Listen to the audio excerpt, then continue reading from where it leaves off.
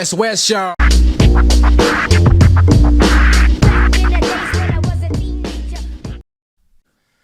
Oh, what did you want to? Did you just want to just chat in general and just carry on what we're doing right now? Yeah, man. All right. Yeah, so like you know how I was saying people on different levels. Yeah. So because I'm on a different level, I'm like this is my passion, right? Yeah. So I can't really force anybody, you know.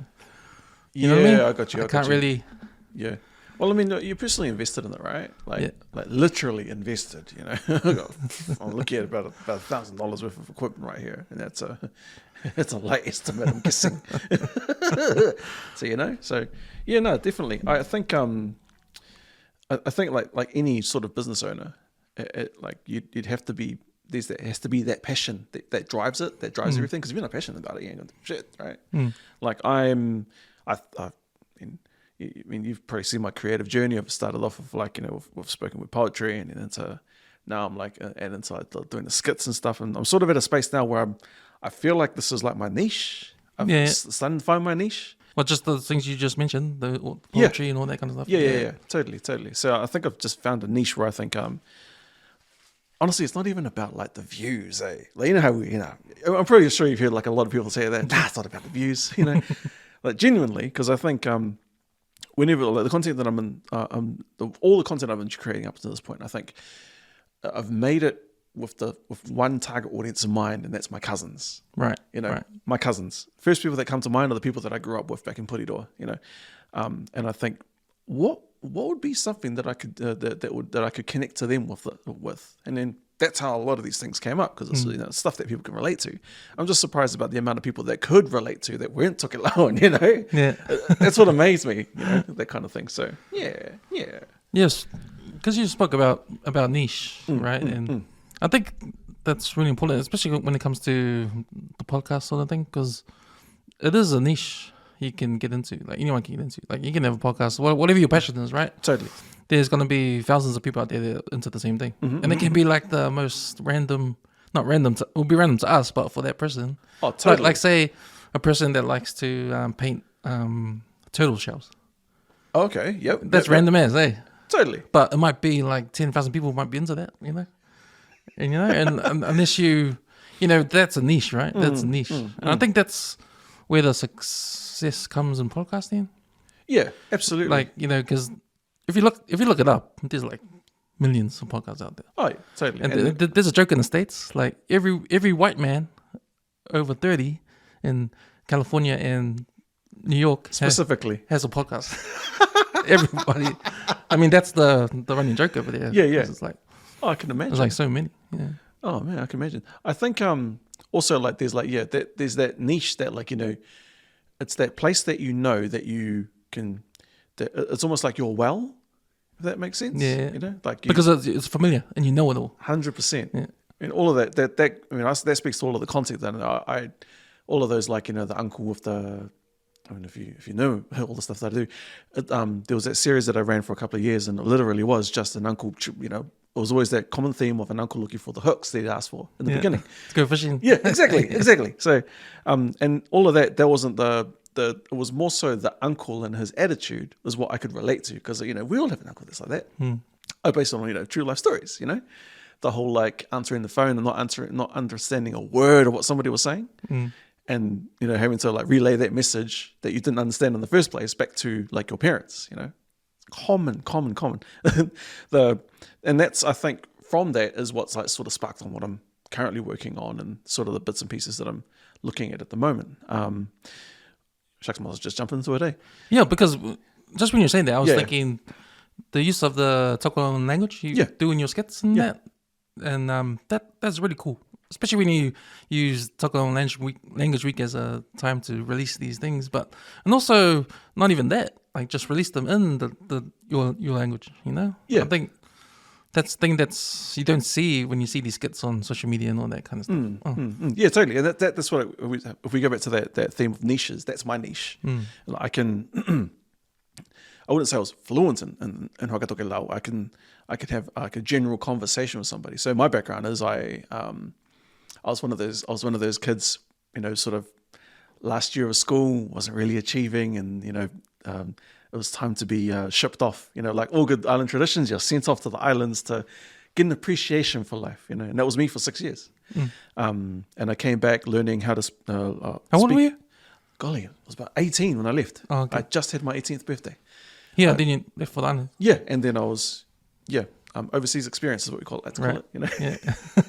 So, and yeah, while I was over there, I was lucky enough to like get into like different projects. But the main theme was actually because I was fully immersed in it, had no choice but to learn it and to be able to, I guess, communicate better with people over there and unlock, I guess, immerse myself in communities. That had to, right? Didn't learn everything. I'll be honest with you. Like I can be sitting with somebody at like the bank and just like chatting away, easy. But as soon as someone starts going, oh yeah, so you can. I was fishing out on the weekend. I'd be like, oh, okay, all right, and I was using this kind of bait to get this kind of, for this kind of fishing. So once again, the conversations just go straight over my head. Yeah. Because I just wasn't interested in it. Same again if like someone was to, we could be like chatting away and all of a sudden, oh, did you hear that sermon on Sunday? No, I have no idea what they were talking about. So it's those kinds of things. So if we take that and we point it back to the content I'm trying to create, it's about, I try not to be that dude that tries to, show off my prowess in Tokelauan because it's just not there.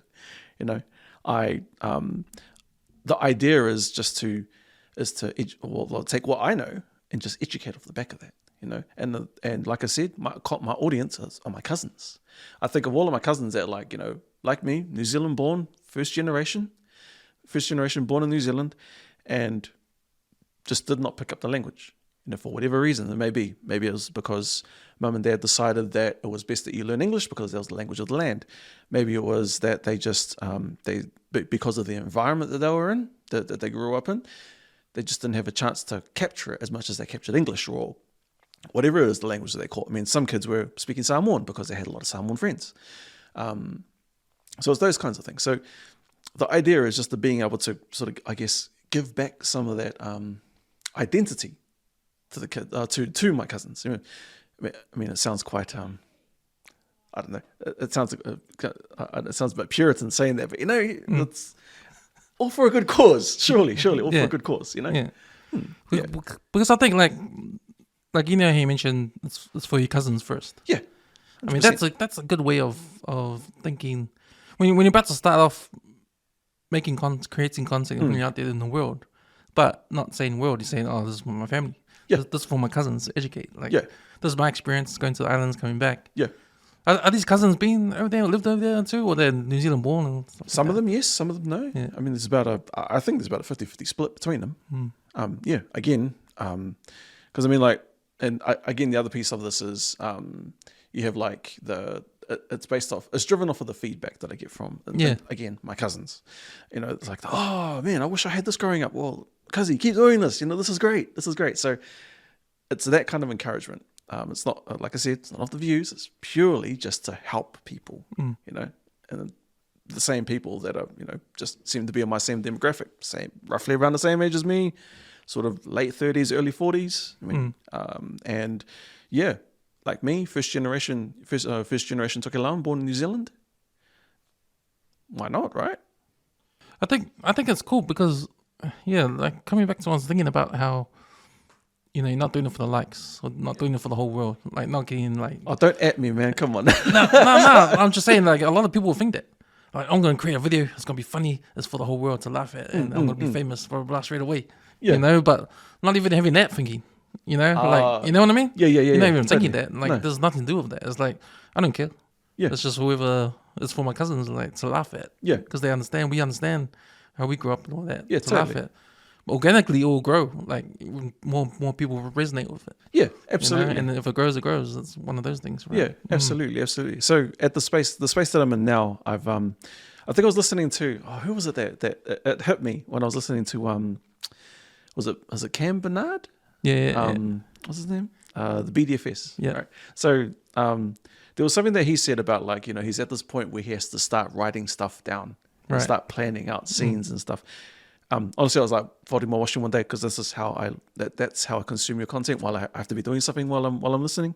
And it just stopped me in my tracks. It's like, oh, okay, that makes sense. So it's stuff to write down when you're folding your laundry. Yeah, totally. Yeah. I was like, it stopped me in my tracks. I was like, oh yeah, okay, that makes sense. Because like, a lot of the content that I've made, like honestly, man, like seat of my pants, flying by the seat of my pants. Because it literally is. I have the idea. When I could just walk outside and film it. A lot of that was shot in my backyard. A lot of those scenes were shot in my backyard. Even all the spoken word stuff, but like. There was 100%, nothing was written down. It was all just an idea. I just came up with the script on the spot, you know? So like, it was funny. So, it stopped me in the tracks. I was like, okay, yeah, that's something I need to do. And then like maybe a couple of weeks ago, I bought some studio lights just to go off. So I've got like studio lights and I was like, oh, okay, cool. Let's give this content a try. So I like set up the studio lights, set up the camera, action, and my mind just went blank. All right. Like, oh man, what am I supposed to do now? It was a good hour. I was just like trying to like just piece something together. And then going back to that, I was like, oh man, I better start writing this down. So then since then, that was about maybe a couple of weeks ago. Since the very next day, I just like opened up a Google Doc and then just started brain dumping on the kinds of things that I wanted, like that's why I'm so specific about my niche, first and foremost for my cousins, people around the same age demographic and probably have had the same experiences as I have growing up. And then just, and then even to the point where it's like, okay, cool, this is my niche. This is the theme. So the theme is that it's coming across as a cousin that's, is like the helpful cousin that just wants to drop a couple of dimes to get you, to get you on your way. So it's not like okay, guys, we're going to start with the alphabet. A, E, I, O. No. It's just, let's just jump straight into it. I know that a lot of people understand but don't speak it. So let's just flip it on its head and just give them something that they can start off with. So, it was like the first generation's Tokelauans. And then there's also the piece around like, I thought, okay, well, what about the people that have Tokelau partners and want to impress their in-laws, or maybe the people that want to impress Tokelauans that they want to, that they see their future with, that kind of thing. Only place I can think of that happening is Puriroa, because there's a lot of Tokelauans in Puriroa. How long did you live there for when you were born? You were born there? So I was born here in Auckland. I moved down when I was like 7, and then pretty much like 10, 15 years down there. Yeah, pretty much. And like, one of the things I found was like, man, like coming back up to Auckland, like, well, moving to Auckland. So I've been here since 2006. Since then, what I've noticed the difference is that like, damn, it's like everybody's so spread out, like all the Tokelau. So you have the Tokelau community here in West Auckland. There's a massive cohort in South Auckland and Māngere. And then you have like the small pockets over the North Shore and the lakes. Like honestly, man, like in where I've come from a space where it's all in one place. So Puriroa is probably the same size as probably like maybe an Otara, something like that. I know Otara is quite a big place, but it's roughly about the same space. But like you can imagine, like a high concentration of Tokelauans live there. So you could be walking down the street, hey, Filipo, it'll happen 5 times before you get to your destination. Simple as that. Yeah, very high concentration. How much of the influence from staying down there comes into your skits? Any, or is it just with your family? Yeah, actually a lot. Yeah, a lot. And is it the differences between here in Auckland, over there in Auckland, like living as a Tokelauan in Wellington compared to living in Auckland? Yeah, interesting you say that, because or is it just a separation thing here? Like there's so many of us in different places. Yeah, and then compared to one place in. Yeah, I think it's I think it's 100% is based on like my upbringing in Wellington. I can say for a fact, and like that I've been really, really bad at connecting with the Tokelau community here in Auckland. Like I absolutely suck at it today.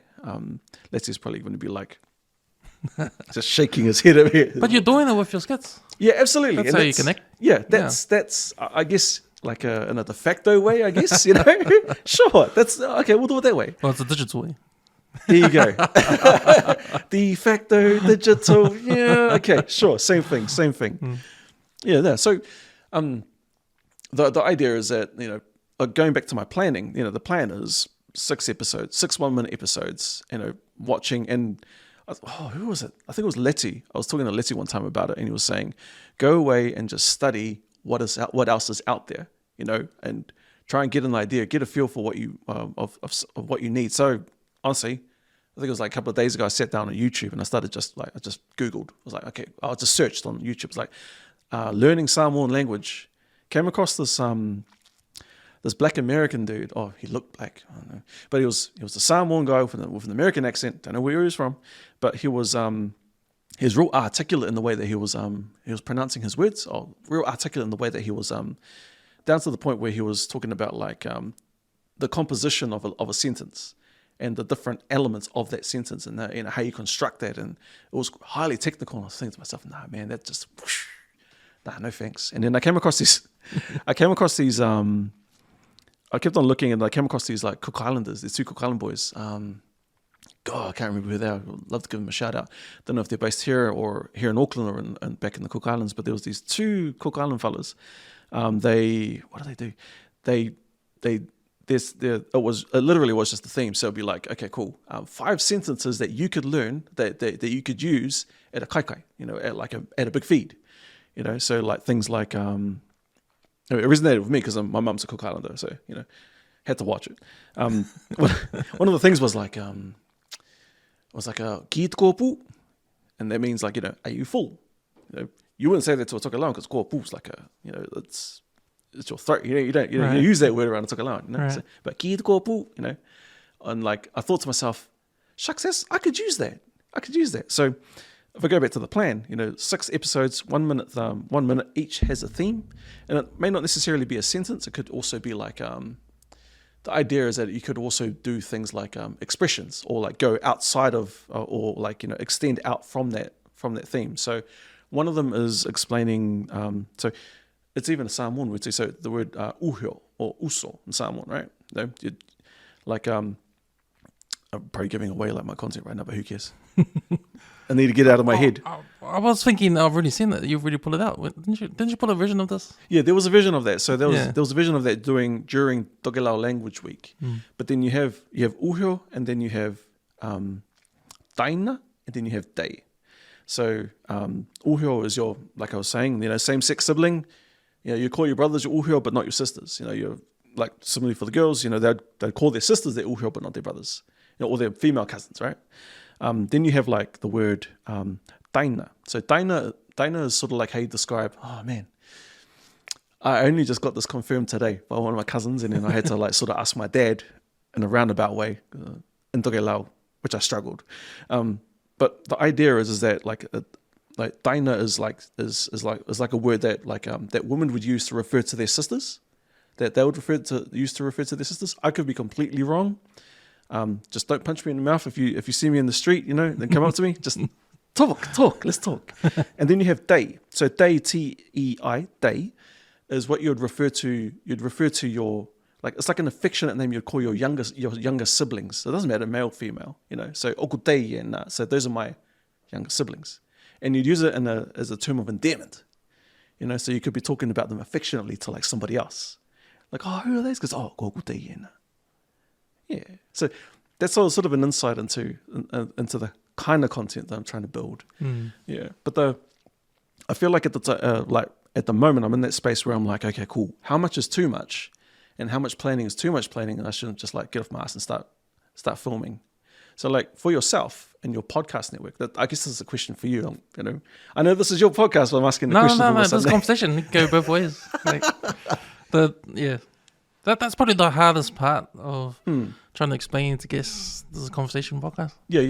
Like, it's not like I don't have a sheet of questions ready to blast the guests and then one by one, and then True that. Oh, okay. Yeah, that's hard.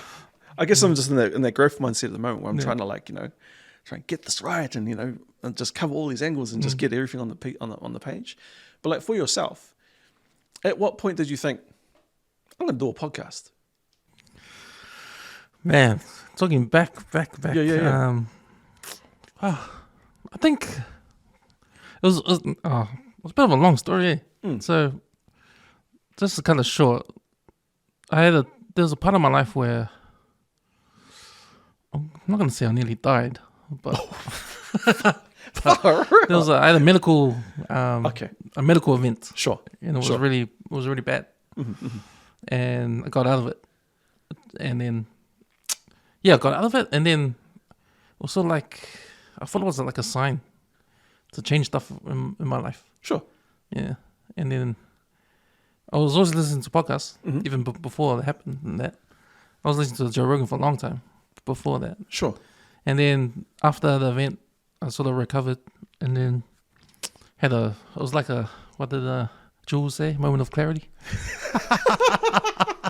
Had a moment of clarity, and Oh yeah. and then I had to give up a few things I used to do, and for the better, Sure.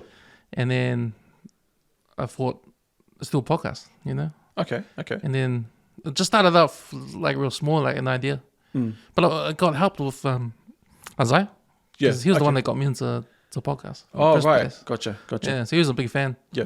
And I sort of said, "Oh, well, let's make our own." Because I like what I hear when I listen to Joe Rogan. I love it because it's just a conversation. Yeah. And it's not really an interview. And I made that sort of the distinction. Sure. And, Okay. And I've never heard anything like that. And that's why I loved it. Because I never heard that on the radio. I never heard that on TV or anywhere. And it's like he's talking to that person for like 3 hours. And it's just I like the way that he his style is that he just draws out the conversation. Yeah. Yeah. Yeah, exactly. Yeah. And I thought that was so good because, and then I thought that was good. And then I thought, man, is there anything out there in New Zealand talking to our people? Like, Sure. anything like that? Nothing.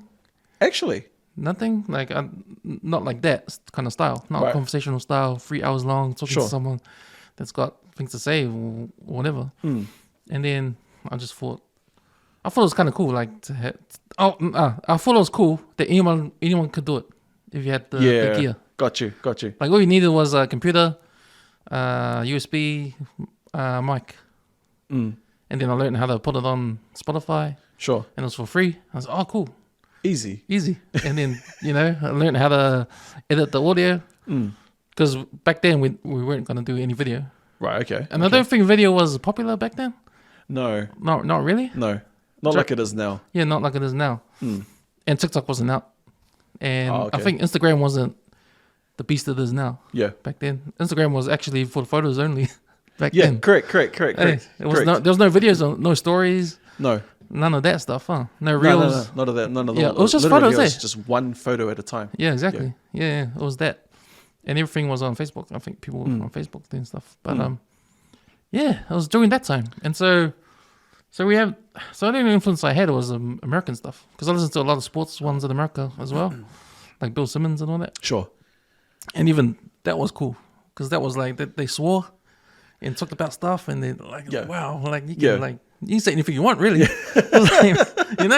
There's no censorship, no nothing. So that was another thing that appealed to me too. Gotcha. Interesting. Okay. And so I wanted that here. I wanted to listen to something in the New Zealand context, in the Pacifica context, or a West Auckland context. But there was nothing like.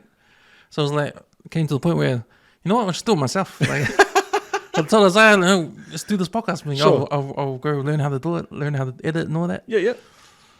And then I told him, I had a sample. So I did the intro. Okay. I made an intro. Yep. And I put it out there and I did a little practice run with the mic and talked and put it in there with the intro in that. And then we had a drink up at Isaiah's house this other day, the other night. And then I showed it to him. Have a listen to this. And he heard the intro and me talking. He's, whoa, that's like a real podcast. How do you do that? And I told him, we're going to start it. Should we start next week? He was really shy. He said, nah. Just those. Okay, here's my phone. Yeah. So then I just started my first episode, back to 135, with it was I think it was just called on the 135. On the one. Okay. It was on the 135. Sheesh, what was that, like the first 50 like that or? No, I think it was the first one. Okay. And then Isaiah changed it to why don't we change it to back on the 135? Right. Oh man, that's even better. But I think I had a different song intro. Okay. Back then, I think if you go back and listen to number 1, Right. 2, 3, 4, 5, Yep. it's different intros. Oh, Yeah, yeah. okay. This is before that dong dong dong. Yeah, before that stuff. And like, I remember it was me and Avi first, and then Eric came on the second one. Then it was just us for like 10 episodes. Wow. And then because it was out there, Yeah. like only guys were listening were our friends. Oh yeah. So yeah. as I listened to it, and he was like, "Man, you didn't agree with what we're saying," and stuff like that. So He goes, "Oh, can I just come and just watch you record?" So he came over, and okay, we need someone to do the not edit, but do the because back then it wasn't this equipment. It was like a proper amp, a microphone amp. Oh wow! So it had all the like it was an actual mixer. It was a mixer. Okay. It was a mixer then. So I had the job of making sure all the sounds was right, and he was like the tech guy while we were just talking and doing the producer. Yeah. While we were just doing our thing. Far out. Yeah, and that sounds stressful. And then I think we were talking. I think it's episode like 11 or 12, and we were just talking, and then we were talking about some topic, and I was like, you can see I was on the corner of my eye, like he was getting mad because he did not agree with what you were saying. Yeah. So he just grabbed the mic and and he gave his opinion. So it was like, and then he told me later, man, I want to jump on now because, man, like when you guys talking, like, I want to jump in and give my opinion. So it was like kind of like that kind of thing. Oh, okay. You know? No, because I'm exactly the same as that. So I listen to the EOTC on a weekly basis. Honestly, it's like I make sure that it's the one thing that I listen to every week, right? And like there are sometimes like, especially like I mean, I got love for my boy Alfie. I was like, I remember some episodes I was like sitting there thinking, oh my gosh, I should just call. Where's my phone?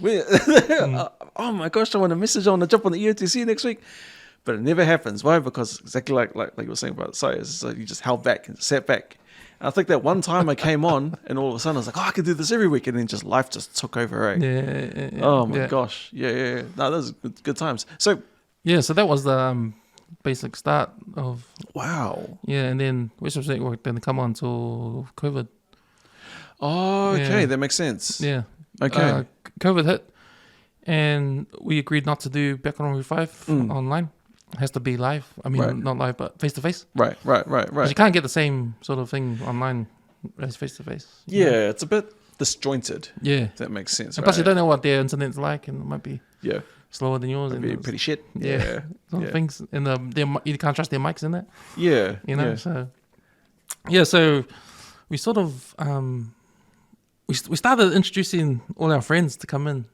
Oh yeah. And so if you look back, I think in episode 30 plus. Yep. Like we started, we had Background 145. Yep. But then we had Background 145 presents like the Counter Rock or something. Oh yeah. And we had the boys talking about rugby. Oh, okay. Just one-off episodes. Right. But we knew we wanted these one-off episodes to branch off into their own. So we used Background 145 as a platform for these new shows to start. Wow. So we actually did Empty Out the Clip.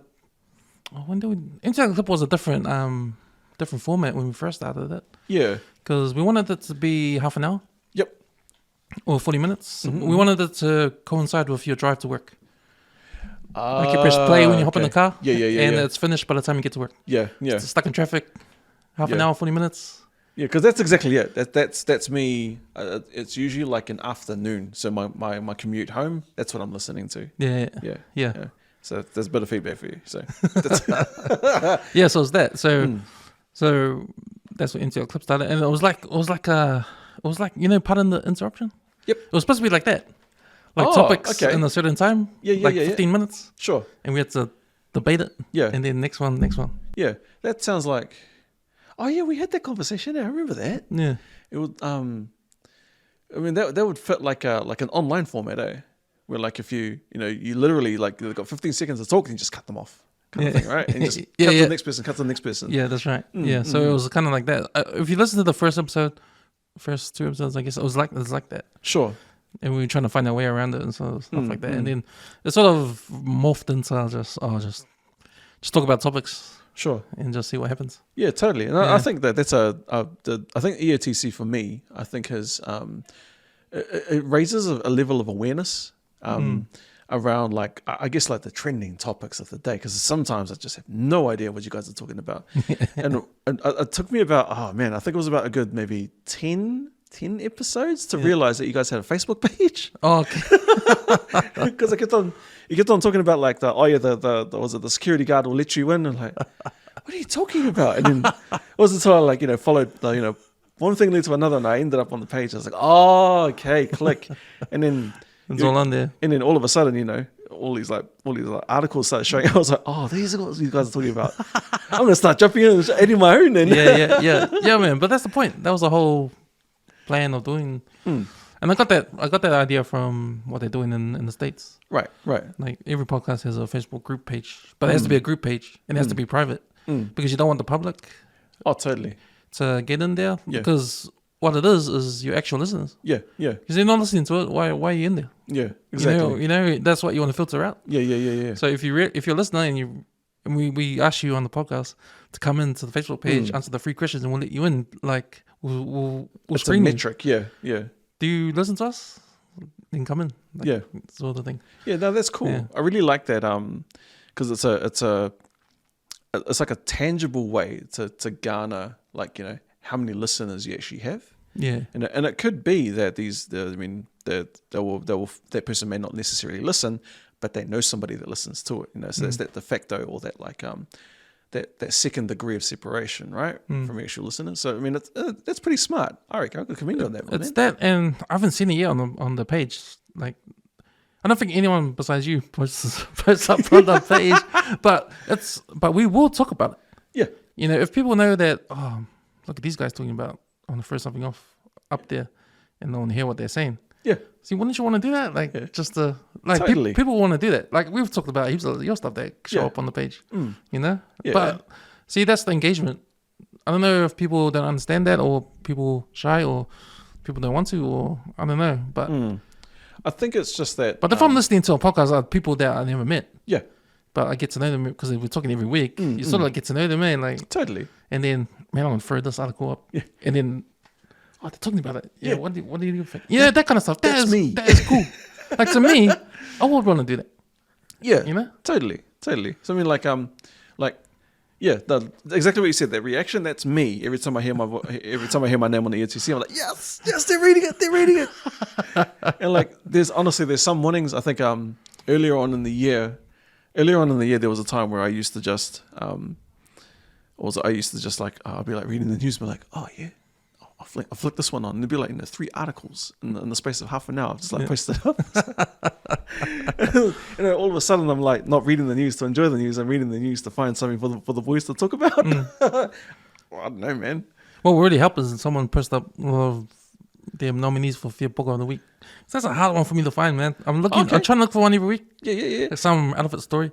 Like I don't know. I managed to find some in the early episodes. I managed to find some really good Fear Book of the Weeks. Right. There was one Australian guy that ate a gecko, a live gecko at a party.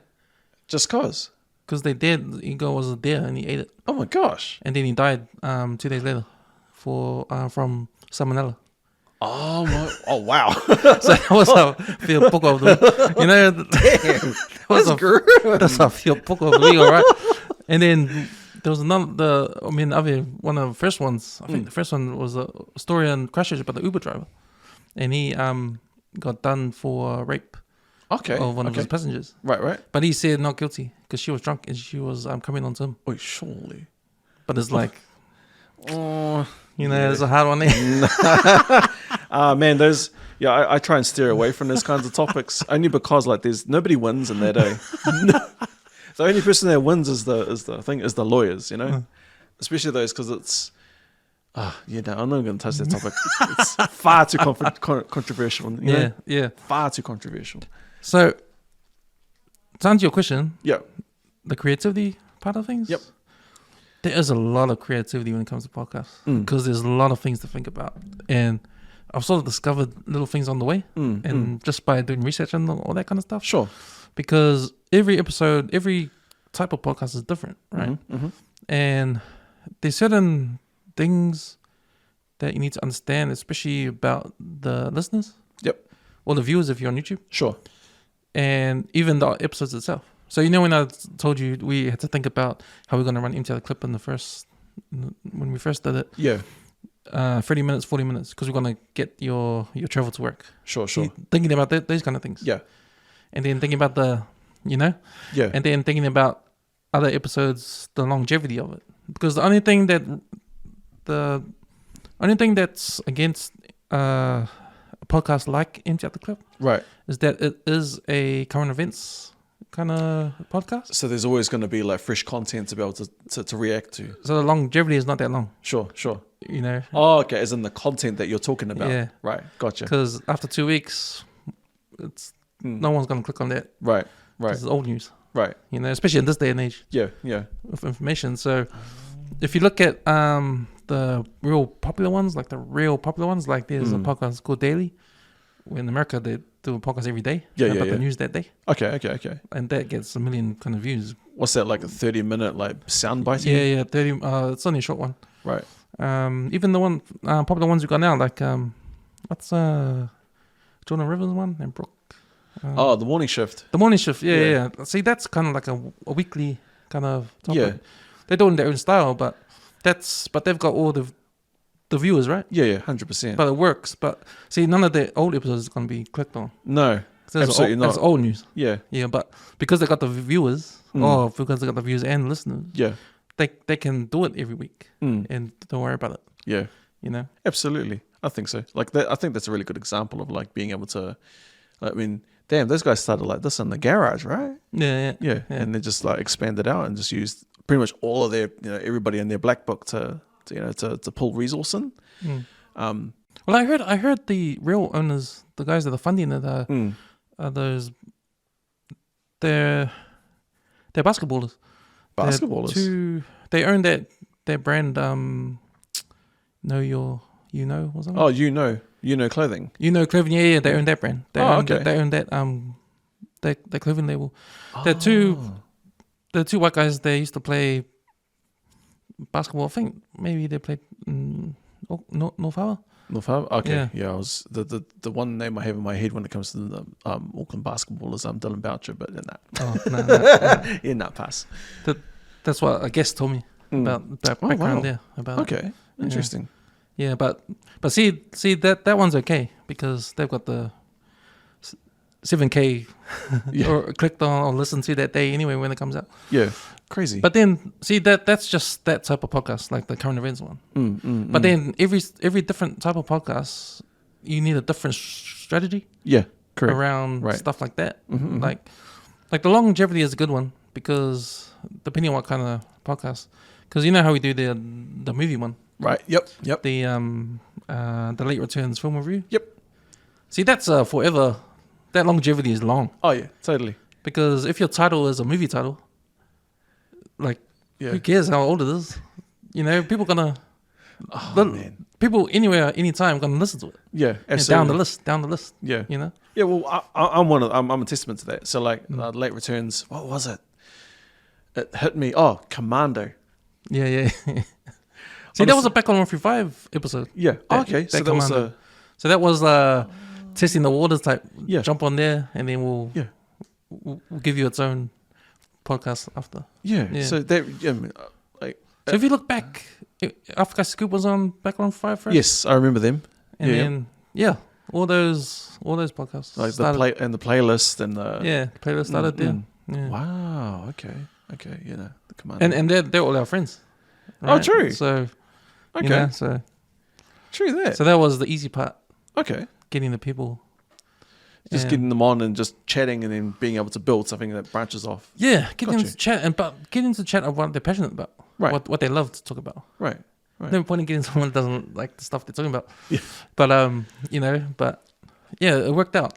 Nice. Because every one of the people that are on those podcasts, they actually love talking about that topic. I mean, you've seen the 135 Footy Show, Oh, man. Those boys, their league is hard, Yeah, you feel like the animosity. Yeah, it's. I guess that's what like when I listen to the 135 Footy Show. That's exactly what I hear. I hear like that passion about their team and like and the banter that goes back and forth because it sounds like I honestly feel like when I listen to the like the Footy Show that I'm sitting in the garage with them just chatting. Because those kinds of conversations are exactly what's happening, eh? And that's the kind of thing we wanted to bring out in the podcast. Sure. Like sooner or later, your conversation is going to turn into our normal talks when we're having a drink. Yeah. That's what you want. And forget about there's a mic on your face, or camera in your face, like that's what I really wanted to bring out. I mean, the Africa Scoop girls, like, that's what they talk about anyway. When they're... Oh, okay, got you. Girl talk. It's girl talk. Yeah, right? Got you. And they're Samoans, but they're talking about stuff that are seen as taboo in our culture, you know. So I feel like in a way they're sort of pulling back the curtain, Yeah, on the kind of conversations that girls have when nobody else is around, or the kinds of the real conversations. yeah, exactly, Yeah. exactly. But they're the type to say these things out loud, you know. They're the type to do that. I was just gonna say They're not shy. because I'll be honest, man. Some of the conversations they have on the podcast, I think I stopped after I purely because there's just so much to listen to. I stopped after when they had what's his face, the wrestler, what's his name? Oh, kiss the floor.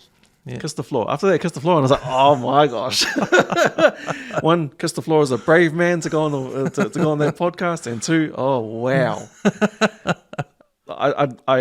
I cringe because it's like it's the kind of conversations I think of, like I think, man, would I be able to say these kinds of things to my sister or my girl cousins? Probably not, eh? Some scary stuff. So I got to give a big raps out to those girls to be able to like put themselves and be vulnerable enough to have those real big conversations. Yeah. And some of them are really big conversations, so being able to do that and being able to empower other girls to be able to, encourage them to have those the types of conversations, whether it be with mum and dad, whether it be with their, but what it is just like I guess it's just like, it'd be like a freeing moment for a lot of Pacifica girls, because, there is a lot of taboo around the kinds of things that girls talk about, right? Especially in front of their brothers or in front of their boy cousins. So I guess that is true, man. That is true, and that's what's happened. Totally. That's exactly what's happened. The feedback the girls get is even now they can't believe like the kind of feedback they get. Even when they're on the street, they get recognized. Because of their videos and that, like wow, and they just buzz out on that. Yeah, that's cool, man. Absolutely, and that's cool to hear when they say that. I'm like, see, wow, it's needed, because when I think back, when I listen to, have you know the Podfather? The Podfather? No, I haven't. He's the guy that started the whole thing. Like, he's the guy that had the first ever podcast. Like, American guy in the world. Yeah. Okay. All right. He actually started before, just when iPods first came out, because it was from the iPod. Gotcha. When the iPod. Yeah. That's where the podcast come from. Sure. From the actual word, the actual name for it. Yeah, because it came off the iPod. Oh, okay. iPod. Okay. Yeah, that's the only way you can listen to it. Oh, okay, right, because you wouldn't have like an inbuilt radio, so I'm guessing. Yeah. So it was technology. It was Apple. Interesting. Because I don't know if he worked for them or he was some kind of tech kind of guy. Sure. But he envisioned, he got the technology, right, and he knew in his head how to do it, and then he had to get someone from Apple to tell him how to do it, right, so he can get it to work, right, and he managed to get it to work. Oh, and then it played off the iPod. And he didn't call it a podcast. But it was his only he was just talking. Yeah. But then he started to envision what it is. And he hated radio. Okay, yeah. And he said this is a free kind of thing that anybody in the world can do. Sure. And he thought that he was thinking that, like, this is alternative to radio. Right. This is real, like, you have to actually be an alternative to radio. Yeah, totally. So you can say whatever you want. Right. Say whatever you want, doesn't matter. Like, put it out there. Right. And do whatever you want, say whatever you want, because there's nothing like that out there. Because there's... Okay, I see what you mean. So, because, I come from I'd like to say I come from a radio background. Not really a radio background. It's a very small radio background. Back on Island? Did you work there? Yeah, absolutely. So in Tokelauan, one of my... I was fortunate enough to be part of the FM radio project. And what that was just being able to give a voice back to the community and being able to enrich. The big idea was being able to enrich culture by promoting it over the airwaves, right? And having like a place where people could give a voice back to the community, back to the community. How'd you get that job? Like all things, man, you just got to be in the right place at the right time. I honestly had no idea. Like it was one of those. Anybody interested? Put my hand up, kind of thing. Okay, all right. You're going off to training for 3 weeks in Samoa. Honestly, probably learned like. Oh, where did you train in Samoa? No, it was like one of those. So it wasn't. So part of it was a customized program that was put together by the what are they called? They're called like it was funded by the New Zealand government through like a body called the Modern House of Tokelauan. They're sort of like the what do they call it? They're like the growth arm of the Tokelauan government that, that empowers people to go out and train and to come back to serve the community. So for me, what was it? So they put together like a program. They brought in people from overseas and they just housed it in Samoa because it was easy enough just to get everybody into one place. And like part of the training was actually going to Magic FM. If you know Magic FM. Yeah. So going to Magic FM, and I was lucky because I was because they all spoke in English. I was like, oh yes, this is my chance. This is my chance. Yeah. And it was a lot of fun. Not gonna lie, it was a lot of fun. Like training at Magic FM. We got like what did we get? We got a week there where we did where we were sort of like 10 minutes. We were in there for the last 10 minutes of the morning show, and I think it was who was it at the time? Oh man, honestly I can't remember. But they how long ago was this? Sort of been about 02 maybe. Was a guy named Roy there working there? Oh, would not have a clue. Okay. There were two girls. One of them was a girl named Olga. She looked like she could have been like an ex-Miss Samoa. Yeah. Stunning. That's the only person I remember, to be fair. It was her, and then there was who was some guy. You look at him and you think, oh man, this guy looks pretty fresh, but he starts speaking to the mic. Perfect American accent, eh? It's like most people over there, I guess. Where was I going with that? I guess like given my limited radio experience, so I did that for maybe 5 or 6 years. All right, cool. Yeah, actually no, wait, 5 years in Tokelauan, and maybe about like 6 months here in New Zealand on New FM, as as part of the Tokelauan language program. Yeah, just life took over after that. It wasn't sustainable. Something had to pay the bills somehow. It wasn't going to be New FM. But like given that, I think so going back to what you're saying about podcasts and radio, given that because in radio, there's always a stakeholder, that's affected by like by the things that you broadcast. You're dictated by what they call a style book. You have to adhere to certain things. You can't say certain words. You have to, some ideologies you can't convey on air. You have to, your stakeholders will always be not the listener, but the people that pay for that pay for the broadcast. So you're always having to. And I'm pretty sure you had like Nixon and stuff on here talking the same thing, right? Was it Nixon or? No, he didn't talk about it, but must be Tim, maybe. Tim improvise, right? Yeah, so same thing. You're always like and I guess the freeing thing about a podcast is that because one, you don't have anybody to answer to, you can say whatever the hell you like, and I guess like in an extreme way, that's why you have things like that's how you have like those extreme people that get radicalized because of content that was built specifically for that, right? That's the sort of the downside, but then you have the upside, which is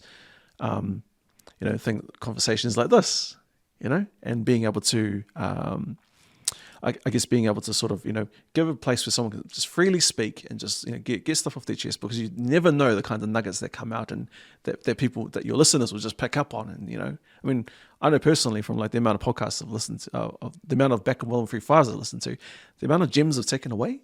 Yeah. Like, if I can give one example, I think her name is it Jemima? Yeah. One of the professors that you came on one time.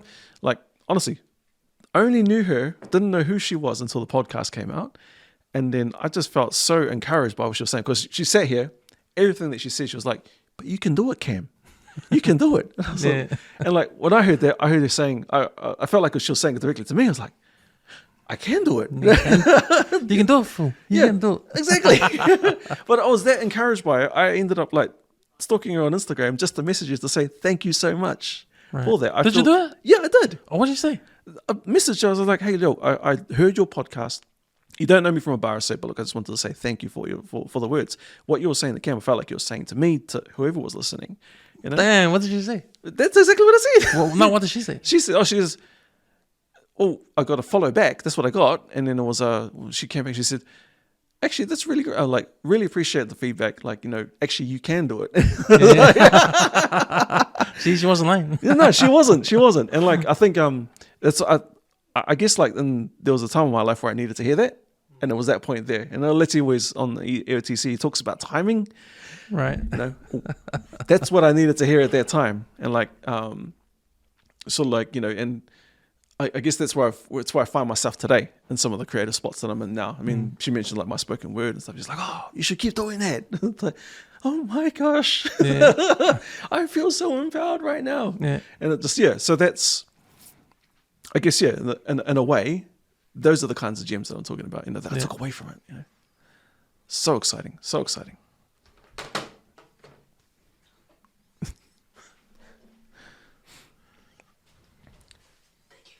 Coming through. Okay. Sorry about that. Yeah. You were talking about, so there was this one thing, what's his name? There's this one guy that I think you had DJ Fong on, and he was talking about a guy named Lastman Solar. Yes. Did you see that video? No, I didn't, but I know exactly who he is. Right. Like, I have an appreciation for that man's work to no end. I guess I better watch it, but there's this, he's probably him, there's him and a handful of other sort of like spoken word poets that sort of sparked the interest in me wanting to chase that thing. So like, with I mean, I used to go to these. They have like slams every week, usually in a different place, and it's run by a guy named Ken Kind. Oh man, what are they called? They're called stand-up poetry. That's what it's called. It's open mic sessions. It's there's one every week. They rotate where they have it, so it's either at like in Manukau at like the it's somewhere in Manukau, or it's somewhere in Grey Lynn. There's also a place at To'oro out east. And what's it past in GI?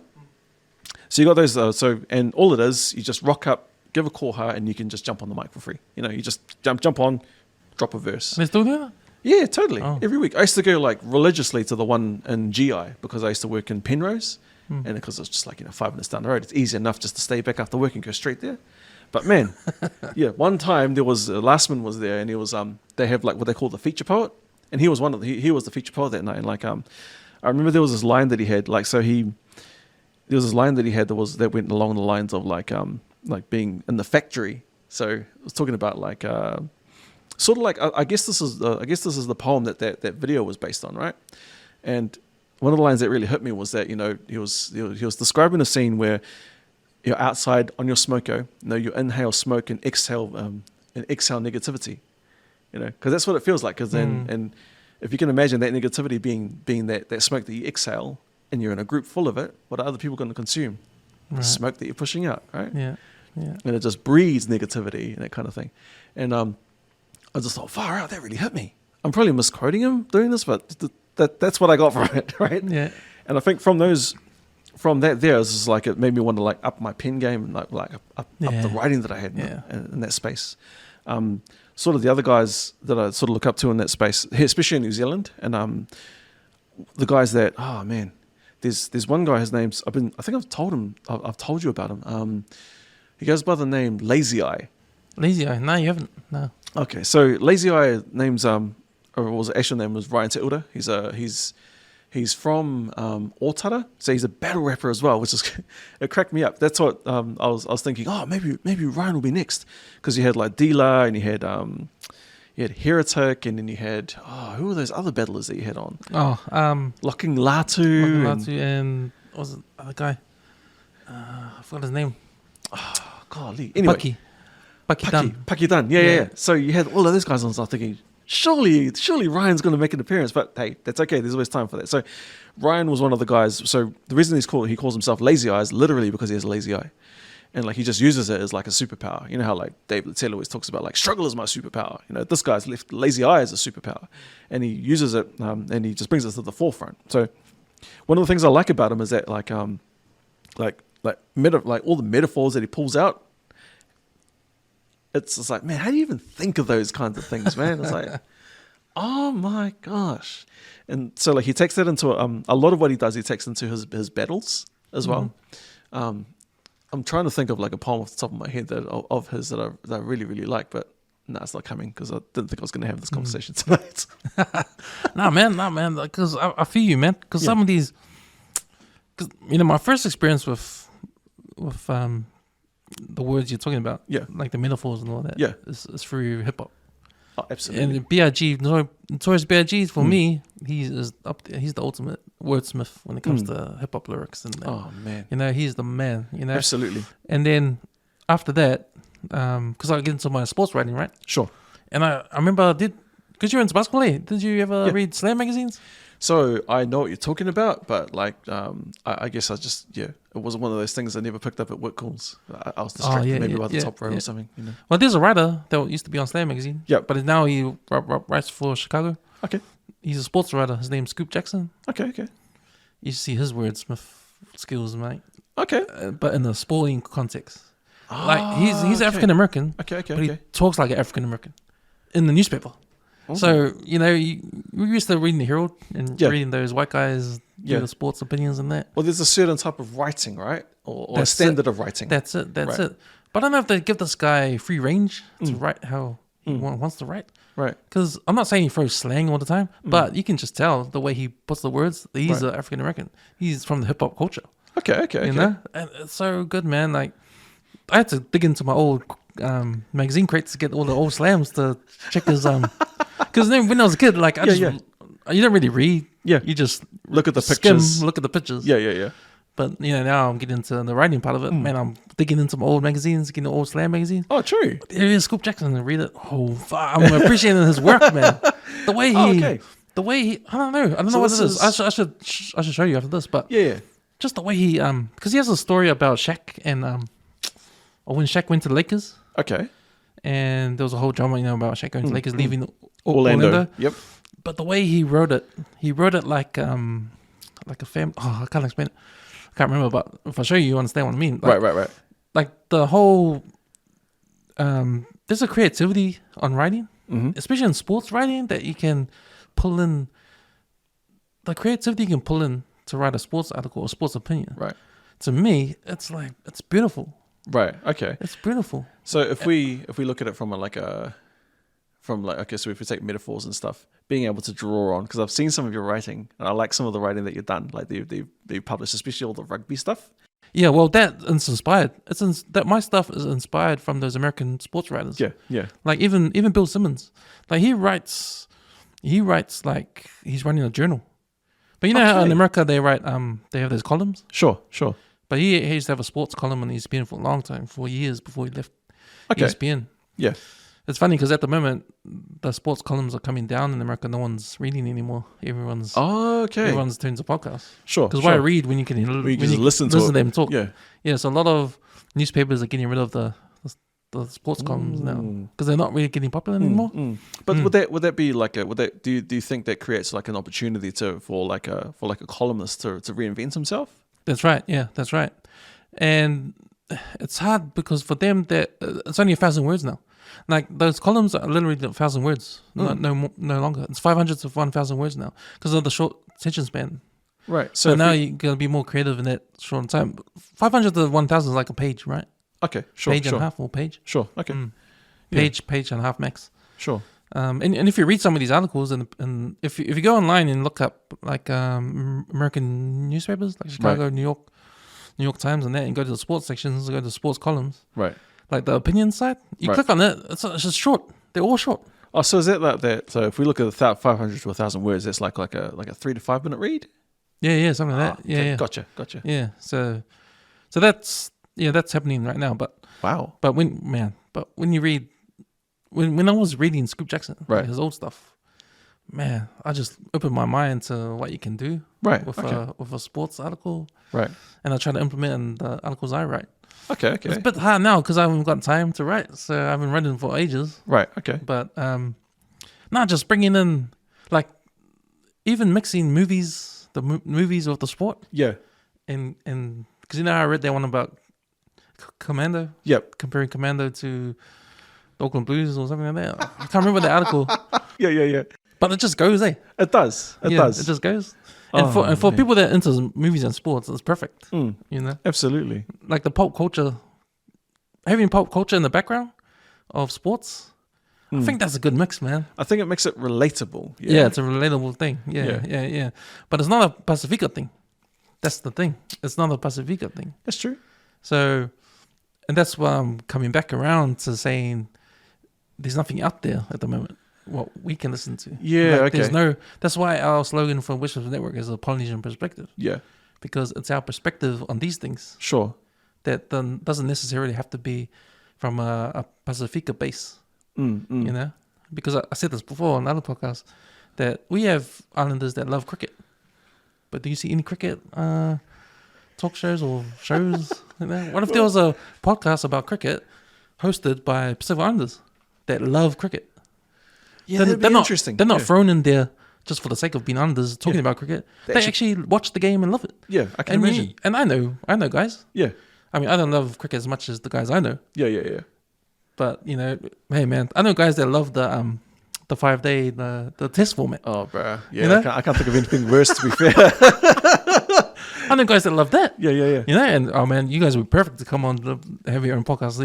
If you're into Test cricket, if I give you a podcast, you know, talk about it. You know, get it all off your chest. Yeah. You know, but that's what I mean. Like, right. Like, it's a Polynesian perspective. Like, we do the movies ones, but look at the movies. They're not Pacific movies. Right. They're movies we grew up with. Yeah, absolutely. They're American movies. You know, but you're giving it from a perspective from like, okay, cool. This is what I saw when I watched the movie. Yeah. You know, as a Pacific Island or Polynesian man. As a Polynesian man, as a Pacific Islander. Yeah. I know for a fact that all my peers have the same experience too. Yeah. That's why we always talk about. That's why everyone knows the words to kickboxer. That's why everyone knows the words to Blood In, Blood Out. Oh, you know. golly, But you do you think PMN would have something about Blood In, Blood Out, or you know, like no? See, it's the merging of cultures, right? Absolutely. And it's do you think it's a generational thing? It's our generation, eh? Because you know the brown movement in New Zealand probably didn't start until late 90s, early 2000s. Yeah, that whole we became. I think that was that first wave. So you have like the migration generation, the ones that migrated from overseas, and you had the firstborn, the firstborns that came through. That's the 90s. Yeah, that's the 90s. That's the 90s. So when they became adults and they started, you know, I think that's when they became not just the people on the floor. I'm going to get cancelled for saying this, but like, you know, instead of just becoming the field niggas, you know, we then become the house niggas, and then all of a sudden we're now like the skilled workers, and all of that starts to come to play. But that's in the context of us as a society, correct? Integrated in the Western world, right? Yes. The culture, the popular culture, the pop culture of the time when we were growing up, we never had no brown pop culture to look at. Like there was stuff brewing in the background, but real small culture. Even before culture, you had the Cook Island group, or the Rarotonga in the, what are they called? In the 80s. In the 80s, they were actually in America. Well, they were a Tongan group. Yeah, they had the old school video in the diner, and she's singing. Oh no, forgot. No, pass, man, pass. But anyway, like, see, there was no movement till late 90s when Jamal Jam started coming up. And Gotcha. Dawn Raid started doing their thing. Yeah. Scribe and right, you know, and then, but before that, we're American movies. Yeah, we're hip hop R&B. Yeah, gotcha. We had hip hop culture we grew up with hip hop culture. You know. Yeah, and that was the strong part of what we looked up to. Right. Like even sports, like we had rugby, we had league, but we also had basketball. NBA was big. Right. NFL, not really, but it was less accessible back then, right? Yeah, exactly. Because Michael Jordan was around. Right. You know, and we got into it with that kind of stuff. Sure. So, and then when the brown movement started happening, like see, our kids are born into that. Right. Now there's stuff to look up to. Right. With a brown face. You know, there's the next generation that have their own business or on TV more, or in movies more, and see on his wedding. You know, now we're starting to create our own space. Right. You know, got you. But before that, no, it was nothing. So that's why we have that that's why we resonate more with that with that 90s pop culture, American pop culture, right? Yeah, I see what you mean. Yeah, exactly. It was purest form and purest. Yeah. Oh, say less. Say more. Right. Gotcha. Boys to Man and all that. Yeah. But see that's what Polynesian perspective means. A Polynesian perspective. Yeah. On that popular culture that we grew up with, our generation grew up with. Yeah, gotcha. Yeah. So I think the next challenge is what's next then? Because it has to come on to the next generation, right? What's that? what stuff can we talk about with the next generation, sort of thing, right? I feel like, I mean, sports is always going to be sports. yeah. That's easy. Yeah, Every year is different. but I think, because I mean, I think as part of that whole, if I take it back to like that '90s pop culture you're talking about, it was always about like an identity thing, right? You know, like being able to, they sort of look like me. You know, that's why people like relate so much to Blood and Blood Out, because those people look exactly like us. Right? I guess moving forward, it's always it's about like this is the current generation, and what is it that they hang their identity hat on, if that makes sense. Like I think what was it like the early 2000s to about maybe throughout the 2010s, there was a whole drive around, but actually it's actually cool to be brown. We all love it in public. Walk around with your metal lima in your hands and stuff. You know, it's actually that wasn't around back then, eh? No, not at all. Yeah. When I was growing up, it was actually quite shameful to walk around in your lava and your like ge hoi tanga and stuff. You know, it was popularized. I guess it was just like the explosion of brown faces. Moving forward into the future, I think it's trying to. I think it's exactly what you're saying. It's because pop culture is a global thing now, right? It's not like, it's American. It's because of social media. 100%. And it all of a sudden the world is within your grasp. It's just the perspective that you take on it. Exactly what you're doing here. Yeah. So I guess when it comes to pop culture in the future, like movies are always going to be movies. 100%. We're always going to be watching the TV shows that we watch. We're always going to be talking. We're always going to relate to shows like Yellowstone. Unders love that show. Oh yeah, I can imagine. I had this like you guys talk about Yellowstone all the time on EOTC, and it made me think of this like real lame dad joke I heard when I was back in Tokelauan. It was like, what do you call a Samoan on a horse? A Western Samoan. Yeah. So when you guys talk about Yellowstone and talk about like Samoans and stuff, they relate to it. It's like, that's exactly the joke that I think of. It's like, sorry, real random, but anyway. No, but in saying that, like, HOD. Yep. Hodds, like that guy. He might be the lightning rod for pop culture. Oh, right? Absolutely. Because he's putting out stuff on there that we all like. We all lean to. Yeah. Lean towards like the videos he shows. Like he shows Yellowstone. That's how I know someone's like Yellowstone. Whatever he puts up, because he puts up stuff that we like, right? Right. Absolutely. But he puts a spin on it. Yeah. So he's like a window in what we are all into. In a way, totally, right? Totally. Like that. One of my favorite ones by of HOD is the Filipo Kengi one. Yeah. That's how I got onto it. So I remember seeing a post by like Lewis or something where he was literally it was just like going like this, hands out to the side. It's just Filipo Kengi.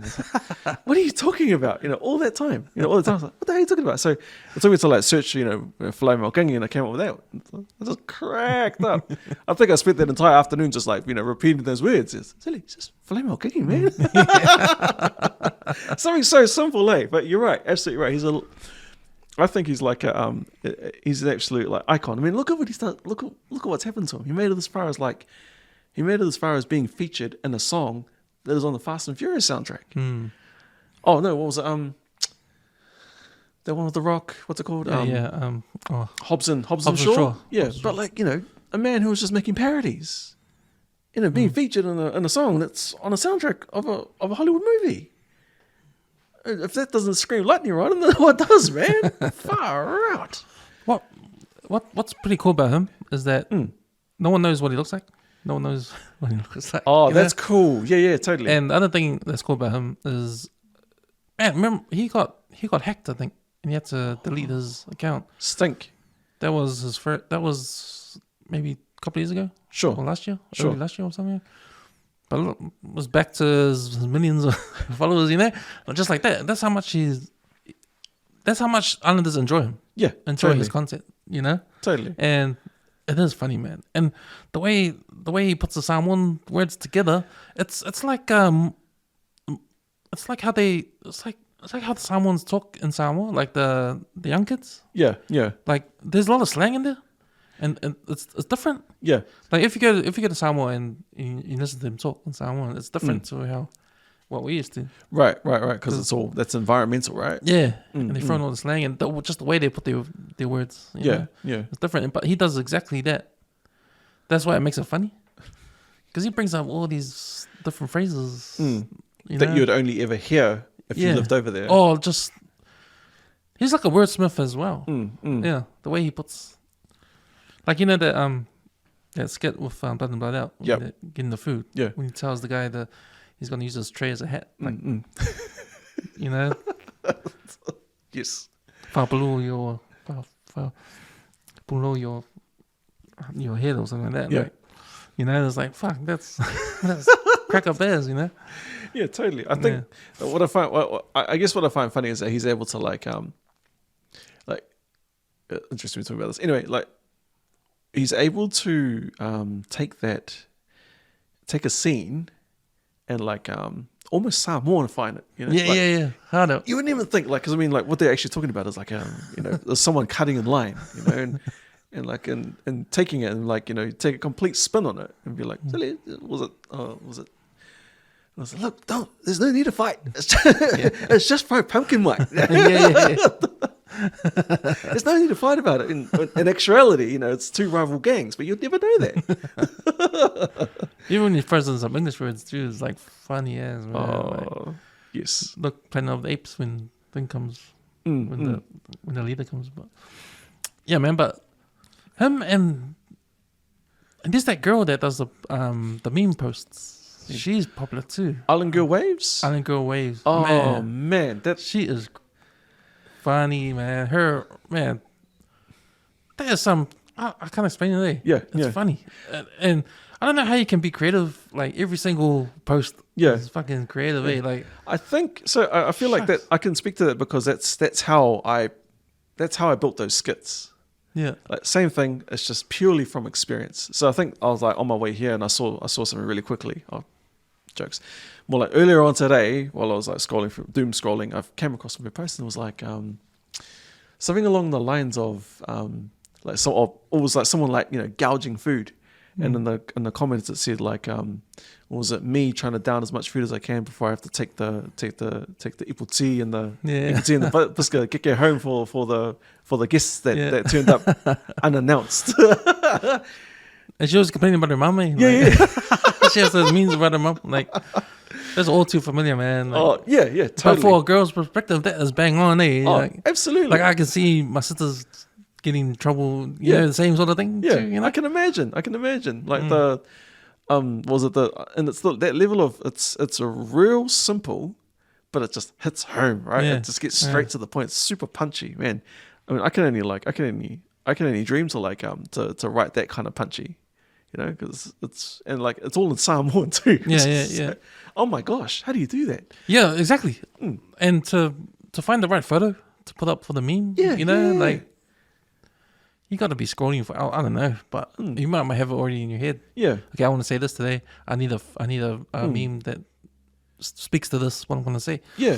And it goes back to that whole that whole Samoanifying something. Like a meme.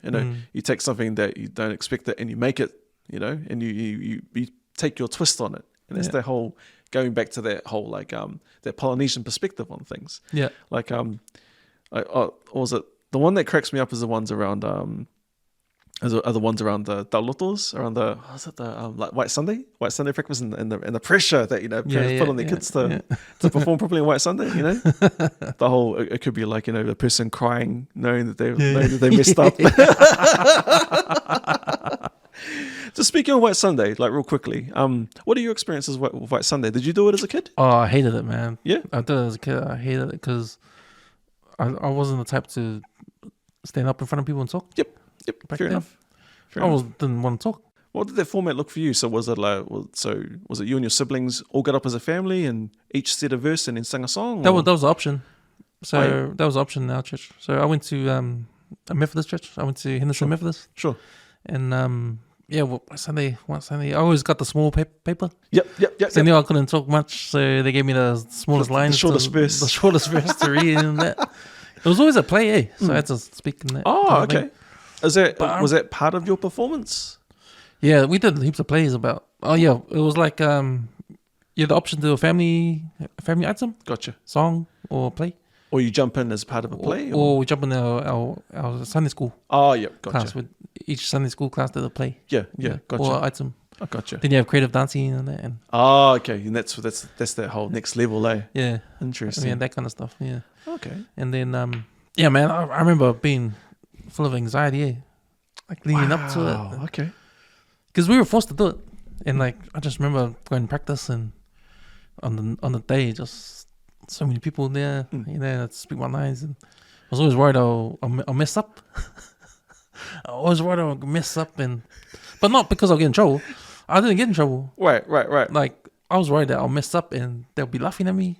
Now that was my anxiety. Yeah. No, man, I feel you. So, I just said, oh man, he didn't say it properly. He didn't pronounce it properly or something like that. They're gonna laugh at me. Yeah, but it was, but well, I wasn't that bad. That was just in my head. Yeah, fair enough. Yeah, because if I think about it, I was in the church choir and that, so I had to learn how to read Psalm 1 when you read the words to sing the song. Sure. So then it's just like that, like because you read the words to the songs every time you go to choir practice. We had choir practice like I think once during the week, and then on Sunday night. Yeah, sure. Or something like that. Sure. So wow, it was just, but you had to read and sing, right? So I think subconsciously, just doing that every week. Yeah. And just I knew how to read Psalm 1. Psalm 1. Yeah. That's exactly like 100%. I completely agree with you on that. To give you an example, I was in as part of my overseas experience. Somehow, I don't know how. I do know how my cousins managed to hook this up, but I was given like an all expenses paid trip off to Mauritius, about 2005. Yeah. And it was all under the guise of there was this UN backed event called Small Island Youth Living. So it was all about getting all the youth from the different small islands of the world, and they were separated by regions. So the Pacific, had the Caribbean, you had like this Ames region. There was the Asian, it was the Atlantic, Mediterranean, and South China Seas, right? Sorry, Indian and Mediterranean, South China Seas. And it was all those, you had your small islands, so like, all the islanders in Tokelauan, Samoa, the Cook Islands, as far as Palau, Niue, all got together. We all traveled together we all met up in Mauritius. Anyway, oh shit, didn't even know where I was going with that. Actually, I've forgotten. Oh my gosh, it was so bad. Was it what was I talking about? I was talking about having anxiety, being White Sunday. Oh no, reading the words, like learning Samoan language through song. Yes. So one of the things that we found was that like because all these people came from these different regions, not everybody spoke English. But one thing that we did find out is that everybody may not speak English, but they speak Bob Marley. So like we're like sitting like. Honestly, one of the Solomon Island boys, he knew he was in a band. He found a guitar, started singing. That's what we did. We just sat by the poolside every night after our sessions and just jammed. We got on the piss a little and we just jammed. And all of a sudden, these people that just didn't speak English, they'll sing along with the songs, and afterwards, you try and have a conversation with them. Je ne sais quoi, they're speaking French. It's like, oh, but you spoke Bob. It's the same thing with you, I guess, You after a while you may not fully speak Samoan, but all of a sudden I can read Samoan really, really well. I can sing in Samoan really, really well. Yeah. Just those little foundations, like exactly growing up in that, doing that. Yeah, exactly. Like my experience is it's funny because I listen to all of these the amount of times I've heard people talk about like White Sunday and that White Sunday experience. I sort of can't relate to it. Like I grew up in the PIC church in Cannons Creek. Shouts to PIC Cannons Creek. And going through Sunday school was always a Sunday school thing. So there's no real family thing. So you did it with your class, and like but the one thing that I could relate to, one thing I could relate to was just not the amount of pressure, but just like the nervousness. So like I felt that same anxiety that you did. I felt a bit of anxiety just you talking about it. Yeah. But I remember the big relief I got when it's finished. Over, oh yeah, totally. When it was over, just wow, it's like that big rock off my shoulder, Yeah. And then I was like, oh man, it's gonna be a long time till next year. Totally, do this all over again. But man, I just But it was like that.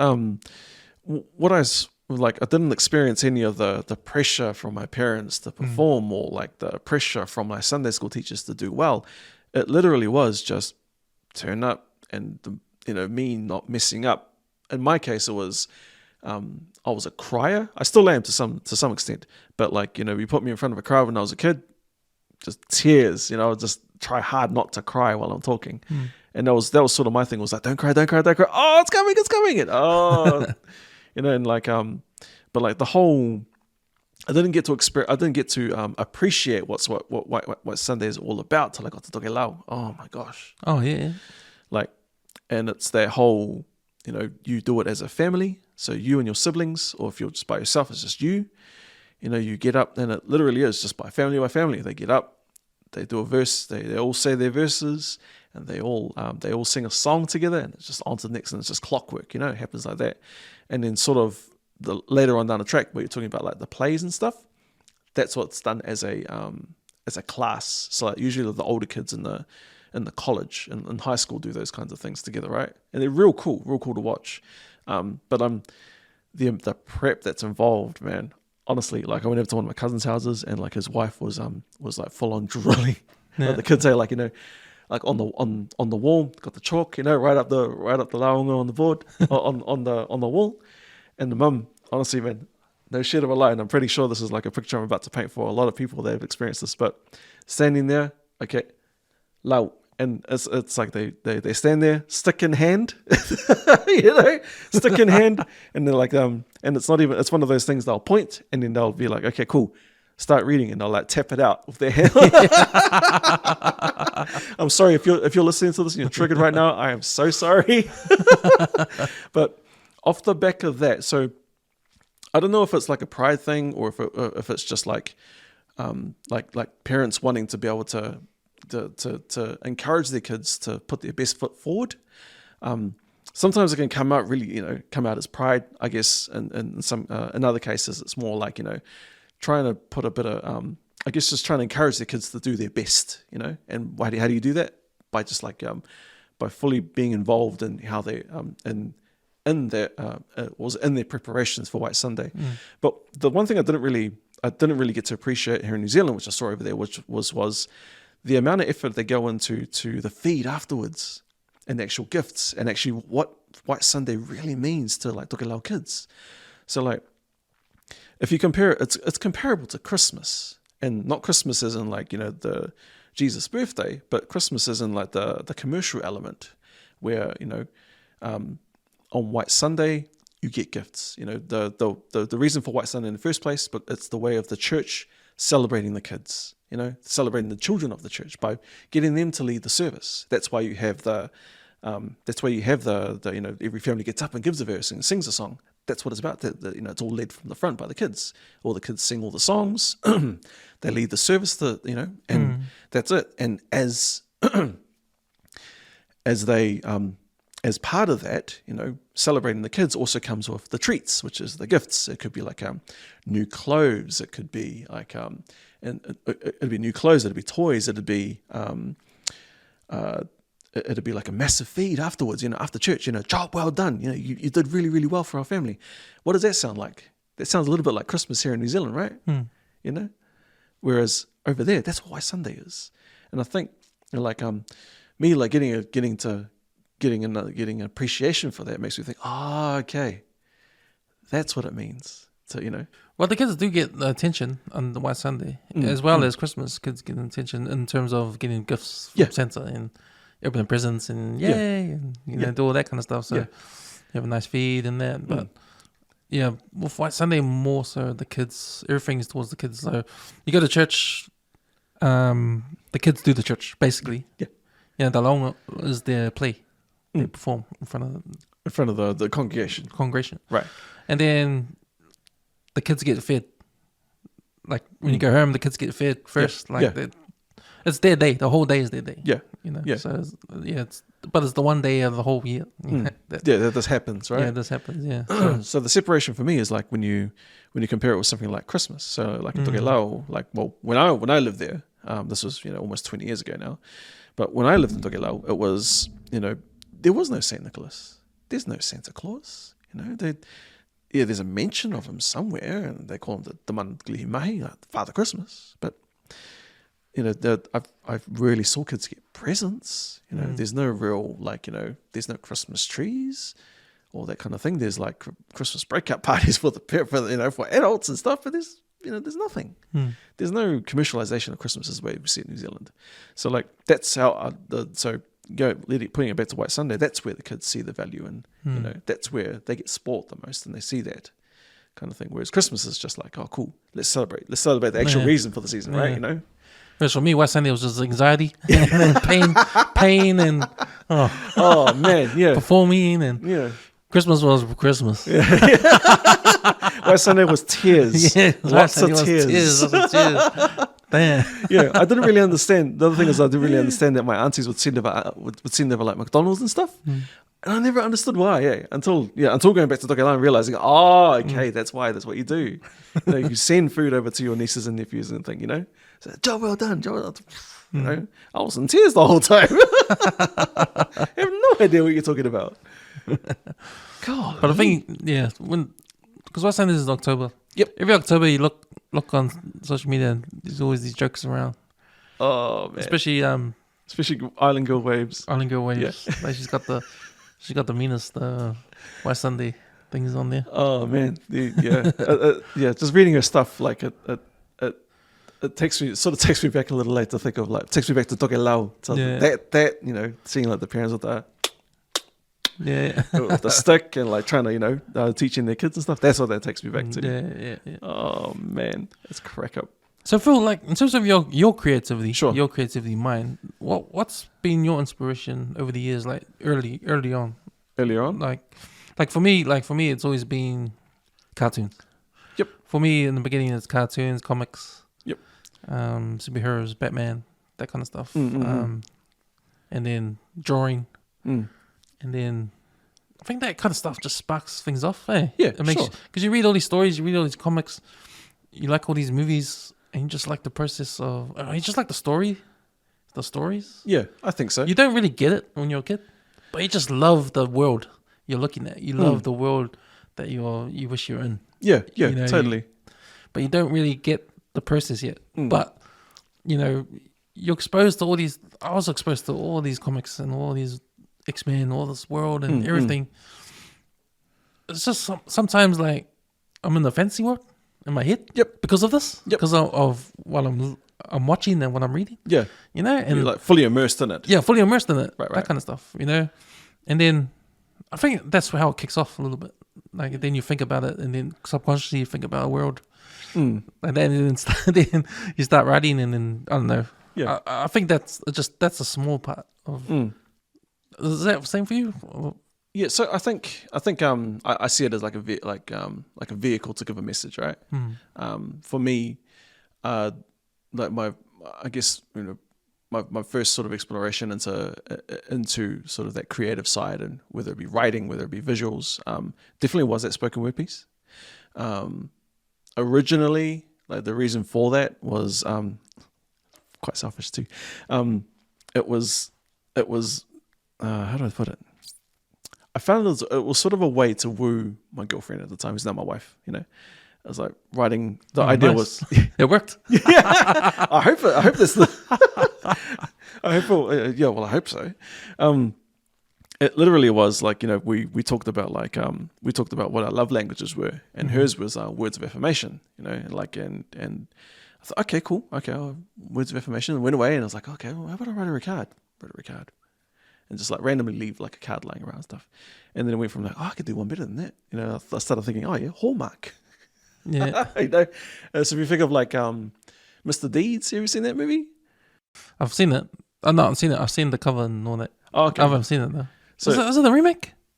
It could be like it's an Adam Sandler movie, right? Yeah. So Mr. Deeds, he's one of the things that he does is that every day he writes a Hallmark card in the hopes that he writes like a card for a Hallmark. There could be like a Hallmark greeting card, in the hopes that Hallmark will pick it up one day.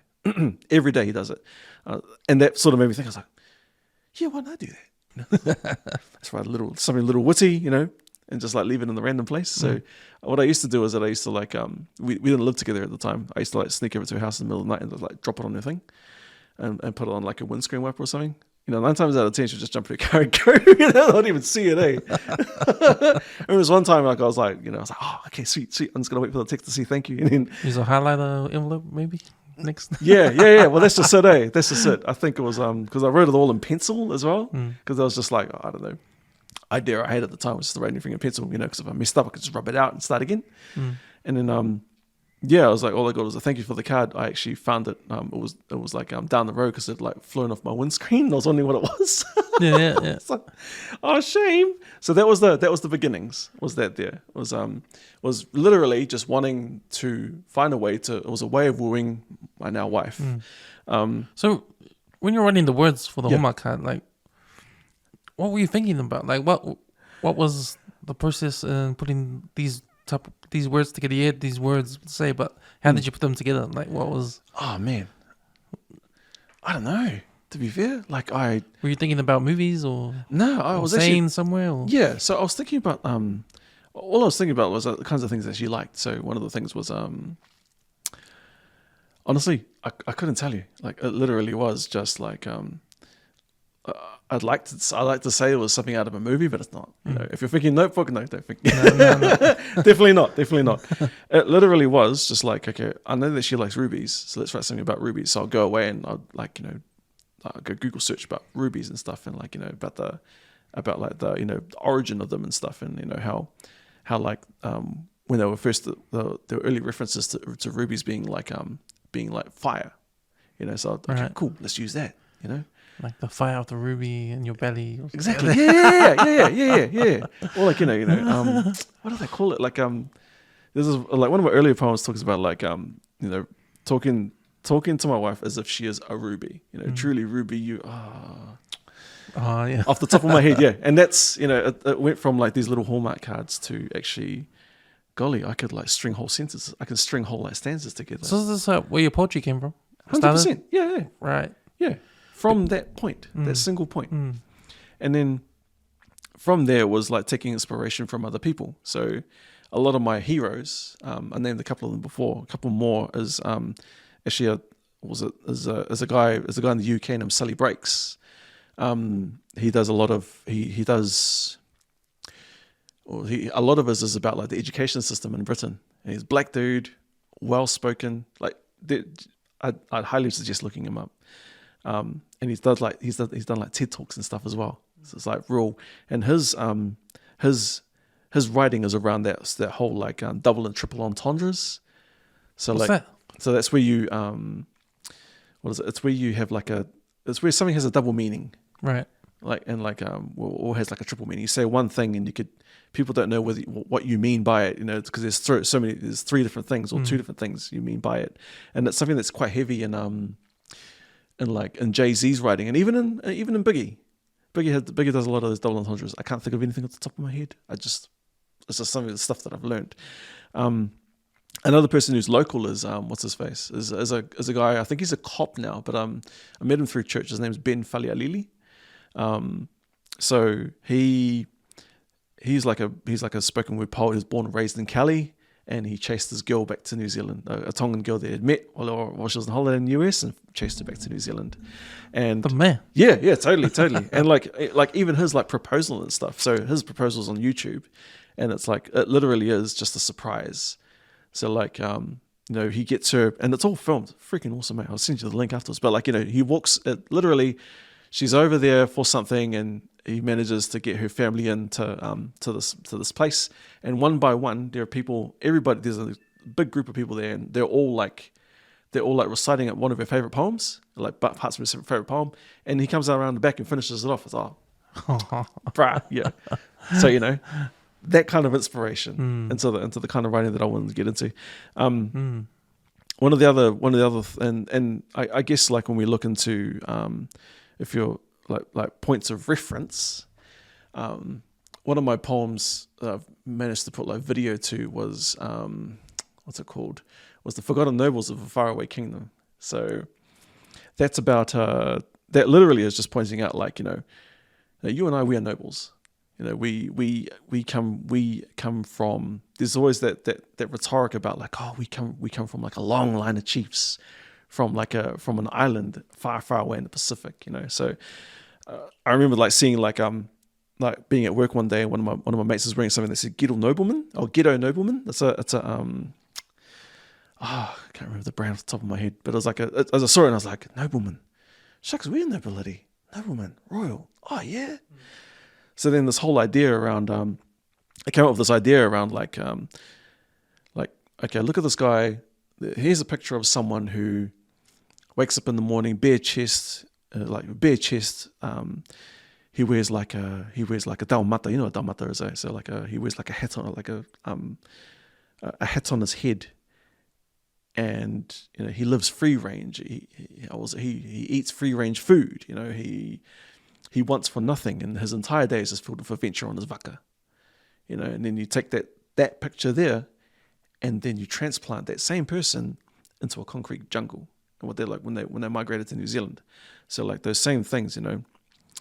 It was a bare chested, adorned with like a high vis vest, you know. A safety was it crowned with a safety hat, dark glasses shade his eyes from you know, cover red eyes from all night study dates, you know.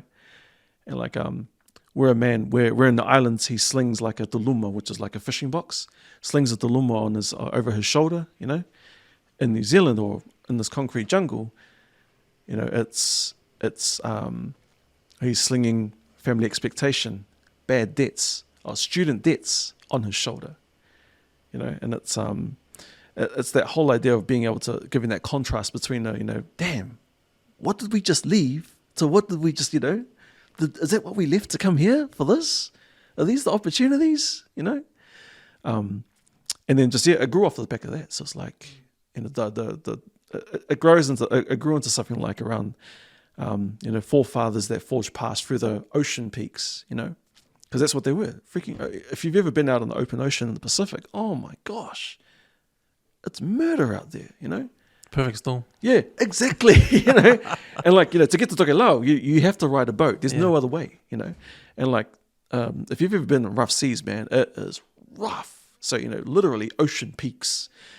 Whereas here in New Zealand, those peaks that we climb are corporate peaks. You know, working a job or three. You know, or folding papers for newspaper deliveries. You know, working 10 hours hands on knee, working for the man 10 hours on his feet. You know, sharing papers to hide relatives from the blue streak. Those kinds of things. And then the last stanza is just about, you know, young island nobles, you know, royalties in your ancestry, and about like, you know, standing on the shoulders of your ancestors, you know that even the sky is well within your reach, kind of thing. So that all of that came from just like, you know, the word noble. Oh, that's me. Yeah. And you know, I can feel you getting excited when you hear this for the first time, because you know, like when I hear a Biggie lyric for the first time, I'm like, whoa, damn, that's bars. That kind of feeling, eh? Yeah. The same. You know, with that, who's that guy that DJ Fong spoke about the video? What's his name? Last Man. The line that I remember from that poem, because I think it is the poem that he talked about. There's a smoking part in the factory. But there's another line that got me, got me excited, or got me like, oh, this is mean. Right. That little piece of writing was put on high vis, but we're more invisible than ever. You know? Bro. That is, fuck, man. That's a mic drop moment. Yeah. Totally. That's a mic drop moment, man. And that's what I mean about you know, when I hear hip-hop lyrics that have that kind of impact. You know, we don't understand hip hop culture in that way because we're not from Brooklyn and we don't have the same struggle. But the thing about Notorious B.I.G., the way he puts his words together, I understand. What it's needed to create those words. Yeah, it transcends the environment that he's in. Right? Yeah, that's right. Right. But then, you know, it's different when it's in the context of our own people, where we are from. Absolutely. Like when I hear Last Man, his poem, I was like, man, this is mean. Yeah, like the way it's like rap, like a hip hop rap or something. Like, it's poetry, but it's the way the same. Those are the same feelings I get when I read Scoop Jackson stuff or Bill Simmons stuff. The way he describes where he's running a sports article about a team and bringing all this other shit in. Yeah. That's trying to paint you a picture, paint you a story, Right. how it compares to. Crazy. You know? Yeah, okay. And Scoop Jackson. Yeah, Scoop Jackson. Okay. I'll show you. But and that's why I love. That's why I got appreciation for writing now, because it does kind of stuff. Yeah, totally. Just it's not just writing down the facts of the game and this and I felt that blah blah blah blah. But it's the story you're able to tell, right? Yeah, but it's getting more creative about it. Like I remember I did the article about there was a weekend sport where there was upsets all the way. There was upsets all week. Yep. In different sports around the world. Right. And it was major news for some of the things. I think in Super Rugby I was on and Crusaders lost to Fiji Drua. Oh yes. So that was an upset. Yes. But then there was other upsets around as well. Sure. So I did an article about I made up a city called Upset City. I don't know if you saw it. Yes, yeah. I've seen it, but I can't remember it off the top of my head. To be fair. So I created this city called Upset City. Right. And this is a city where this is an empty city, like sort of like North Korea. Like a city like North Korea, where, they built a city when no one's there. Yeah. But this is where all the if you're in a team and you had the upset loss, right? All the coaches puts the team on the bus and takes them to this town where they get like extra training and it's like sort of like a punishment. Yeah, because they lost to a weak team or something. Yeah. So I did this article about this town and Crusaders went there on the bus and I think England went on the bus there. You know what that sounds like? Like to me when I listen to that, why do I picture like Philadelphia in my head? You got that it's every Rocky training montage, and Creed training montage. That's exactly it, right? Because it's up in my head. That's what Upset City is. Yeah. Yeah. So that's my creativity around that story. Wow. About how can I put together all these. Is it a coincidence that all these teams got upset that week? Yeah. Totally. So this is just.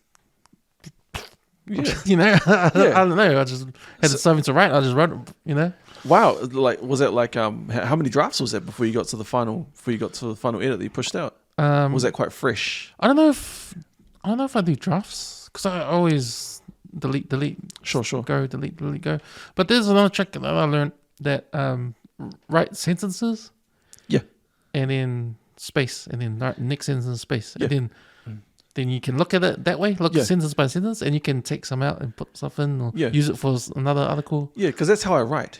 Oh yeah, I write line by line, like alternate lines. Yeah. So I'm quite I lost it. Oh man, like not paragraph sentences. Yeah, correct. So like alternate lines. So like I write in the notebook, and I always like leave spaces in between every line that I write. Yeah, purely for that. Yeah. So that I can go back and I can annotate. I can be like, okay, cool. We'll put this over here somewhere, or you can even, like you're saying, use it on another article or another poem. Yeah, that's right. Yeah. Because I found that, and that was good advice that I got when I did some research. Because it said, you could use them for another article. If you write a sentence that doesn't fit what you're writing now, it could fit somewhere else. Yeah, exactly. That's exactly how I write. And it's an idea. When that sentence is an idea. Yeah. So don't scrap it because that's the idea gone. Yeah. Like you might, and I found that. I started doing that, right? And I said, oh man, I'll say this for another, and then I can use that one. Yeah. Just like, put it there and. Yeah, it's amazing. Yeah, no. But you can also go back to these sentences and make it better too. Yeah, absolutely. And that's the whole point of having sentences, right? Yeah. Alternating lines. Yeah. Funnily enough, like that reminds me of like what I was doing. I was like, oh my gosh, where have I seen this before? Oh, that's right, in primary school. Yeah. So in primary school we did the same exact thing. So when they encouraged, I think it was like standard 2, standard 3, what they encouraged was to like alternate your lines when you're writing. And it purely was for the editing piece. So like, when they taught you how to edit your writing, is that you could, if you needed to write something, a new line, you just wrote it on the line in between. You had to like, and the teacher was able to, put her notes in as well. Yeah, so I was like, oh, fuck. Oh, yeah, we did that too. Yeah, so, hello. But that was just like easier way for the teacher to mark up. Yeah, exactly. Yeah. But you can also, if they told us, you do this because you can look at the sentence, blah, blah, blah. But no, that's a new process that I found out that I'm using now. And, I think problem I got, man, I got no time to write. Because, I've got all these articles half done. Yeah. And then it's like weeks gone past and it's like old. So is it so? So that's what I wanted to bring up with you. So like, I'm in the same position now with my writing, with my poetry. Like you, I have like probably about 100 half-finished poems, or just ideas. Because I'll hear an idea, pull out my phone, open up note, done. But like exactly like that. Like but then, like you, have no time. So, is that? Do you feel like when you've got do you feel like you're at a point where, shucks, do I still like this? Am I still passionate about the writing as I was when I first started this? How do you feel about it now? I still love it. Right. I'm still passionate about writing. I love because I read and that hypes me up. Especially when I read the sports stuff. I hardly read the New Zealand sports stuff because it's not sort of my jam. But I usually read ESPN articles. Right. Or because I think the Americans are on another level. They've sort of been there, done that. And I think we're still behind. Right. The way we write. Okay. If you're into American sports and you read a lot of articles overseas, like American stuff, like you know what I mean. Okay. Like the way they do it, it's more. It's like they got free range. Yeah. So, but without going that, like if New Zealand have a boundary where they can write to, right, or like a standard they have to keep to. Gotcha. I think America has out here, but a little bit. So is that so? Like so my only experience in my head, I'm thinking of like I was thinking of like Time magazine. Like there was this, I remember, it's not sports related obviously, but there's like a review that someone had done of a D'Angelo interview, right? So and D'Angelo had put out, I think it was Voodoo back in the day, and like that entire time, like the person's just talking about their day, but they're talking in such a way that they're like incorporating like lyrics from like D'Angelo's old music, and like just going through and describing his album. And one of the things that like hit me was, it still hits me to this day, honest, it's like 20 years ago, but it hit me because it was the way he described it. He's like, listening to this album is like a cat unfurling and stretching in the sun. What? What does that mean? It means that it takes its time, you know, by the time you got in your full stretch, it's like, okay, I get it now.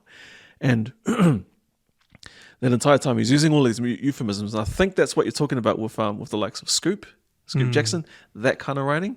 Because then, well, he's writing it in the context of, but that creative style of writing where you're not reporting the facts, you're actually telling a story that incorporates. But when I read it, all I'm seeing is hip hop. Yeah. I mean, it stands out. This is a black person. Yeah. And it's not the way he. Because he's not using slang, he's not swearing. He's not saying motherfucker and all that. Yeah. You see on Boys on the Hood. But you can just tell he's a black man. Because he's not. It just comes through in his writing. Right. Like if there was a character that you could relate that to, who would it be? Like a black character? So like, could it be like is it like a Simon Phoenix from Demolition Man? Is it how cocky and how brash he is when he comes out? You know what I was going to say? I was going to say take any hood movie. Right. Minister of Society. Okay. And cut out all the swearing. Oh. that's how you're reading it. All right. Gotcha. Yeah. Interesting. Okay. Yeah. Okay. Oh, you'll know when I show you. Yeah. Okay. Yeah. We'll definitely look into that. Yeah. I mean, yeah. I just feel energized when I read the stuff because I know he's got free range. He's got free range, and I know that it's not like he's not talking to white people. He's talking to how many black Americans over there? Yeah, lots. Like, he's talking to their culture, right? Like that's their culture, right? Hip hop is black culture, right? Right. But he's talking to them.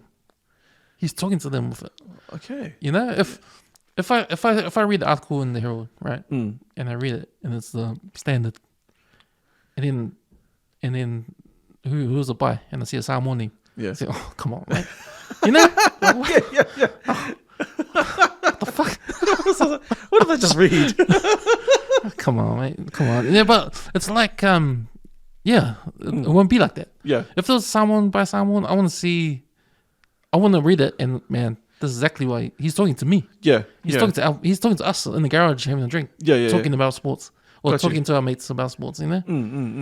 You know, when we have a family barbecue and all the cousins come over, talking about sports. The way we talk, it's that's what you're reading. Gotcha. That's exactly what you're reading, without the swearing, obviously, because you can't put swearing in it. But the way we're talking, the way we're saying these things, is on the paper. Yeah. Okay. It's on the page. Okay. Gotcha. You know, would it be like? I'm still trying to like quantify this. Say, if you think of like barbershop talk. Barbershop talk. Yeah. Okay. I got you now. It's barbershop talk without the swearing. Yeah. it's barbershop talk without the swearing. Yeah. Yeah. Okay. And that's how he's writing.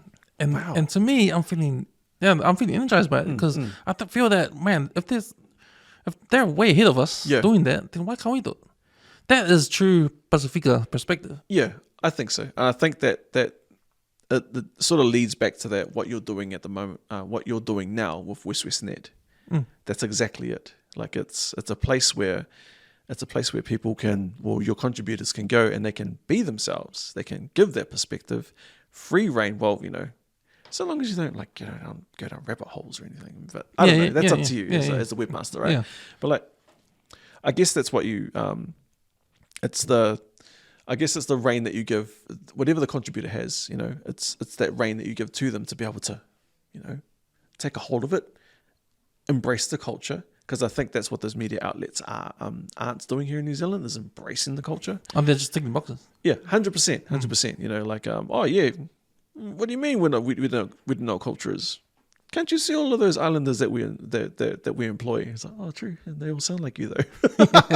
Like, oh, true, bro. Okay, yeah. But yeah, no, totally, man. I 100% agree with you.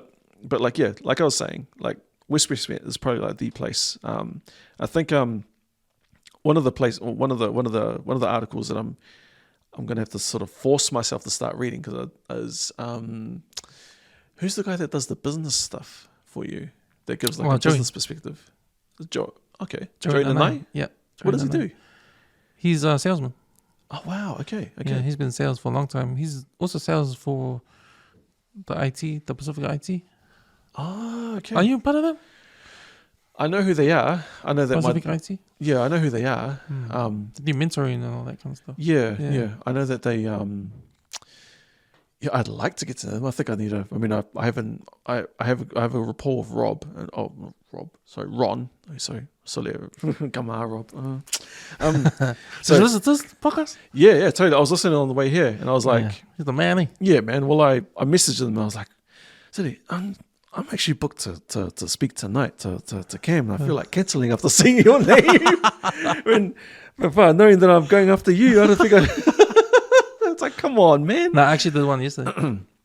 Oh, true. Yeah. Cool. Okay, cool. Yeah, so you're safe. You got a buffer. You got a buffer right there. I don't know, man. It's gonna work two ways, and I know which way it's gonna be. Yeah.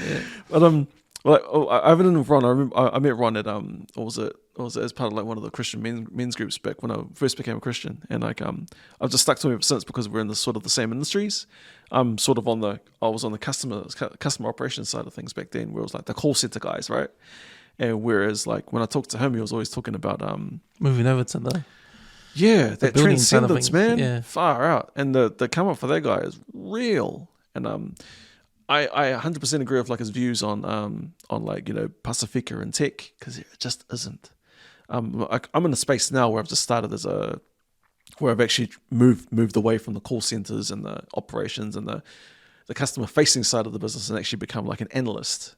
And like it's my job to it's my job now to take the internal requirements of the business and create dashboards as a result of that, right? So and like honestly, I've like met one, like the amount of analysts there are like in the business, not one of them is an islander.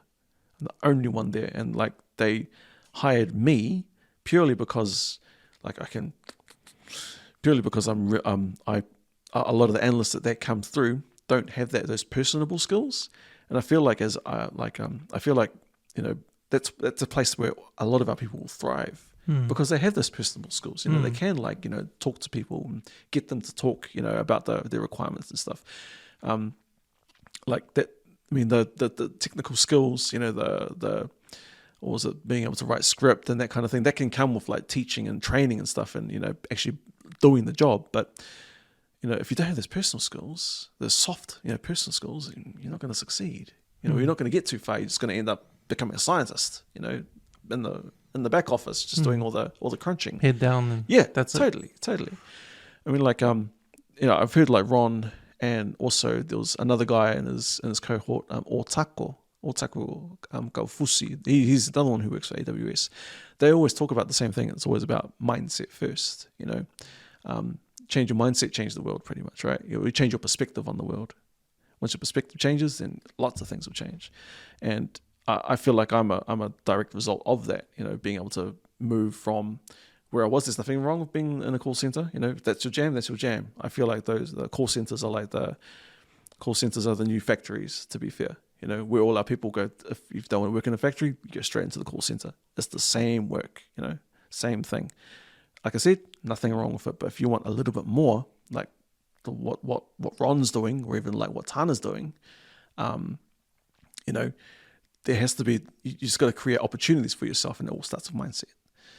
For me, moving into that, it was all about realizing like, oh man, how am I going to be able? How there's not much movement like in my current line of work. I've got to find something else. So then, again, mindset. It's like, oh shucks, I better learn a new skill. What was that new skill? Excel. Never done Excel before. Here we are, and found an online course. Just like COVID, while for what it was, gave me a lot of time at home. I was able to work on those soft skills. Went from there into SQL, went from there to Power BI to SQL to where I'm at now. And that's what got me to where I am. Off the basis that I have that foundation, but I also have people skills. Real easy. So yeah, I don't know where I was going with that, but here we are. Here we are. No, we talked about Ron. Yeah. Yeah, like I said, that guy's 100% amazing. And Yuld, I'm surprised that I'm not surprised that you didn't get to talk about his music and his jiu-jitsu stuff. Well, I had that in my mind too, because I was thinking, you know what, Ron's coming, and I know he's into all the stuff, man. Tech. Yeah. He does jiu-jitsu as well. He's a musician. Yeah. But man, we had so much to talk about tech. Man, we lost track of time, man. Oh, totally. It was already 3 hours, 3.5 hours. Holy it was like. Shit, I haven't even touched on any of the fighting stuff, Oh, crazy! But no, it was a good episode, man. I was sitting there just taking it all in, because this is stuff I always think about when it comes to tech, AI, and what's gonna happen when we lose our jobs, AI, and what does universal income look like, and if not, or blah blah blah. Yeah. What does Chat GPT? And all this other stuff. And, sure. It's always, I'm always thinking about those things, and it's good to get someone that's knows it more than I do. Yeah, to just get his perspective, and it gives me a new perspective on things. Because I learned a lot. That podcast. So yeah, I can imagine. It's cool. It's interesting how much you learn when that person looks like you and sounds like you, right? As opposed to someone who. Yeah, you know what I mean. That's the language, I think. Yeah, I think it's the language. Yeah. It's that language, because if Ron was a white person talking his language, I'd be like, it's just. What was it? Yeah, absolutely, absolutely. And I think that's it when it comes and that's like Scoop Jackson. Yeah, he's talking our language. Yeah, exactly. He's talking our language. Yeah, exactly. And that's what we need. I think as Pacifica, for me, this is my opinion. I don't need a Pacifica platform to go check out. I don't need it because I am Pacifica. Yeah, I am Samoan. Right. I know my parents. I know how I grew up. It's cool, empower us people, but I think there's a big difference between that and our own perspective on things. Yeah, absolutely. I think so. And talking our language, because we have our language. We have our culture. I mean, we have our culture. Our culture. Yeah. Okay, wait. This is what I learned from my other guests. Okay. But when it comes to culture, you're talking about whole different things here. Right. So what culture are you talking about? You're talking about the island where we're from? We're talking about the culture in New Zealand? We're talking about the culture, how we grew up, the hip-hop culture. Yep. like see these all different kinds of cultures mixed in. Yep. What does that make us? Yeah. Like what exactly are you talking about when you're talking about culture? Right. You know, and that's it, and that's it, and that's the thing. That's the thing that. And these are when we talk about having a niche. These are different niches all in one. Absolutely. Like how can we extract one niche out of this whole ball of fucking influences we have, you know, and concentrate on that aspect of it. Yeah, absolutely. And that's what I think is lacking. You know, is that Polynesian perspective on Polynesian perspective, or the lens, right, that we cast over the world. Now, the reason why I say Polynesian because we have Māori on our network, right? And I don't want to leave them out. Absolutely. So if I say Pacifica, I'm leaving them out. Yeah. What? Because Hawaii is somewhere else, or not in the Pacific Ocean? It's too long to say Polynesian and Pacifica and Māori perspective. That was too long. I hear you. Far out. No, that's actually a really good thing. So, I think that the word that comes to mind when you say that is environment. Is when you talk about like your culture. Culture is when you talk about is it the culture from where you've just come from or the culture that you're in. It's the over-encompassing idea here. Or the theme is the environment. You're a product. Is these are products of the environment that you're in, or the environment that you foster, right? So, all of those things. Hip hop, you know, I speak hip hop. You know, that's one of the things that got me into writing spoken word. You know, I also relate to hip hop and the fashion. You know, I mean, my fitted, it's all from hip hop. You know. To wearing Jordans, or you know, even this, you know, wearing a Street Fighter t-shirt. Yeah. it's all product of the environment that I come from. You know, God, I don't even know where I was going with that. To be fair, well, I think what you're saying is like, we're influenced by a lot of things. Yeah, 100%. By, you know, there's gaming culture. Yeah, you know, Street Fighter 2 culture. Yeah. You know, like. You know, when we grew up, we were playing the games. We were playing Spaceys. Yeah, absolutely. Putting the coins in and playing. Or the rods and the. No, just watch people do it. Yeah. No. You throw that in. You throw in the music. Yeah. You throw in, you know, you throw in the movies. You throw in sports. You throw in a whole lot of things. And I just don't want to be. To be honest, like I don't really look into the Pacifica stuff because it's not my jam kind of thing. Is it because it's my jam because they're my people. Yeah. And I'm them and they're me. And I love them. Right. But it's not what I want to talk about.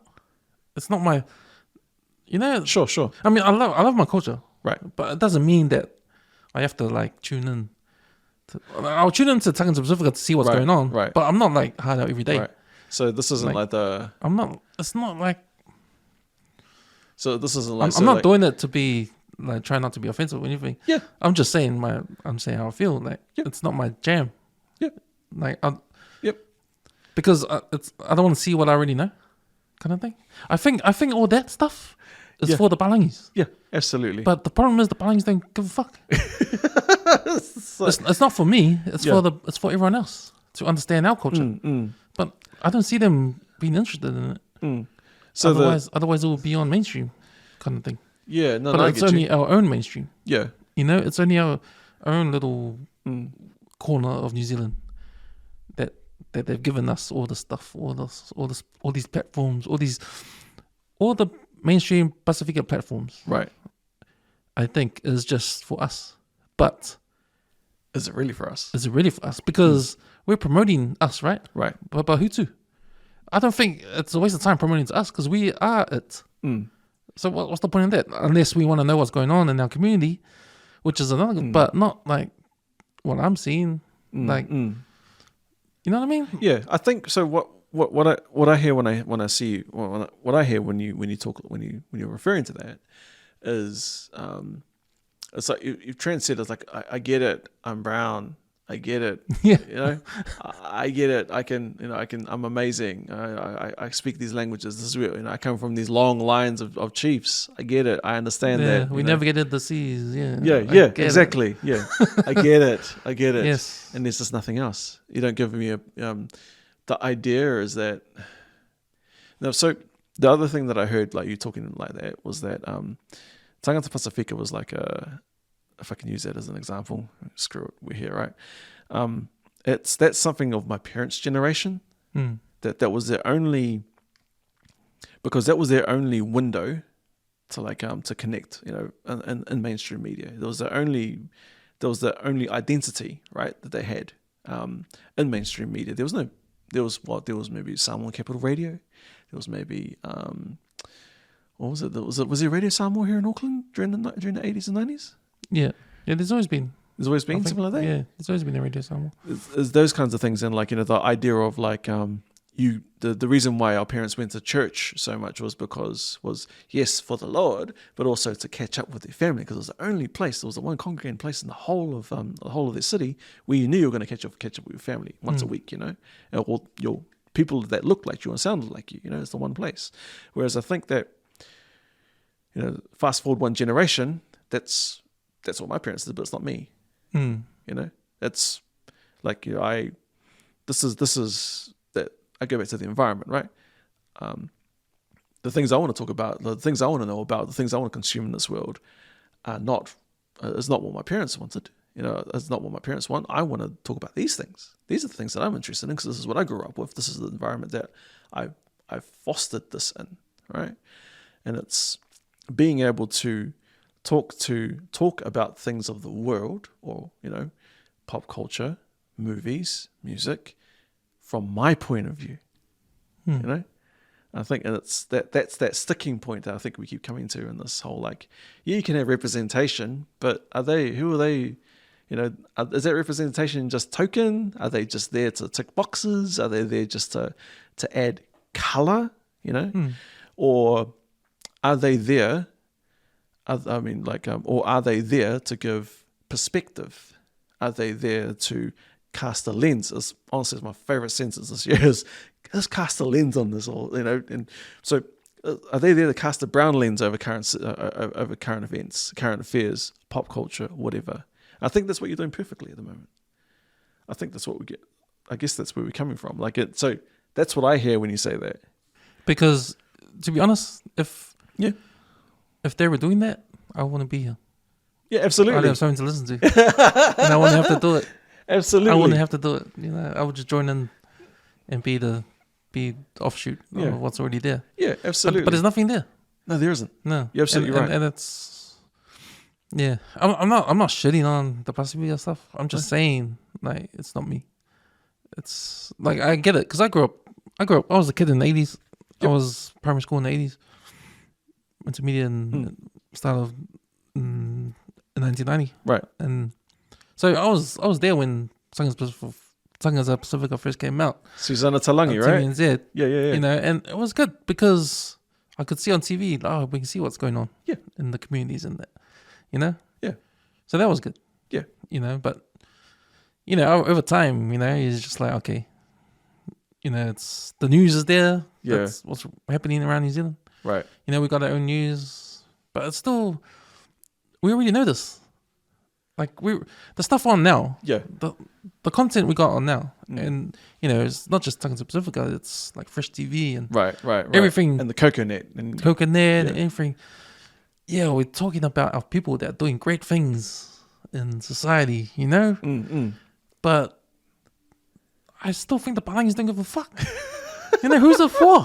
We already know this. So I get. We already know. There's a space for that, I guess. And there's always going to be did you know that this person here is of Tongan heritage, and they can run 100 meters, and they run for the University of California kind of thing. Yeah. There's a place for that, right? And that's what the CocoNet is. It's being able to sort of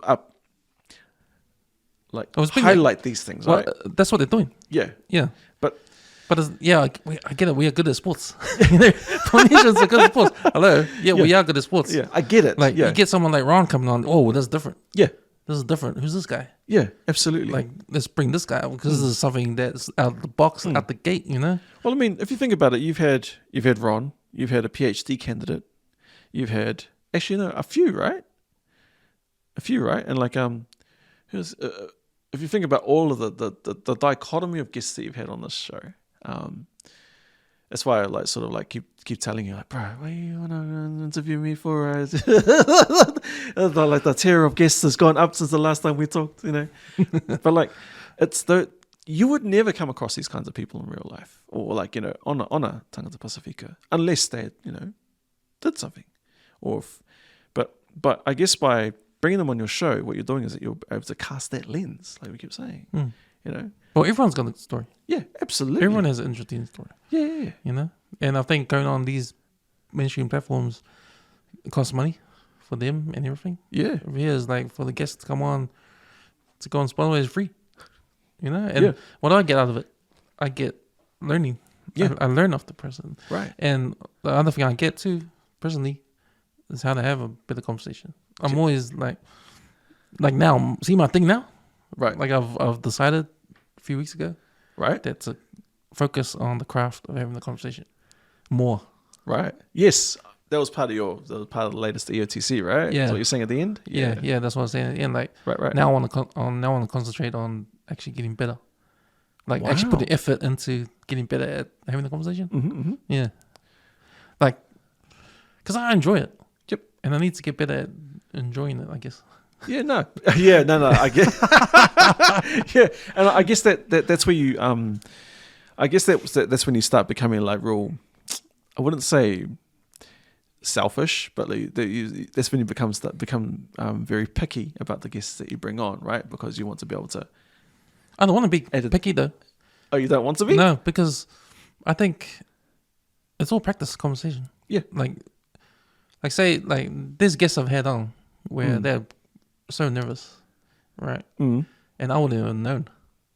Oh wow! I wouldn't have known because I'm so used to being on this side. I'm nervous too, but I'm not.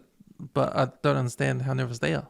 Okay. Until they tell me later on. I said, man, I'm so nervous. But man, I just felt comfortable after half an hour in. Like, nice. Just talking like there was nothing in my face. Nice. I said, oh yeah, that's the whole vibe I wanted to give out. You know? Yeah. But to double down on that, you know, double down on that kind of stuff and acknowledge it and recognize what you're trying to do here. Yeah. Because then I have to realize, some people are going to be nervous coming in. Yeah. And I have to actually know that. Like, actually know that. Like, I can't be, he's all right, and just go. Yeah. Oh, yeah, right. You carry on. Yeah. Yeah, so that affects how I start the conversation. Sure. What the vibe's going to be like. See, it all affects. So I need to think about that more. Wow. Kind of thing. Yeah, that's why I always thought that, like, you know, going into these kinds of conversations that you had, like almost like a Timprovice-esque preparation. You know how that guy goes into, you know. No. That's what. Yeah, I talked to some about it. Like, I don't do that thing. I don't do that because I like the whole freestyle kind of. Sure. I mean, you know what I love? What's that? I love when the guest comes on the second time because we've already talked about the history and all that kind of stuff. Sure. I mean, throw that out because it's already done. Let's talk about random topics. Yeah. Let's do it. Let's do an EOTC with my guest. Like, just talk randomly, see where it goes. Because, man, I love the podcast where we start. I don't know what we're gonna do. I'm just start something, and then for half an hour we're talking about just random stuff until we get to a point where we talk about why you're here now. Oh, actually, because 2 hours in. Because even then when you get I like to get someone that's like the celebrities we got from the past, right? Like when they come on, if they come on again, they'll be like, okay, we've done all the history stuff, origin story. Sure. Let's just shoot the shit for an hour and a half or 2 hours, you know, see where that goes. Because that's a different kind of thing, and that goes back to the Podfather, what he says. Like, don't be an actual alternative to radio. Like, podcast is the power to do that. Absolutely. If you want to do 5 hours, do 5 hours. What radio stations are going to give you 5 hours? You know, if you want to talk about something no one talks about, do it. Yeah. You know, don't force it. But if that's your jam, there's no boundaries. Yeah, it's interesting you say that because it sort of reminds me of one of the guys when I first started listening to the podcast. It was the Ice Project, Isaac Johns, and he talked about he sort of had this vision of where he wanted YKTR Sports to be, and that was to be like an alternative to the media outlets, right? And I reckon he was almost about there, before they all fell apart and they all went their separate ways. But interestingly enough, like what the Podfather's saying and what's happened, like was it the big event that you had with Kovo recently, where all of a sudden you become the scoop. Your show becomes the scoop, and you end up being, plastered all over like media in Australia. Yeah. It's that kind of thing. So it's almost like that. That what the Podfather was saying, and what the ICE project referred to as like being an alternative. People are going to get their news. People aren't going to be like consuming their news, or mainstream media are going to be getting all the scoops out of these podcasts. And that's exactly what happened. Oh, that's what's happened. That's what's happening now. Yeah, absolutely. So like the likes of like Adi Savir, like dropped something about being interested in, if he was, it was totally misquoted. If you were to join like an NRL team, which one would you join? The Warriors. Next day, Adi Savir, puts out interest to want to play for the Warriors. Like, come on, that was a hypothetical, man. Fire up. All off the back of a podcast. Yeah. So like the way that I guess like in a roundabout way, what I'm trying to say is that like people are listening. People are listening, and podcasts. I guess this is one thing that this is probably a random thing to talk about, but there's this one thing that you kept on talking about, like after 8 podcasts, I feel like that's like the sweet spot of the number. If you can hit 8 episodes, then it's a genuine podcast, right? I feel like there's when one of the things that I wanted to bring up was like validating, I guess like sources and validating those sources. I've seen where it's done really, really poorly. I feel like EOTC, was especially Letty, because I know Letty comes prepared all the time. You can hear it in like the way he spits facts and numbers, and I love the way that he does this. I love the way that he structures all the things that he brings, right? But then you see like I've seen where it's done really, really poorly. So there was this podcast, I won't name them, but it was where they just talked on not hypotheticals, but they were like, oh yeah, they just spit something out there. But there was no like fact to back it up, or no like references to say, oh yeah, this is where I heard it from. Yeah. And like they must have only lasted like maybe like 5 episodes or something before people started realizing it's like, oh, these guys have no idea what they're talking about. Yeah, one of them's like part of a famous rap group out of Onehunga, but that's probably about it, There's no idea what he's talking about. But I guess what I'm trying to say is like going back to what I was saying about like validating facts. Is that something that you're sort of aware of when you have these conversations, or when you're sitting in podcasts? I think as long as you're yourself, that's a big part of. I'm not saying keeps you safe from spitting non-facts. Yeah, but it helps. Sure. Like think if you're gonna do a podcast for. Well, this is 224. Yeah. Okay. I mean, that's me. Yeah. I can't fake 24. I can't fake me for 224 episodes, right? Sure. It's just me. It's just me, authentic me. You know? Yeah. And you can spit. I mean, it's good to say quick facts. You don't want to mislead anyone. Yeah. But I think what helps is your authenticity helps. And I know, like it's easy to try and come in as a person, like a different person, like sure, because but yeah, I think you should kind of hide from being yourself if you're doing podcasting this long, and it's just normal. It's just a normal thing. But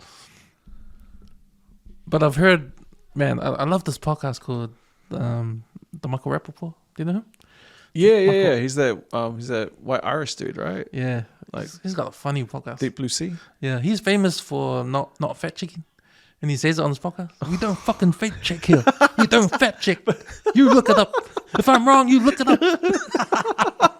Oh, so hold on. So it's all satire and yeah. But I love that. Yeah. Like totally. he comes on all the time. Like that's one of his slogans. Yeah.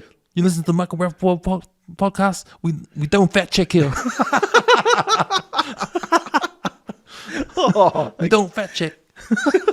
But it's just funny, you know. Yeah, so totally. he can just rant. It's just him doing all these rants. You know? Oh wow, yeah, okay, I got you. Yeah, it's funny because I remember what's his face? One of my friends, he was talking about. He goes, bro, we should do a podcast. I'm like, what are we going to talk about? Just straight trash. We're just going to trash talk the entire podcast. It's like, who's gonna want to listen to two idiots just talking trash? It's like, and then sort of like, just you saying it now, it's like, this is the Michael Pat Rappaport podcast. We do not check our facts. It's like, actually, that could work. yeah. But he does it brilliantly. Yeah. And I sort of stolen Filipo of the week from that one because he has his one is the sick fuck of the week. Oh, okay. So he has these elephant stories of other people doing elephant things. Oh, okay. But he also has this skit where he reads his Twitter and the comments. If he's got a negative comment, he'll find out who that person is and actually go to their house, knock on their door, anywhere in the country. What? Yeah, he'll go. Holy cow! As a segment. This is reality. This is like real. Yeah. It was a crack up. Oh, come on. This is America. Surely not. It was a crack up. Oh, man. That's hard case. But it was just part of the whole skit. Yeah. Kind of thing, yeah. Because, I mean, that's taking like the mean tweets to a new level, Yeah, mean tweets. But his podcast is funny, man. Like, okay. Some it's hit or miss sometimes. Yeah, sure. But sometimes it's a crack up, man. Here's a segment called Stickmen. Stickmen, okay. Yeah, so celebrities who are like playboys. Right. Who go out, date the different women every week. And he just puts them, he tells stories about, because he's an actor. Right. And he has one about Burgess Meredith. Burgess Meredith is, if you watch Rocky, the coach. You know Mickey? Mickey? Yeah. Okay, that actor. Oh. So apparently back when he was younger, when he was an actor, yeah, in the black and white movies, he was like a stick man. Like he was a stick man back in the day. Oh, okay, I see what you mean. Like, yeah. I see. So he has a segment when he took. So he's one. Matt Dillon, he's a stick man. Oh wow, Matt Dillon, and he talks about Leonardo DiCaprio. He's a stick man for young girls. Oh, okay. So what you're doing here? Yeah. And he has a segment about stick man. One of the stick men is Derek Jeter, the baseball player. The baseball player, yeah. But he's married now, so he's lost his stick man status. I don't know, man. Some of these people be married and still be stick men. I don't know, man. So I listened to Michael Rappaport early. Okay. And his first podcast I heard that had segments.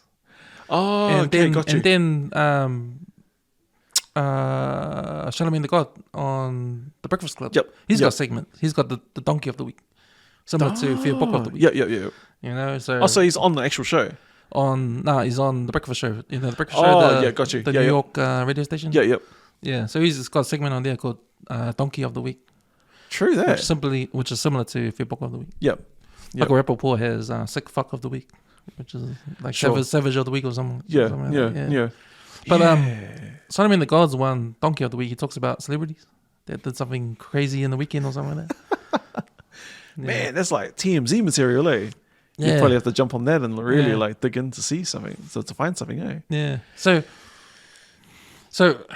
see, my sort of like influences come from America, or these American podcasts. 100%. Because I always see them as ahead of the game. Because they're not afraid to be original. Like, I look at intros, look at how podcasts start and finish and how different they are. Yeah, I've noticed the influence in your thing, in the one, back of the 135. Yeah, so that comes from Michael Rappaport, how he does it. Okay, he's got the hip-hop beat. Yep. Then he comes in. Yep. Yeah, that comes from his one. Yeah, okay. So I pick from other ideas and stuff like that. It's hard you say that. So like one of the things it's hard for me to relate because I've only ever really listened to New Zealand podcasts. Right. I find it really hard to I think the only podcast I've successfully managed to successfully listen to is the Mike Tyson, the Hotbox. Oh yeah, Hotboxing with Mike Tyson. Those are good. He's good at that one. Yeah, totally. That and there was this one where what was it? The Dollop. It's like it's all about American history. So like if you imagine two guys just and it literally is just satire. So it's two guys. They pick. One of my workmates got me onto it. Anyway, like it's just two guys that talk about a moment in history, and they just analyze it from a comedic point of view. Oh, really? That sounds cool. Yeah. It's only like it sounds like they're like a traveling show and stuff. They travel and they actually have like live audiences and like sort of like Bloke. You know how Bloke Bloke in a Bar travels. They do like those they usually do in the preseason how they like go to like little bars in the middle of nowhere and just like record a podcast there. That's exactly what these guys do. They just like travel with their podcasts and stuff. I love the Australian podcast scene. They're doing really good there. It seems like they get picked up a lot more. Oh yeah, totally. Especially the Pacific Island ones. Oh man, because especially the sports ones, like the NRL ones. Yeah, like you get the amateur ones like Bloke in the Bar. Yep. And then you get what's the guys that left white? Oh, the Levels. Yeah, they got Levels. Then you got the Fox Sports stuff, and then you got the extra NRL players doing their own podcast too. Yeah. Campbell Graham is gone or nah? There's quite a few of them. James Graham. No. Yeah, so James Graham, he's the was it the off season or something? Yeah. You got like Buy Round is what it's called. You got Buy Round. You got like who was it? You got like that half from the Cowboys. What's his name? He was Chad. Oh yeah. Chad Townsend. It's him. There's like there's an ex-Storms player who's like a what was he? He was like a Bali. Oh, was that one that got arrested? Oh, I can't remember. Was he the hooker? No. He was like a half. Brent Finch. Finch one. No, him. Don't ever say that guy's name. he had one. Yeah, he did. Finchy. Finchy. Yeah. No, that guy's in jail, eh? Yeah. Right up there with R. Kelly. Gross. Yeah, no, but I know what you're talking about. So like, 100%. Like one of the things that comes to mind with the Australian podcasts is the Bender brothers. Yeah. You ever heard of those guys? Yeah. From Brisbane there. Yeah. So like they give like the interesting about those guys that I find is that they give like a real insight into how islanders are in Australia. Yeah, exactly. You know? And like just how different they are, eh? Yeah. Different kettle of fish, like even down to the way that they talk and the way they express themselves. Yeah. It's like far out. Yeah. But exactly. But see, they're not afraid to be themselves. Yeah, 100%. And when I say you can say whatever you want, that's what they are doing. Yeah, you know, and that's what I mean about podcasts. That's why I believe the Podfather's vision of podcasts being an alternative to radio and TV. Yeah, totally. Because if your podcast sounds like radio, then what's the point? Yeah, you might as well just go bugger off and listen to the radio. I might as well just listen to the radio. Yeah. I mean, you're not being real. You know? Yeah, totally. I think that's where, like, if we talk about like the morning shift, morning shift, 100% were like that for the first, and that's only because that's what that's where they put their identity in. That's the environment that I keep talking about that they lived in, for years. Whereas now I think they're sort of in a space where their personality is starting to come out more, and they're starting to, I guess they're starting to come into their own a lot more, and they're starting to own the identity. Like they're starting to be more of themselves than they are than they were like on radio. Like the My FM version. Yeah, correct. They're like I feel like in that space as well. There's opportunity. The amount of opportunity there is in that space. I mean, they have a large following. They also, with a large following comes the complexities of having a large following, the amount of infighting there must be in that space. Yeah. But there's also like opportunity to like I think especially with like Jordan, there's this piece I feel like with him, like he'll deep dive into something, and then like he'll go way deep, and like nobody else realizes what he's getting into, and then he'll pull back when he realizes like oh I shouldn't be showing that side of me. There's a niche for that kind of stuff, man. Yeah. Exactly. Yeah, exactly. For that, like we're gonna hear it though, unless someone does it. Exactly, and I feel like for the likes of Jordan, that's a niche for him. So for me, I will expect Jordan to make his own podcast and do that stuff. Exactly, and that's what podcasts are supposed to be doing. Yes. That's exactly what podcasts are for. For that stuff. I mean, if you want to go down, you can. There's a space for you to go down and say that on the platform. You know? I mean, it's sort of like you're limiting yourself. And that's just it. And I think that's because of the again, that comes to like that level of like, you know, I don't know. But it's not a radio station. Yeah, exactly. So exactly. what are you doing? You can talk about it. Then it becomes their own style book, and then all of a sudden you start sounding like a radio. You start realizing real quickly that you are sounding like a radio station. Yeah, I don't really listen to them. But I see them on social media, the snippets and stuff. Yeah. And all I see is my FM style, and I just can't go there. You know, I just can't. Yeah, absolutely. I like some of the things that they talk about you, but you are right. There's some segments I'm like listening and thinking. But then they must put only that stuff on social media, but they must talk about other stuff. Yeah, totally. Yeah. So it literally is okay. Yeah, now that you sort of put it like cast that lens over it, it's like it does look like my FM 2.0. I'm sort of backtracking what I've just said, but there's glimpses there of like, damn, you can make a genuine podcast out of this. Yeah, and that's probably the because you saw that. Yeah. That's probably that's the bad thing about. I'm saying the wrong word here. Yeah. It's a shame. Yeah. It's a shame. Yeah. Because that's what this podcast is supposed to be doing. You know. I mean, with this, like, the only reason why Back on Rugby 5 is still going is because I just love talking to people. You know, as stupid, as random as simple as that might sound, right? I just love it. I love talking to you. I love talking to anyone. The guy yesterday, Ron, everybody on here. I've had fun just talking. Because I never was a talker. I never was a conversationalist. But I think listening to podcasts earlier just made me fall in love with that, right? Sort of thing. And now I'm doing it is even better because I'm actually doing it, you know. And as far as, and I love saying what you want to say. And I feel like I've said what I want to say. Like, I've said stuff on here where there's no one telling me don't say that. Like, this is all natural. Right. You know, and I'm proud of that. Right. I'm proud of, this is episode 224. It's all natural, you know. It's, I might have to listen to the old one, see what I was like.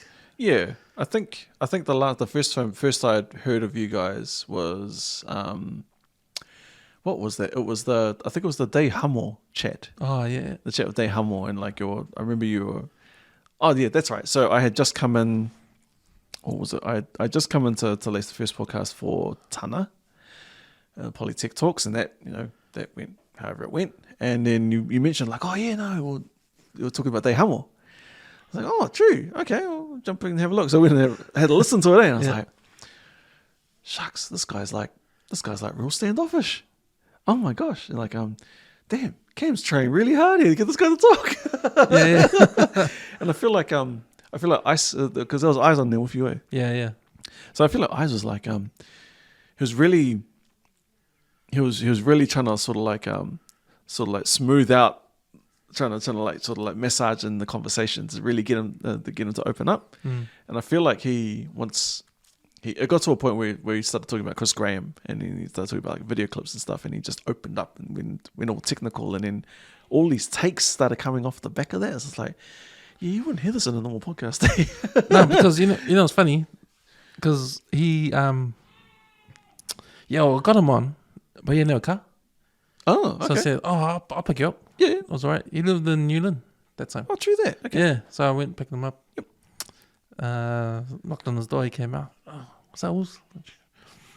Hopped in the car, driving back home. He didn't talk. Oh, I was trying to, so how's your day? And, yeah, it was good. On his phone. You know, just, okay. Wow. Okay. Didn't talk at all. So it was like awkward, like drive. Anyway, then as I comes, he sits down, we start talking, and I think he opened up the more he realized we knew a bit about the era. Ah, okay, gotcha. And it was Isaiah because he knew a lot because of his older brother. Sure. And I remember the stuff. I remember Zane Lowe, but I didn't know Day Hummel was in the video, in the Zane Lowe video. Yeah. The Urban Disturbance. But Eyes did. Yeah. So, like, because Eyes brought up Urban Disturbance. Right. and the checkered shirts they were wearing. Yeah. He remembered the video clip. And he was describing the video clip to they were oh, you knew.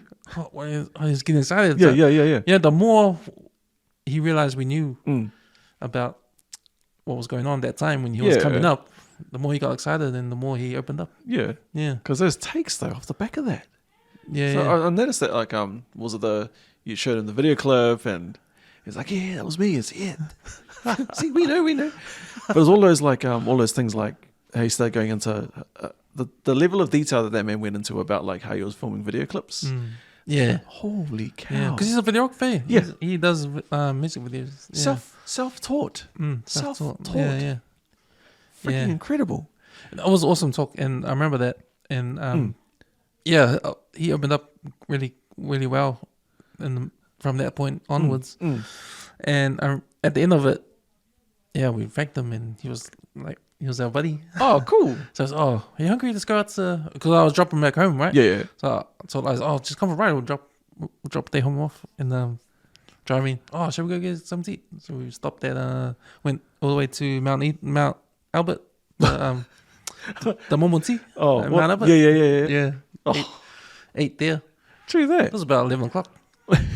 11 o'clock at night. Ate there and dropped them off. And came True back. that. So it ended up to be real good. Wow. And he messaged after that, saying much had fun, and he told us about his song he's gonna drop. Okay. He dropped the song a couple of months after that podcast. True that. It's called Hey Lucy.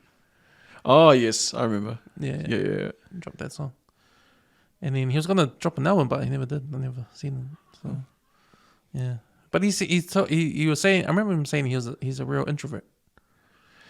Yeah, kind of person. You get that. I think that's I probably got I followed that dude for ages, and then and then out came all the introvert, all the introvert memes. Yeah. Unfollow. You're interesting up to this point. Now this is just annoying. He was a guy. He's a guy that was in the era, because we talked about how the hip hop era in New Zealand, was before Scribe. There was an era. Man. Before Scribe. Yeah, totally. There was De Hamo early days. There was Zane Lowe and them. There was Free the Hardway. Yeah, Free the Hardway. Even Wellington, you had Upper Heart Posse. Yeah. They claim themselves as the original, right? The original hip hop crew of New Zealand. Going back on De Hamo and like that experience, I remember he reminds me of that whole generation of UPR, right? So that whole like I grew up listening to. I mean, I was probably like 15, 16, like listening to like AKA Brown. That whole Something I Need. That was like my first taste of like they sing R&B, but they look like me. It's like, oh my gosh, I know guys that wear those kinds of clothes. They dress like people that I know. That was like hard up relatable. It's like, because mine was Purest Form. Purest Form. True that. Yeah. Yeah, that was my first introduction to Brown R&B. Oh, true that. Yeah. Fair enough. Like R&B, Brown R&B. Yeah, Brown R&B. Yeah. Okay, fair enough. That's but not hip hop. Upper Heart Posse was. Yeah. They're around. Yeah, there was them. Damn Native, King Kapisi. Yeah, King Kapisi. Free the Hardway. Yeah, hard out. But then it was that, and then like then they had that song when UPR pushed out that collection of songs. There was that one song they had with De Hamo, aka Brown De Hamo, and Dave Dobbin. Oh yeah, beside you. Yeah, and that was my first introduction to De Hamo.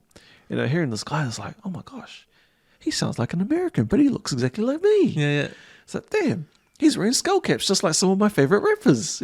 Wait, hold on, he's wearing skull cap, island shirt, gear high tanga, and a fan. And he's rapping, and he sounds like, far out, this guy's cool. I want to be. And off the back of that, man, like I was wearing stocking caps the very next week. Just seeing that guy, like seeing what was possible, seeing that guy wear, it's like, shucks, yeah, that's what I'm doing. I may have looked like an idiot, but I don't care. It's like, damn. So I had like a real. I guess what I'm saying is that like I was a massive fan of De Hamo, like in this very beginnings. Well, what I saw was the very beginnings, and then like went away. Went to Tokelauan, and then we go ride, that song came out, and I was like, oh my gosh, this guy's amazing. Yeah. And then all of this music that came out, and then like, I feel like there was just like a drop off. It's like that first album came and went, and then like all of a sudden you're seeing it like, you know, clearance bins and stuff. I'm like, oh, what happened to this guy? This guy's amazing. I still listen to that guy's music to this day. You know, that first album and all of that, especially the UPR stuff.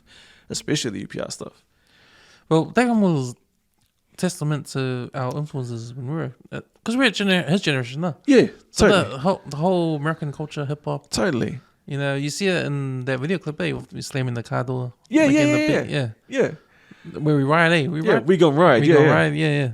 But even like that whole, like, you know, even what he's wearing, you know, like he's wearing clothes that are 3 times too big for him. You know, he's wearing the fitted hats. You know, he's like, you know, got all like the pretty girls and the models and his and you know, all of those things that are representative of American hip hop culture. Yeah. You know, money, you know, even money. You know, also there's that line who's like, he's like, honey, but I'm a lawyer. Yo, go on, get that money. He's like, shows like a wad of like $50 bills. It's like, okay, you got everything. Representative of American culture, you know, and you know, from a poly perspective. Yeah. Yeah. And like, yeah, no. Sorry, that's all I wanted to say on that. Was just So, I mean, if you don't mind, like, I'm just gonna like switch tangents here. Like talking about like American hip hop, like who, like besides Biggie, who would, like, if you were to say like, you know, your top 3 of that era, who would it be? Who would you be looking of that at? era? Yeah. Because I was an East Coast guy. Yeah. Okay. You know when that whole West Coast, East Coast thing? Yeah. I was on Biggie's side. You know? I was on Biggie's side. You're a bad boy. I was a bad boy side. You know?